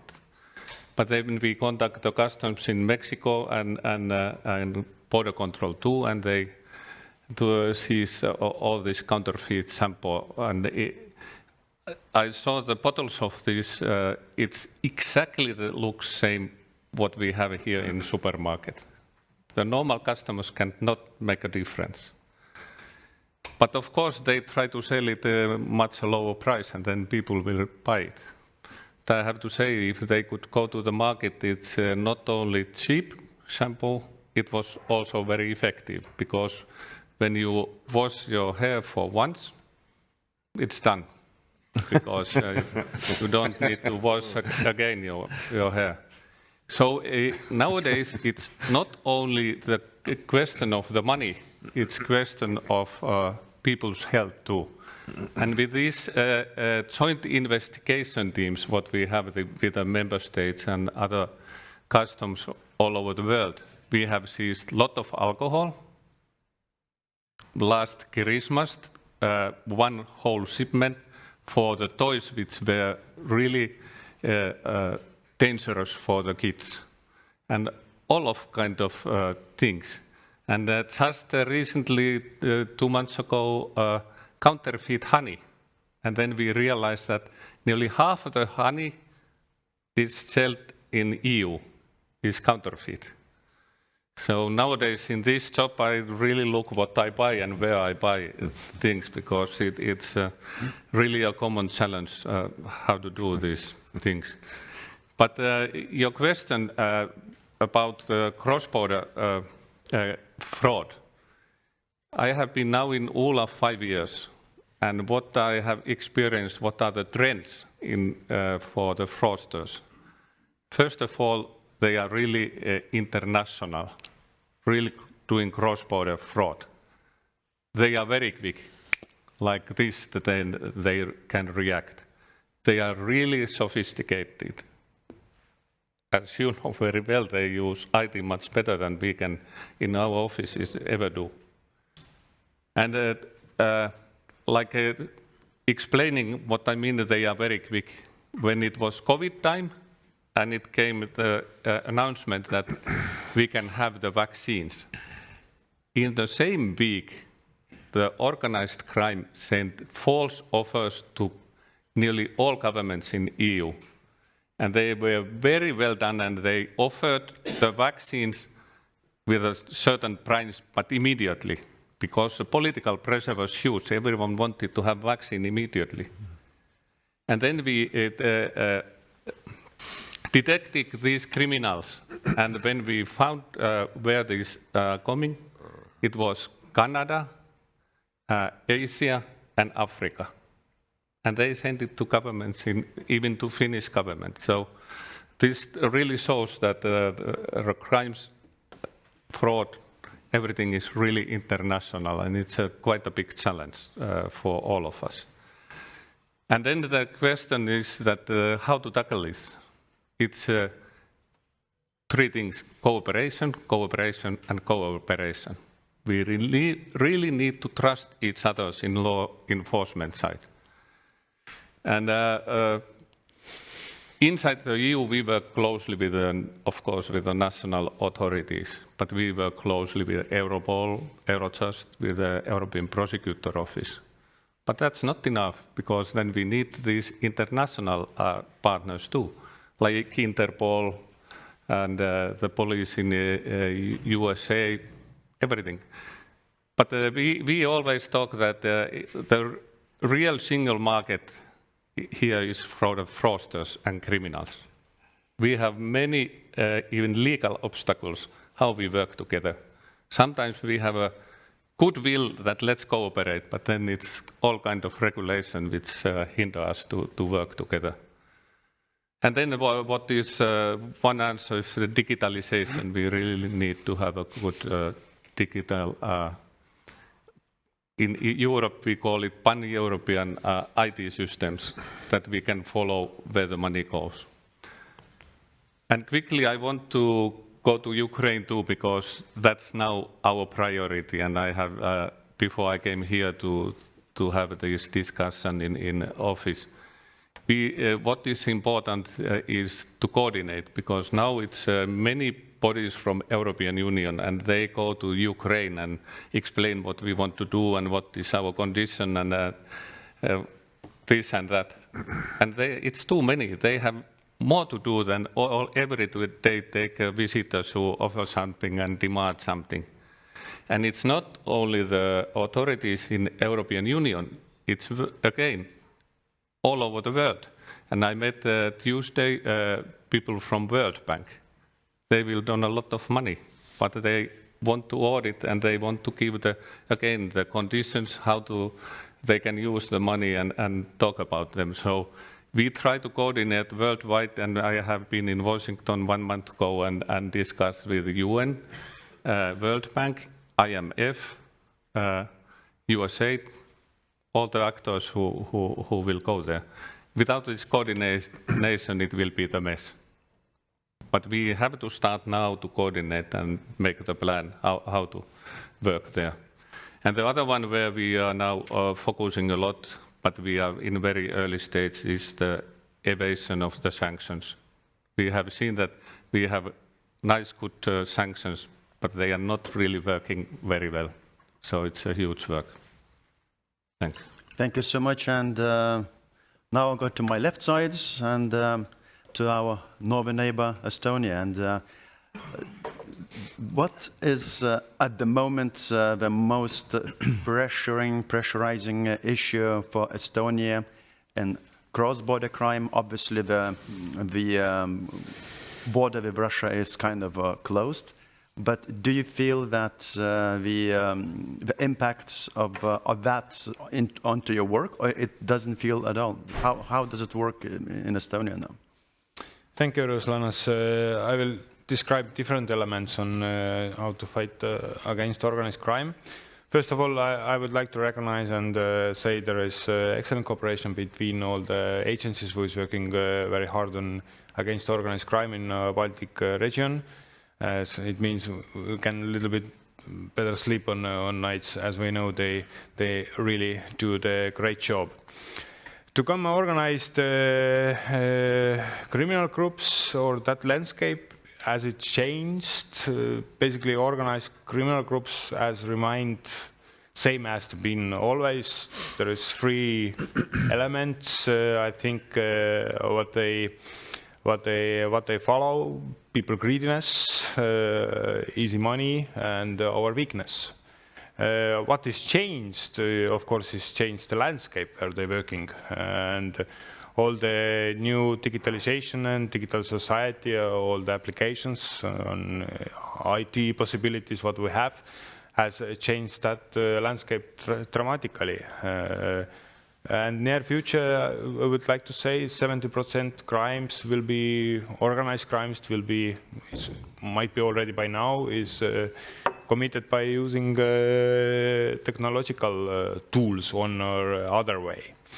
And here is my one of the concerns, because criminal groups don't necessarily need to travel around. They can organize the task-based results without leaving their homes. And one of my concerns is about the data what we, as the criminal groups, is working on a digital environment. We need the law enforcement needs the data to actually what is used there to fight against the criminal groups, organized criminal groups. But somehow we have found ourselves the situation where we have the data retention and privacy balance is drifting, my opinion, a little bit the wrong way, because if we will look the latest court decision what we have in the last 10 years, by now there is more limitations. As we know, law enforcement agencies has to be improved every step and have the decision from courts and to use that kind of the data. On same hand, everybody from us can give their privacy away with one click, and it's not balanced. You can't, law enforcement agencies can't protect the privacy if they don't have the access for information, and it's the way balanced out, and something has to be done on that level. Major steps, there is good sides as well. Major steps combating cross-border criminal activities has been made lately. Adoption of EU Information Exchange Directive, which will ensure some more access between law enforcement authorities and information what we have and we can share. Of course, it really depends how the member states themselves they implement, but there is new possibilities and new instruments to actually do something way better than we have done today. I will describe slightly one of the oldest organized criminal activities is the drug crimes, and I would like to highlighting here is, that national legislation must be consist to every state in European Union, especially in our neighbors as well, because the new substances entering the market like no tomorrow. You can't catch the old one. There is the already 3 new ones, but we have to simultaneously all the new substances ban on same time, because as on organized crimes they don't necessarily sell the drugs in Estonia. They can choose the Finland, Latvia, Netherlands, or any other country, but they can organize that on one state example, and it's really necessary needed that all the substances will be banned on same time. And in this related matter, the ability to collect and use digital evidence is important as well for many organized groups, especially who is specialized, example on drug trafficking, reminds the minor resource coming in changing regulations. It's the one of the whole, and we can make it less profitable. Second concern what I have in general in organized groups is we must improve collective ability to detect criminal assets and actually be way more successful on confiscation.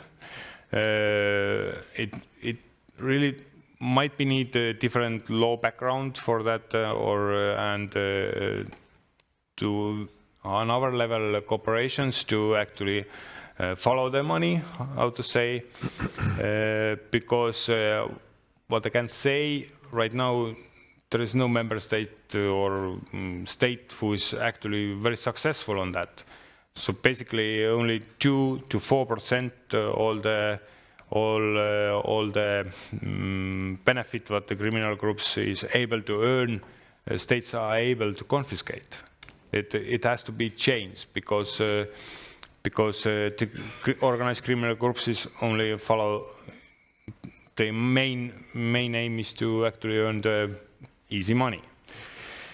To come hybrid threats or to Ukrainian and war situation, of course, it's every manner affected us on our security on every level. It's important to us to use the various measures. Some of them is already long time, not long time, but some time misplaced. One of them is sanction to pressure the Russian to stop the war against Ukraine. But of course there is some difficulties because the organized groups who is seeking and looking the holes between different sanctions.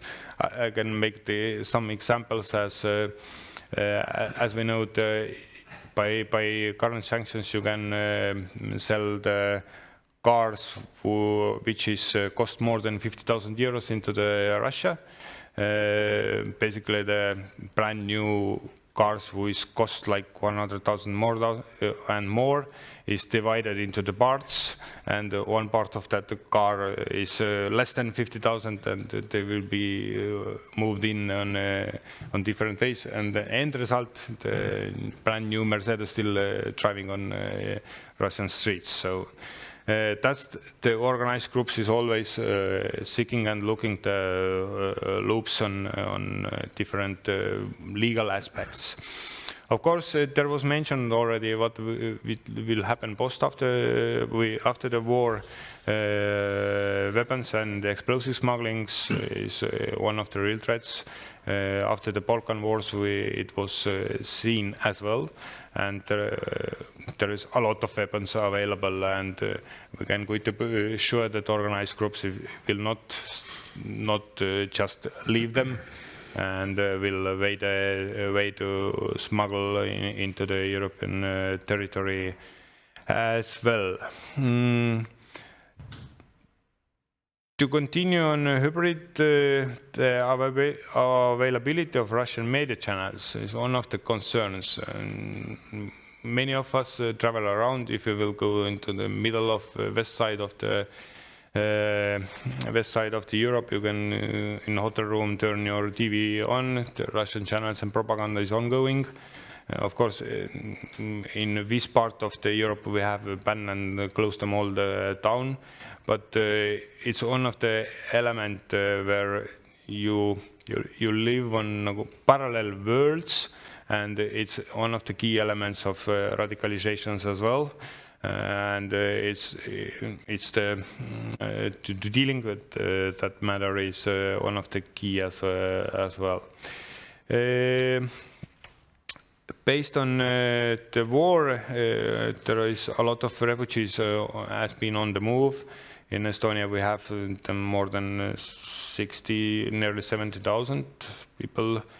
Not all of them is asking from us temporary protection, but after the war, of course, many of them is going back, but most likely there is thousands will stay, and there hopefully the men who will survive the war will follow them.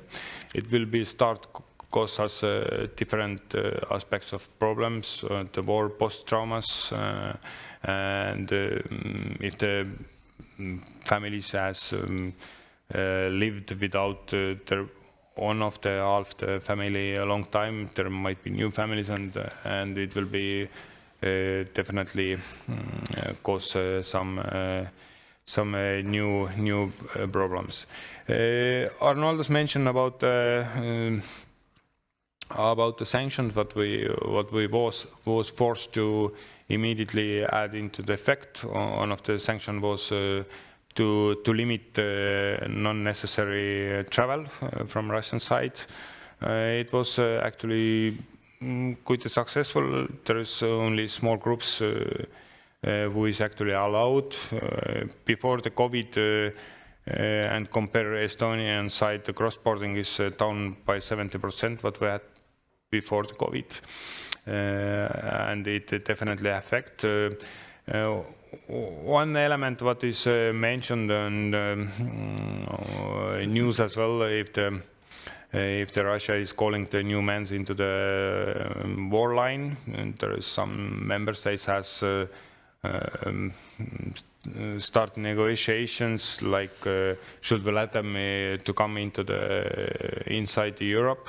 In Russia there is like 140 million people is living, of them not half, almost all of them is men. We can only imagine to have like 20 million Russian men living in Europe, and as the Russian perspective to have a big Russia is not disappeared nowhere, and it has been one of the key trigger to actually attack the Ukraine. So we can the regime one moment will do anything to actually secure that big Russia picture. So I will end my notes in here. Thank you so much, and I'm sorry I didn't introduce Veiko. Veiko is Veiko Komosar. He is from Estonia, from Ministry of Interior, and he's Undersecretary for Internal Security. And when I said our northern neighbor, I was talking as a Lithuanian, so sorry about it. So now we go to the true north, from Lithuanian perspective also, even from Estonian perspective, and it's Kirsi Pimia. And she's permanent secretary of the Ministry of the Interior of Finland. And so we go to your yard, and what is the situation with cross-border crime in Finland, and also if you can touch on hybrid threats. Thank you very much, Ruslanas. It's always a great pleasure to be the last panelist of the last panel during the day. Is there anything new I could bring into this discussion that has not been said yet today? But anyway, I'll try. I was listening very carefully here, my colleague panelist, and thinking that what is the Finnish perspective in a way, that how we have confronted the cross-border crime, and what new kind of thoughts we have found out during the past 15 months as the war has been going on in Ukraine. Lots of lessons learned from that too.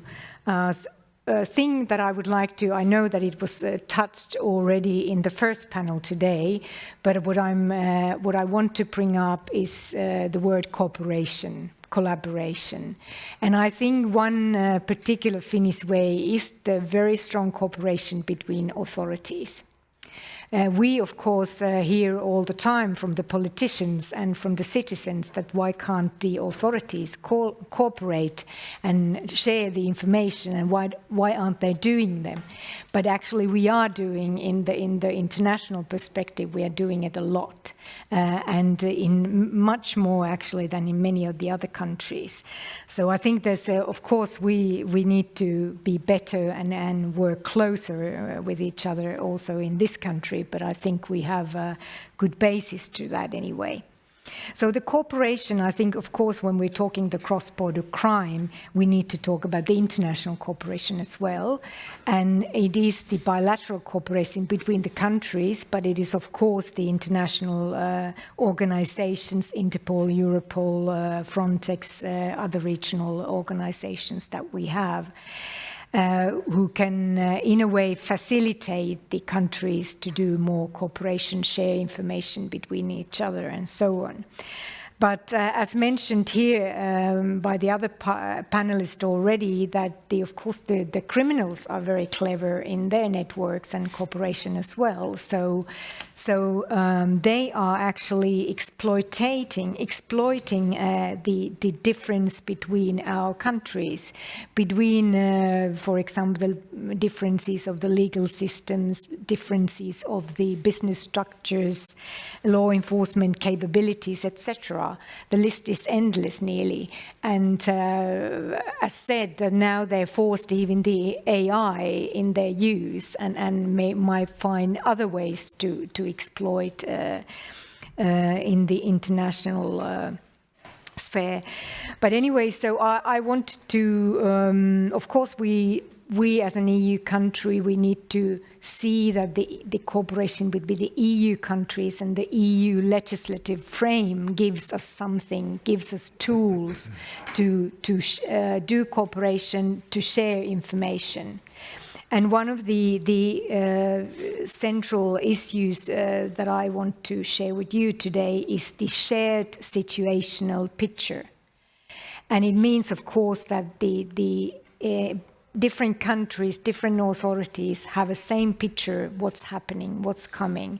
There were good examples from Ukraine to from other organizations, etc., that if we all think and see things differently, we cannot really cooperate because the perspective is different. So this is very, very important for us all to have a sort of a similar picture, and then to find out how we can combat cross-border crime. And I think what Juhani was saying here earlier, that cybercrime, it's not actually a cross-border crime because there are no borders in that sense. But of course, it's still something that we, where the basis is the international cooperation to combat that.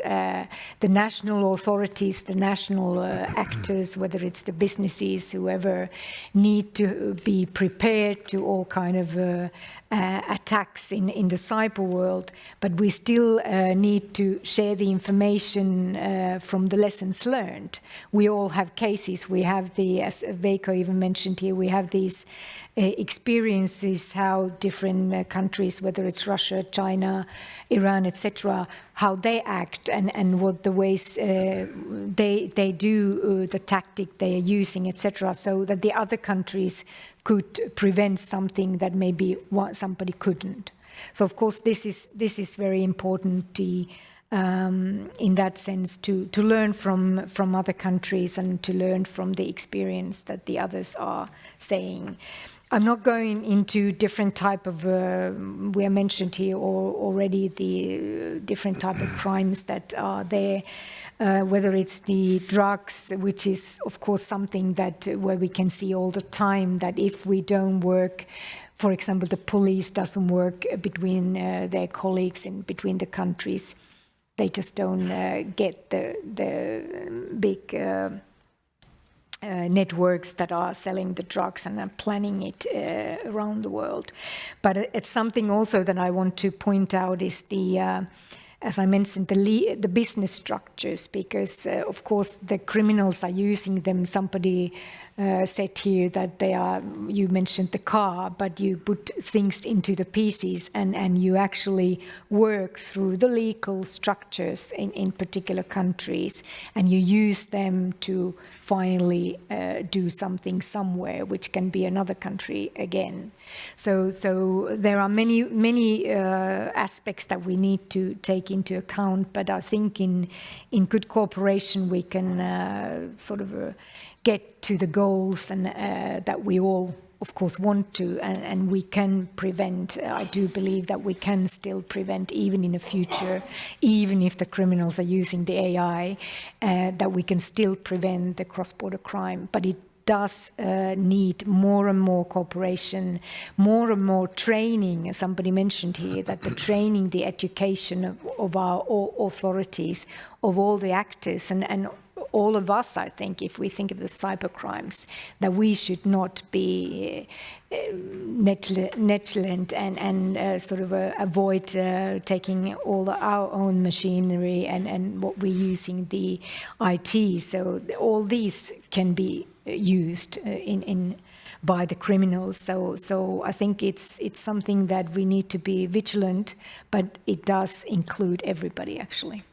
But I'll end up here, so we have some time for the discussion with the audience as well. Thank you very much. Thank you so much, and I would like to open the floor for the questions. So, and if you can introduce yourself, and well, we already heard you once, but who you're addressing the, yeah, microphone is, yeah, microphone. And who you're addressing the question to. Kowalczuk, East European Strategic Forum, Warsaw. I have a couple of questions to Vice Minister Abramavicius. What was the position of your ministry in a dispute between President Nausėda and Lithuanian Parliament on abandoning restrictions related to citizens of Belarus? So the veto was twice voted in Lithuanian parliament in favor of Belarusian citizens not be restricted in entering and settling in Lithuania. So another question about the wall that Lithuania, Latvia and Poland raised in the aftermath of migration crisis. Do you think it was a smart decision to invest €1 billion in this wall, and what will be done with this wall if the regime, Lukashenko's regime, destroyed in the outcome of the war? Thanks. Thank you. Okay, thank you for your question. There is no dispute between the President of Parliament, just a point of view between, and the Parliament took decision to enforce some restrictive measures on Russian Federation people, citizens, following, let's say, our regional decision from September last year, when Lithuania, Latvia and Estonia introduced entry ban for Russian citizens. So it's more flexible with Belarusians. And President expressed that the point of view, but Parliament adopted the law. It's for 1 year. I don't know how it will be change 1 year after, but currently is a situation without any effect on changes. on the physical barrier, as they said, you said on the wall. So currently, unfortunately, we are surrounded, especially Lithuania, with 1,000 kilometer border line with hostile regimes, like unfortunately Belarus, unfortunately Kaliningrad enclave, making troubles not only for Lithuania but as well for destabilized whole Baltic area, Baltic Sea area, and what we are talking about today. So, as from my perspective, when Belarus come to democracy, overthrown dictatorship, and once entering European Union, of course, as once was said, tear down this wall, President Reagan said. But unfortunately, when situation as such and there is no guarantees what after Lukashenko could happen. So if Belarus will join European Union, so it's very clear. Belarus will enter to the common market of goods, capitals, and the people. But reality is a little bit harsh. Thank you. Thank you. So we have two gentlemen in the back. Thank you. My name's Charles Clark, and I was at one point UK Home Secretary, and I found this a very, very interesting session. My question is to Kirsi. It was very interesting. You rightly emphasised, in my opinion, cooperation and partnership. My experience was within the UK that these were very true words, but very difficult things to achieve. For example, on sharing databases, for example, you mentioned training, on sharing training. Even within one country, it was very difficult, with different agencies doing different things, and let alone when talking about multi-countries with different political traditions, different structural issues. I just wonder if you could elaborate a little bit on those problems that you identified. Shall I answer? Thank you very much. Thank you very much for the very interesting question and somewhat difficult to answer. As you said, that there are challenges, and if I start at the national point, how we have tried to tackle the troubles that we have in our country is that, of course, that requires certain kind of a legislation, because the powers of the authorities are based on legislation, and if the legislation doesn't give you the power to share the information, you cannot do it. And then, as my colleague Veiko here brought up, the different kind of legislation that comes from the EU that sort of says no to sharing information, whether it's an information that concerns private citizens and etc. So there are many kind of say struggles and challenges that we need to come over. But I do still believe that there is, of course, and then the third point is maybe the security-based information that you just don't want to share on that ground, or there's a legislation for that as well, that it is either in connection with the national security or with something else that you cannot share it. But still, I believe that if we try to find practical ways to work together and to share that information, if we think of the situational picture, there are many things that we can share there. And from that point, I think the well-educated authorities, wherever their speciality is that they come to the same conclusions. I think if I think of the situation in Ukraine, I'm sure that in every other European country, there are lots of scientists, there are different kind of people with the military background who are explaining to us citizens why they're doing now or what they shall do next. probably. So I think that the ideas and the procedures are very similar in all of the European countries. So in that sense, I do believe that with the practical cooperation, we could overcome some of these challenges that we have. But of course, I'm not challenging anybody to break up laws and go and give up something that you should not do according to the national legislation. But of course, it is still difficult, but I think that it's the only way we can combat these issues together if we trust, if that involves that trust, that we need to trust also these people in another country. I hope that was just a little bit answering your question. Thank you. Thank you. And the gentleman in the back.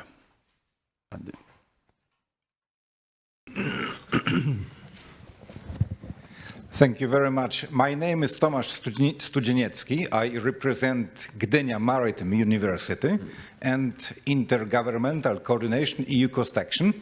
And I feel very privileged that I may raise my question concerning borders to specialists like you. And I actually have two questions. Some Baltic countries having borders with Russia and Belarus are in more complex situations. So do you think that border crossings should be open, because it's very easy to take a bus from Gdansk to Kaliningrad? Lukashenko is promoting Belarus as an attractive destination. There is no visa. And another question, do you think that such travels from Baltic Sea region to Belarus and Russia should be allowed? Provocative questions. Thank you. Who would you like to answer? Two representatives of Ministry of Interiors. So we have three persons, so we'll start. Okay, so Veikko would like to go ahead. Yeah, thank you. In the middle of a free country. Yeah, middle of the free country, full country. Yeah, thank you. About the questions, there is, as we are in war situation, the crossing the borders is too limited. And limited only the special groups with basically related only relatives. Of course, it's possible to cut down as well, but there is some principles what we should still let and follow, like the possibility to be with your families, at least the close ones. It will be, I think the situation will be remain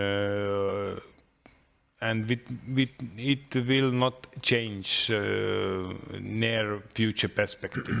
Even if the war will end, Ukraine and win one day, hopefully soon. The sanction, I think they will remain some period still on force. After that, we will see how the other side is effect on what kind of the next tasks or things they figure out and how they will respond for us. One thing is good to sure, response will come one or other way, and we should do everything to learn Ukrainian war and be more prepared. I would say definitely none of us wasn't prepared well enough. Of course, we was prepared, but not that well as we usually think we are. So I hope it answered the question. Thank you. Please. I think I passed this, I think it was to say to my Baltic countries, but I want to say thank you. I need to run for the train because otherwise I'm going to miss it. So I thank you for this panel discussion. Thank you so much. Thank you. We'll continue for a couple of more minutes. Thank you. Arnoldas, please. Yes, thank you. Of course, we would be more restrictive on Russian crossings, but Lithuania is kind of unique situation with Kaliningrad transit. And it's a kind of condition agreed in the 90s between the European Union and Russian Federation. So So we would be ready to stop that Kaliningrad transit, so-called special transit scheme. But within the agreement on the European Union level, we still ensure that possibility. Would it destabilize situation? Would it not destabilize situation if we would stop? It's a question mark. Of course, Poland is more restrictive toward cargoes to Belarus, and then finally Poland crossed that possibility. Cargoes moved now to the Baltics. No, but this is kind of reality that from one side we need to be more restrictive to Russian Federation. For the other side, I also understand our Belarusian colleagues, Belarusian people, that big number of them, they're against Lukashenko. Of course, Lukashenko controlled the situation and either jailed opposition or forced them leave country, and then thousands of them living now in Lithuania or Poland. Even in Lithuania is kind of government in exile, a transitional committee led by Svetlana Tikhanovskaya, acting from Lithuania. So it's still question mark. We really understand that big number, big percentage of Belarusians are against the regime, but they cannot any real tools on instrument to oppose at the moment.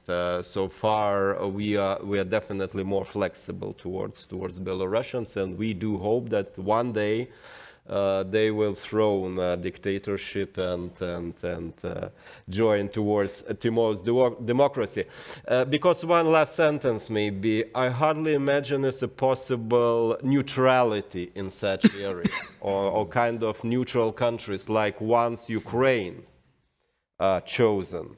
Neither to European Union, maybe nor to the Russian Federation, but this politics failed, and currently either Ukraine or Belarus with European Union and NATO, or on the other side. So there is no other option.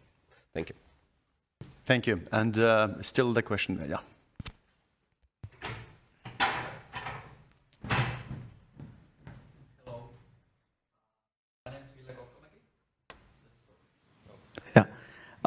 How it works. Nice. So, hello.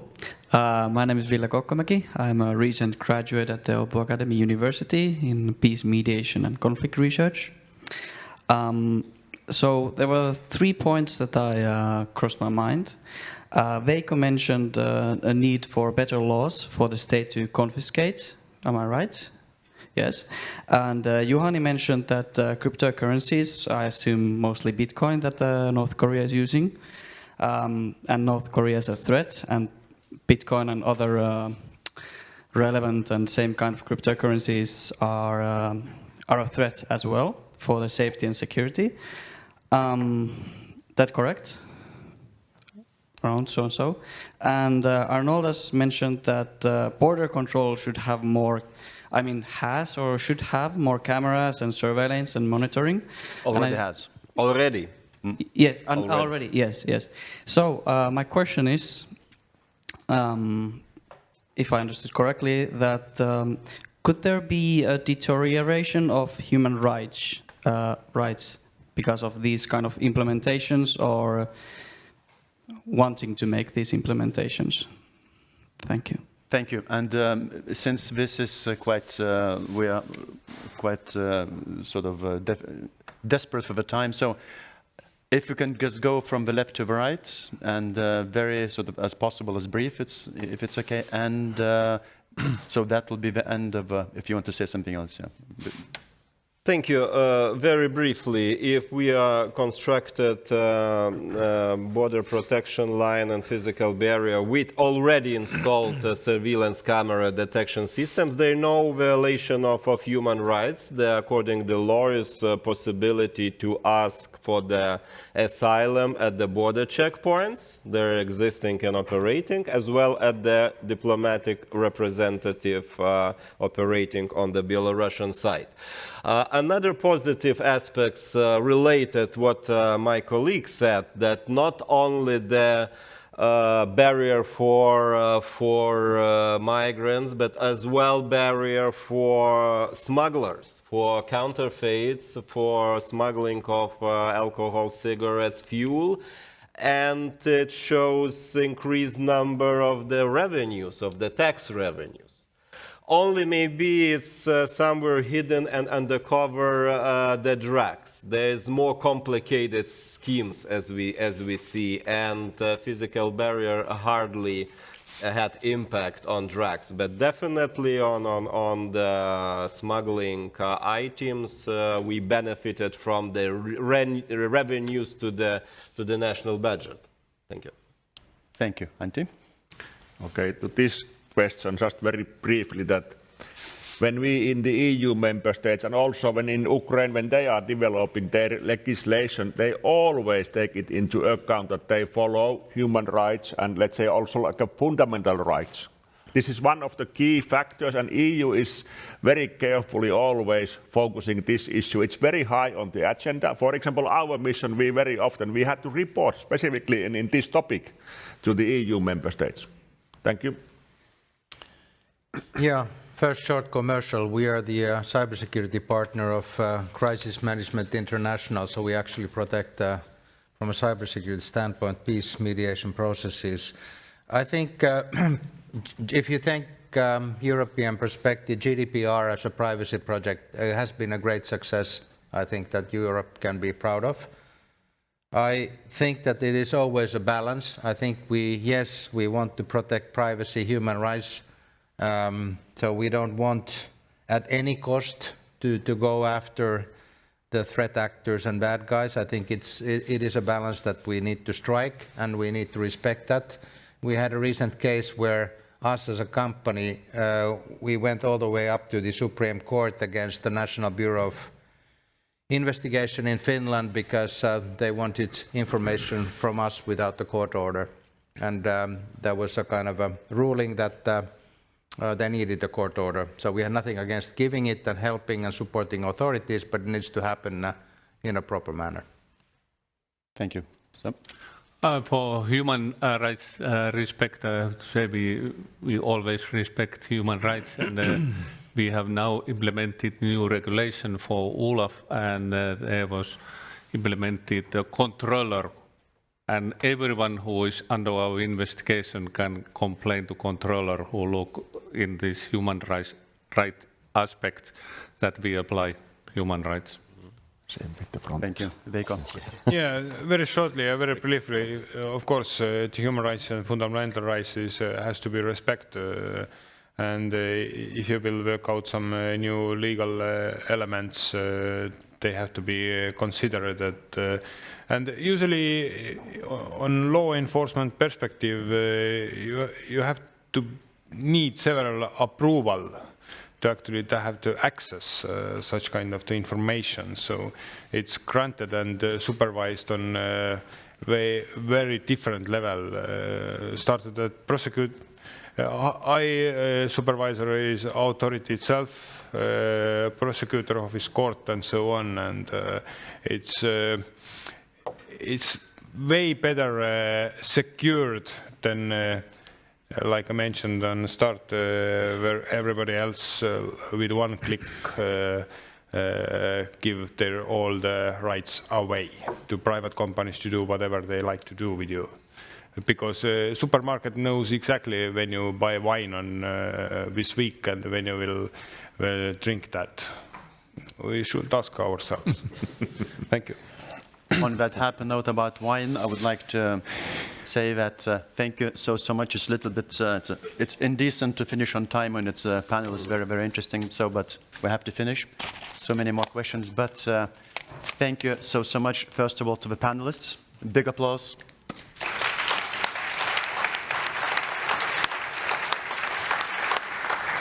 And thank you for great questions. And once again, I'm so happy to be in the real royal capital of Finland. And I hope we'll see you next year. Thank you so much. Yeah, thank you. Thank you.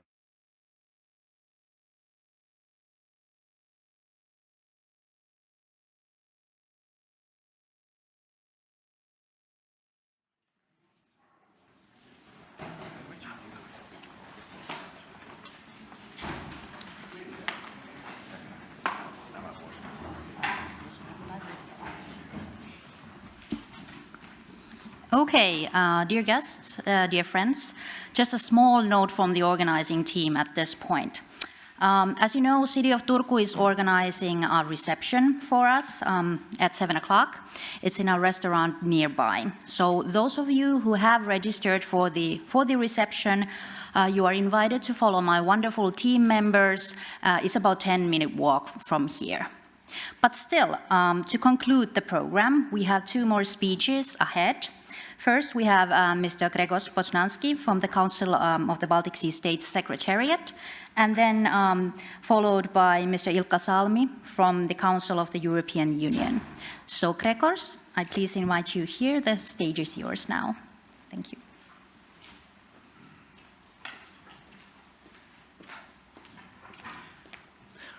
Thank you, Kirsi. I should start from thanking organizers, but actually, putting us between the reception and the fantastic panels is something a little bit risky, but I will try to do my best.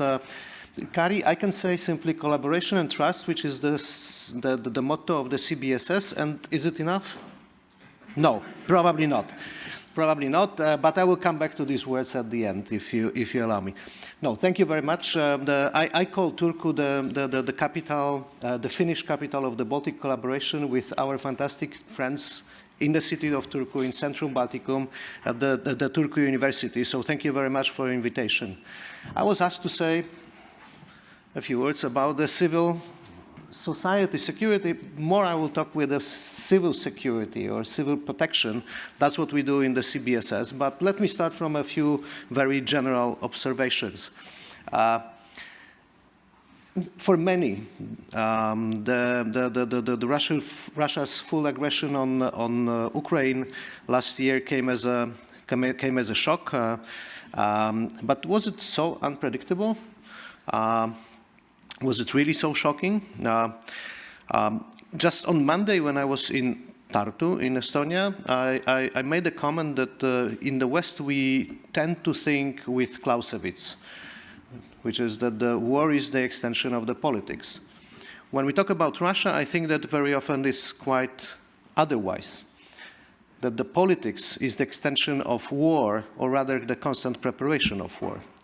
If you remember the Russian arguments about the possible NATO expansion, Ukraine's aspirations to the European Union, we very often have heard not the political language, but military language. That was about the strategic depth, the key interests of the Russian Federation, that were not a political language, but it was rather the general staff language. The key Russia strategic documents pointed out already since a long time at Russia's key adversary, that is collective democratic West. And Ukraine, of course, became a victim of the full-scale aggression when the people of Ukraine voted with their blood and determination at Maidan that they wanted to join this democratic and free West and its institutions. So I would say that the strategic goals of the Russian Federation were quite clear since quite a long time. Russia's long-time doctrine is to disrupt and to destroy the collective West. Already before the Second World War, some of the scientists pointed out that Russia's aim is to disrupt, weaken, steal unrest in the countries that it intends to subdue or to attack. And by the way, if we look at the history of the Polish-Lithuanian Commonwealth from 17th century, we see exactly that strategy. Of course, the so-called Gerasimov doctrine only summed up of what we knew for such a long time. Basically created a toolbox of different instruments of disruption, weakening the possible adversaries at different levels, aiming at the society, economy, energy, using the different tools of political, economic, but also corruption as a tool to weaken the adversaries. We just have heard of fantastic examples and some discussion about the information or cybersecurity. When you put together the cybersecurity and other areas, you could see that the traditional division between the war, crisis, and peace probably doesn't make sense anymore. Today we live in a world with the adversaries that are using the whole spectrum of tools, depending on what is more feasible and more useful at the particular moment. The cyberspace, which was also raised during these questions and answers question, provides a very important issues. That is, how much we should be effective in deterring and with fighting with the adversaries' influence. How much we should be effective in protecting our cyberspace, and how much we should still respect the freedom of speech, which, by the way, is very often used by our adversaries, because in Europe, in the West, in this collective democratic West, we treat the cyberspace as this technical side, and we take as granted that we should assure the free flow of information. And that is not what our adversaries are doing, because they are treating both the technical side and the information sphere as a one battleground to disrupt our societies. So these are really difficult questions. We have our rules, but to be effective, we'll have to look very deep into our legal systems, our legal machinery, to make sure that at the end, democracy is not weakened and our freedom of speech is not weakened. Of course, we cooperate on all different levels, national, international. We have NATO, EU.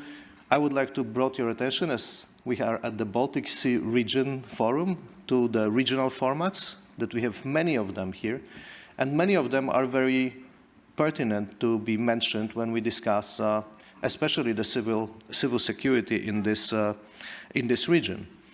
Many issues were actually, during this last panel, they triggered my particular attention. Let me just briefly mention them.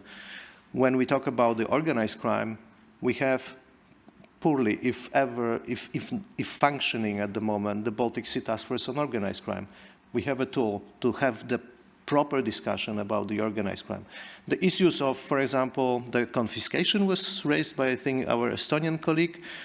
That was exactly discussed last year in Helsinki in June at the Prosecutors General, Baltic Sea Region Prosecutors General Network.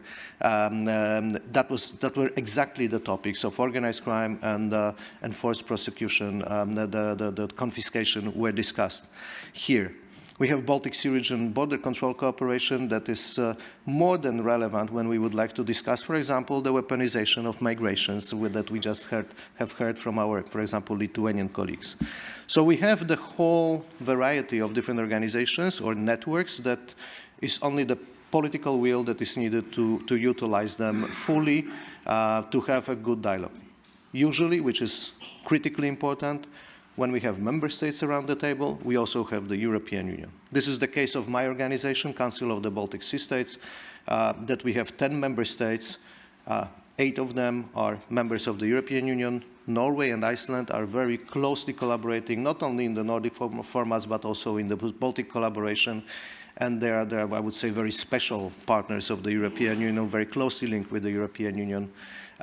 And we have European Union. We have European Union both at the political levels, when we have the political discussions, but even more importantly, we have the European Union at the very concrete work of our expert groups, where we need the particular DGs, Directors Generals, be the DG Mare, and I would say that next week we'll have a very important meeting of the Director Generals of the agencies responsible for the civil protection of the Baltic Sea region. There will be all 10 countries represented, and of course relevant European Commission representatives will be also there, where we will have a very good, important discussions. First of all, summing up the German presidency. I really hope that we'll hear a little bit about the upcoming Finnish presidency, because Finland takes over the presidency of the CBSS on the 1st of July, but everyone is eagerly waiting for the new Finnish government. By the way, do we have the Finnish government already? Because some people were saying that maybe it will be today.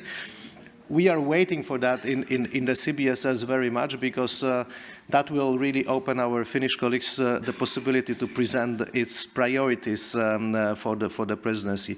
So I hope that next week we will have at least a general discussion about the Finnish priorities. Of course, one could expect that Finland, a good specialist in the whole of the society defense, I call it whole of the society resilience, will be focusing on that, and this is exactly the answer to today's needs.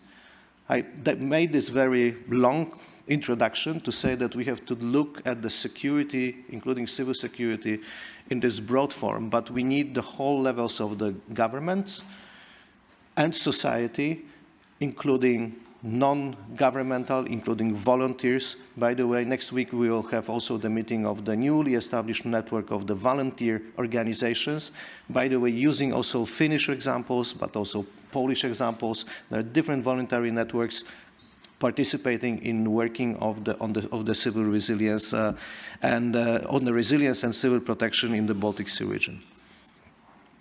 Also, recently we had our CBSS Youth Ministerial, and the youth of the region spoke very firmly. We want to be resilient in the political sphere. They see the constant threat of disinformation and attempts to interfere in the democratic process. Again, we can go back to the toolbox of General Gerasimov. That's exactly this. This is what is happening. And the young people of this region, they see it, and they're coming up with the ideas of the projects to strengthen the resilience of especially the young voters to disinformation and attempts to interfere in the elections.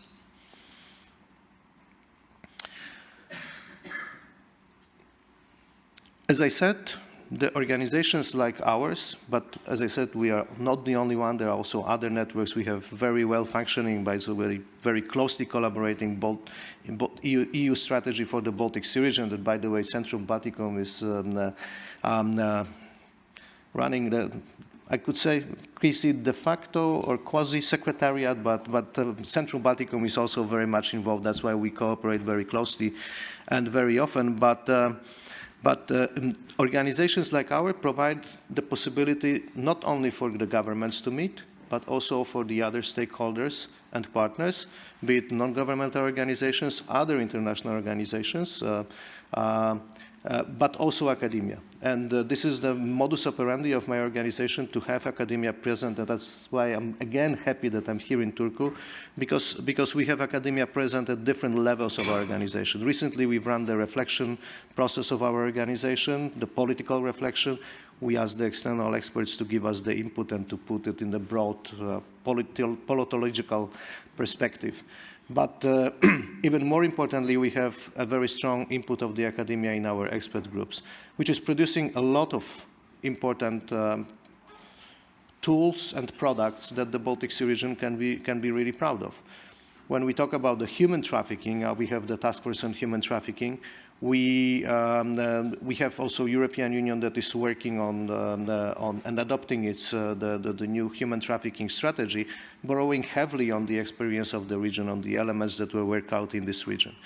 When we talk about the building of the resilience to the climate cost crises, we have our toolbox that was built and now is being promoted all around the world by the UN as a fantastic example. And it was, all those tools were created with a very specific inputs from not only from the governments but also from academia and other stakeholders.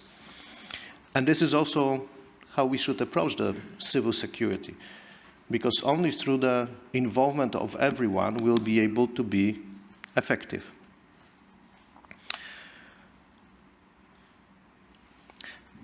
I won't go very much deeper. I could do it, but I don't want to stand between you and the reception for much longer. Let me try to bring some food for thought for the future, I would say. I think it was also during this last panel mentioned that only good cooperation, NATO, EU, but also regional organizations and networks can provide effective answers. National responses efforts are really crucial and important, but they are not enough when we deal with the cross-border challenges such as human trafficking, organized crime, cyber crime, and many, many others. And as it was said, not only the criminal networks, but also the adversaries of the collective West are using the whole arsenal, this international arsenal, cross-border arsenal, to aim at our interests. Definitely the lessons learned from the Russian aggression on the Ukraine should be put in a kind of a separate toolbox, and there is a lot for the collective West to learn what is happening right now in Ukraine, and I will just say that we are doing exactly that in the CBSS, and that's why we have also European Union extremely interested in what we are doing, because we try together with our partners around the region to gather all this experience and to draw very concrete lessons for strengthening the civil protection and the general social resilience in our region. As it is not possible to distinguish between the war crisis and the peacetime, as I said earlier, we really need a comprehensive security management, or on the level of the strategic assessments, legal analysis, and the operational analysis. And I think it was also mentioned, I think during the first panel or even the opening session. So I would say we agree on that very much. Democracy to win must be effective. It must provide for citizens, guard freedoms, but also effectively contain threats and adversaries that can be achieved only through genuine social, political dialogue and inclusive debate about the security. Trust, especially between governments and societies, is really a key for democracy to win. And you have organizations, including regional organizations, that can really facilitate that. Let me leave you with the words, and maybe language is not chosen by just randomly, that go like this. 生活大劫. Well, okay, I'll try to explain it. In the 6th century, the Chinese general, Wang Jingzi, developed the so-called 36 stratagems, which summarize the Chinese strategic thinking much better than the famous Sun Tzu. One of those stratagems, that's what I have just said in Chinese, says very bluntly, loot a burning house. Or when you see the burning house, loot it and steal from it whatever you can. Well, through the whole of society integrated multi-level, inclusive resilience and security building, we should prevent our democratic Western house not only to be set on fire, but also ultimately not to be looted of its freedoms. So, summing up, I will say what I intended to say at the beginning instead of all this lecture. The collaboration and trust is something that we need on all levels of our society, all levels of the government, and between the governments and the society, because only in such a way we can build a real resilience. Thank you very much for your attention.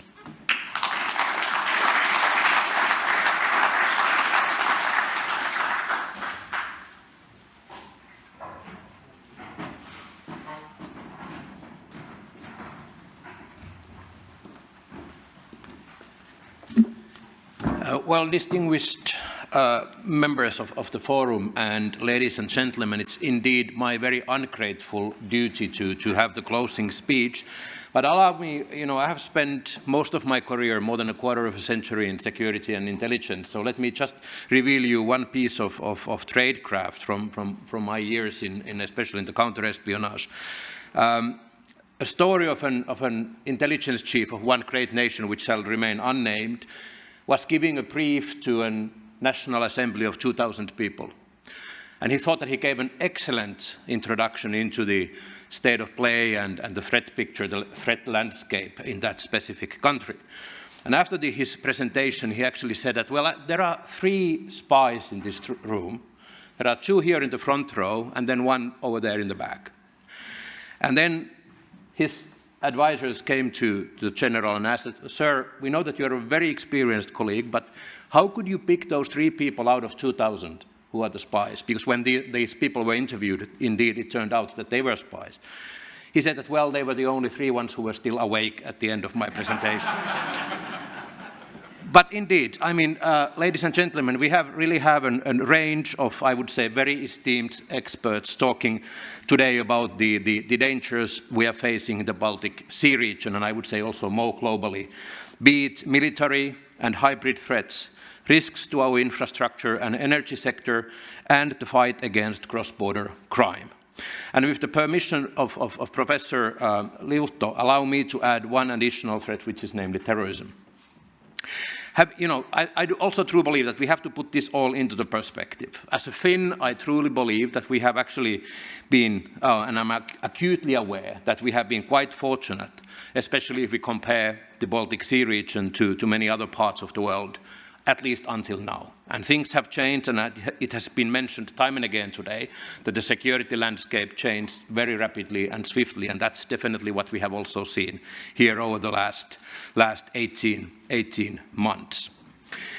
But indeed, allow me to say a few words about my core business, namely countering terrorism, and also to highlight some of the challenges that we face, and also a few words about the landscape. And my apologies for drifting away a bit from the Baltic Sea region to the, let's say, further away, but I will definitely come back, so don't worry, and it won't take too long. If we look into the terrorist threat picture in European Union today, it still remains high. The Islamist terrorism continues to pose the main threat in many EU member states and the EU as a whole. In addition, in large parts of the EU, including states on the coasts of the Baltic Sea, there is also a growing threat posed by right-wing violent extremism, while the threat from the left-wing and anarchist terrorism remains lower.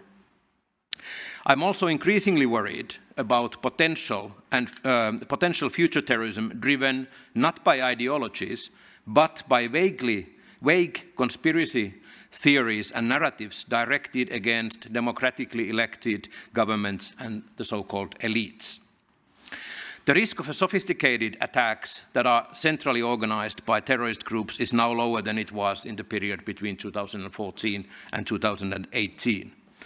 The destruction of the caliphate established by the Daesh in Syria and Iraq has seriously diminished, and its ability to stage large-scale attacks in the other parts of the world. Al-Qaeda core leadership has been weakened because of military pressure and the killing of the leading figures of that organization. Again, all the recent terrorist attacks in Europe have been committed by lone actors or small groups of terrorists acting on their own initiative. These terrorists may have been inspired by violent extremism ideologies, but they did not act as a part of a formal command and control structure of a terrorist organization. And this in turn hampers the detection by law enforcement and domestic intelligence services, as collective plots are typically easier to investigate than those hatched by individuals. However, I would like to add, the term lone actor should not be taken too literally, though. Many of them maintain a wide network of like-minded individuals, even if those are not involved in their attack planning. A typical example is actually what we saw in the central Stockholm in April 2017, with an attack which was staged by a radicalized asylum seeker from Uzbekistan who maintained contact with other violent extremists elsewhere. Worryingly, I would say we are also now even witnessing the rise of a so-called independent jihadist threat. Whereas until recently, lone actors were inspired by Daesh and Al-Qaeda, we currently see some of them acting entirely on their own accord, often in response to perceived acts of blasphemy. Unfortunately, Sweden and Denmark are more familiar than most with this kind of a threat. In addition to the Islamist terrorism, violent right-wing extremism and terrorism is a serious and growing threat to the security of the EU. EU member states' law enforcement and security services continue to disrupt right-wing terrorist plots, and we continue to see violent hate crimes. Violent right-wing extremism discourse on the internet has increased significantly during the COVID pandemic. Violent right-wing extremists are increasingly connected across borders, notably online. For example, the accelerationist movement largely consists of neo-Nazi teenagers based in different countries who communicate in internet groups to prepare extreme acts of violence against members of minority groups. They also increasingly use gaming platforms to communicate and recruit new followers. And lastly, as I mentioned, I'm concerned about the possible new threat of violence from people who are not directly linked to either right-wing or left-wing extremism, but driven by a vague feelings of animosity towards their governments and the members of the so-called elites, such as journalists, scientists, healthcare workers, and judges. While we have not seen any completed terrorist attacks motivated by such sentiments, there has been a series of very serious violent incidents and disrupted plots across the EU, including the wide-ranging plot to overthrow the government of Germany. There are several terms for this trend, such as anti-government, anti-institutional, and anti-establishment. This form of violent extremism is often triggered by a single grievance, for example, frustration about measures to contain the spread of COVID or high energy prices, and fueled by conspiracy narratives. These beliefs are, in turn, frequently bolstered by disinformation spread by foreign powers, notably Russia. While adherents to the anti-system movement are more or less clear in specifying what they oppose, their ultimate objectives remain vague. This lack of clear vision makes their grievances prone to appropriation attempts by long-established violent extremist groups. Violent right-wing and left-wing extremist organizations frequently latch onto the anti-system protests and opportunistically adopt the grievances expressed by these protesters. Now allow me to turn to the challenges that we have already discussed in a lengthy manner, and I could say that, of course, the key issue is Russia's war of aggression against Ukraine. And I think there is definitely a common sentiment that Ukraine's security is ours. Yet even if Russia's aggression continues to fail, the mid to long-term repercussions could be very significant. I have specifically 4 concerns that have been already raised today. First of all, the border security. Since the start of Russia's full-fledged invasion 13 months ago, millions of refugees from Ukraine have entered the EU, and the influx continues.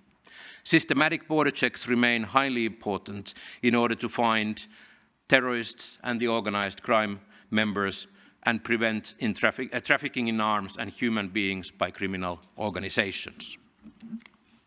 Secondly, and this was mentioned by Mr. Hartikainen, is definitely one of the main worries, which is namely the wide availability of firearms and other small and light weapons in Ukraine, which could prove to be a challenge, especially in the future. Our experience after the civil war in former Yugoslavia in the 1990s shows that the firearms and other weapons could end up in the hands of terrorists and organized crime. We definitely need to provide weapons to Ukraine, no question about that, to defend itself from Russian aggression, but we should do so without overlooking possible future risks to our own security. Thirdly, the country directly neighboring the EU is rapidly turning into a war theater in which some violent right-wing extremists participate in the fighting. And for example, the Wagner private military company uses symbols steeped in Nazism and other forms of ultranationalism. It is obvious that we need to think of the best way to deal with this problem also in the future. And finally, Russia will undoubtedly sustain its efforts to spread disinformation with the aim of strengthening extremist and anti-democratic movements and dividing public opinion in the EU. I have to say that it's deeply cynical that the Kremlin tries to justify its aggression with references to denazification while simultaneously driving right-wing extremist radicalization in the EU. In today's world, disinformation, conspiracy theories, polarization, radicalization, and hate speech against minority groups are intertwined. And Russia is actively spreading disinformation and conspiracy, both openly and covertly, through its troll farms linked to social media. Therefore, there is a hybrid angle to radicalization that we need to address. An interesting topic which was discussed, especially in the last panel, is the internet and the new technologies. I would say that an even more important vector for radicalization is the internet. As we have seen, online content sometimes forms the trigger for terrorist attacks committed by lone actors. Online echo chambers brought about by the algorithms of social media networks contribute to the spread of conspiracy narratives. In my view, the major tech companies still do too little to reduce the reach of extremist content. Their content moderation, i.e. their enforcement of their own terms of use, is often inadequate. Due to the lack of content moderation, the algorithms favor extreme and divisive content. Such content holds people's attention longer and thus has a competitive advantage over mainstream content in reaching wide audiences. The goal of the algorithms used by social media companies is neither to ensure reliability of information nor to offer a diverse range of opinions, but to generate as much revenue as possible. Again, Mr. Hintikka referred to the new technologies, a specific topic which we have definitely seen and which will have, I would say, a great impact in shaping our security landscape in the future. We should not assume, for example, that terrorists' attack would remain low-tech as they have been over the last years, but in order to see that there definitely will be a capability in this matter also for terrorists to use the opportunities offered by artificial intelligence, the metaverse, cloud labs, drones, biotechnologies, and other forms of disruptive technology.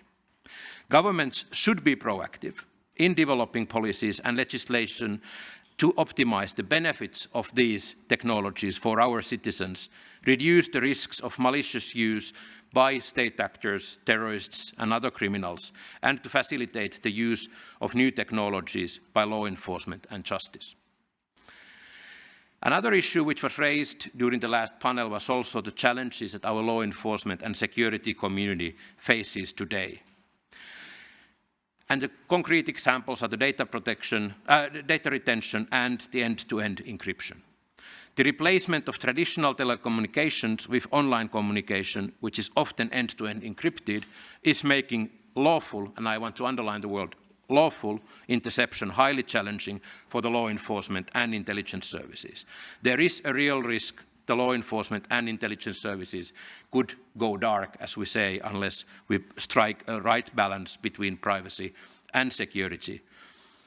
The growing curtailment of the power of the security authorities is intended to protect fundamental freedoms, but terrorists and organized criminals are very likely to benefit from any of these constraints that we might see. They undermine citizen security and could, as a result, actually threaten the functioning of our democracies itself. So now, allow me to come to the conclusion and try to draw some points that have been discussed and addressed today. I do believe that on the many problems that were raised, including some of the aspects to the terrorism in the Baltic region, have been actually one common phenomena, a Russian link. For all of us, more than any other conflict around the world, Russia's behavior serves as a reminder that the preservation of our security and our prosperity has a price. It has price in financial terms. Those of us who do not yet spend the NATO norm of 2% of their GDP on defense need to work in achieving that objective in the future. And to give just one example, by the way, the Baltic region seems to be doing quite well on that respect compared to the most of the Europe. It also requires an investment in non-financial terms. In a world characterized by great power rivalry and in regions so close to the neighbor that emphatically reject our democratic values and the rules-based international order, policymakers need to invest in their valuable time and brain power in making the right tactical and strategic choices. In the very recent history, we have seen even being careful does not mean that we couldn't deliberately imply decisiveness. Finland's and Sweden's choice to apply for NATO membership following the start of Russia's full-fledged invasion of Ukraine speaks volumes about our capacity to act quickly and decisively in the interest of national security. It also shows how we view ourselves as sovereign members of the free world with strong transatlantic ties. All states along the coasts of the Baltic Sea, except of Russia, of course, have long chosen to be part of the European Union. This is not just an economic choice, it is also a choice based on shared values and shared destiny, with a strong security dimension. The EU's action to prevent and combat terrorism, which I know so well myself, is just one example of the EU's security cooperation. In today's globalized world, security is collective. All forms of security demand information exchange, operational cooperation, and the development of joint strategies. That is why NATO and the European Union provide such an essential contribution to all aspects of our security. They now form the solid anchors of the security of the entire Baltic Sea region. With that observation, ladies and gentlemen, I end my closing remarks, and I thank you all for making this such an interesting and fruitful day and conference. Thank you.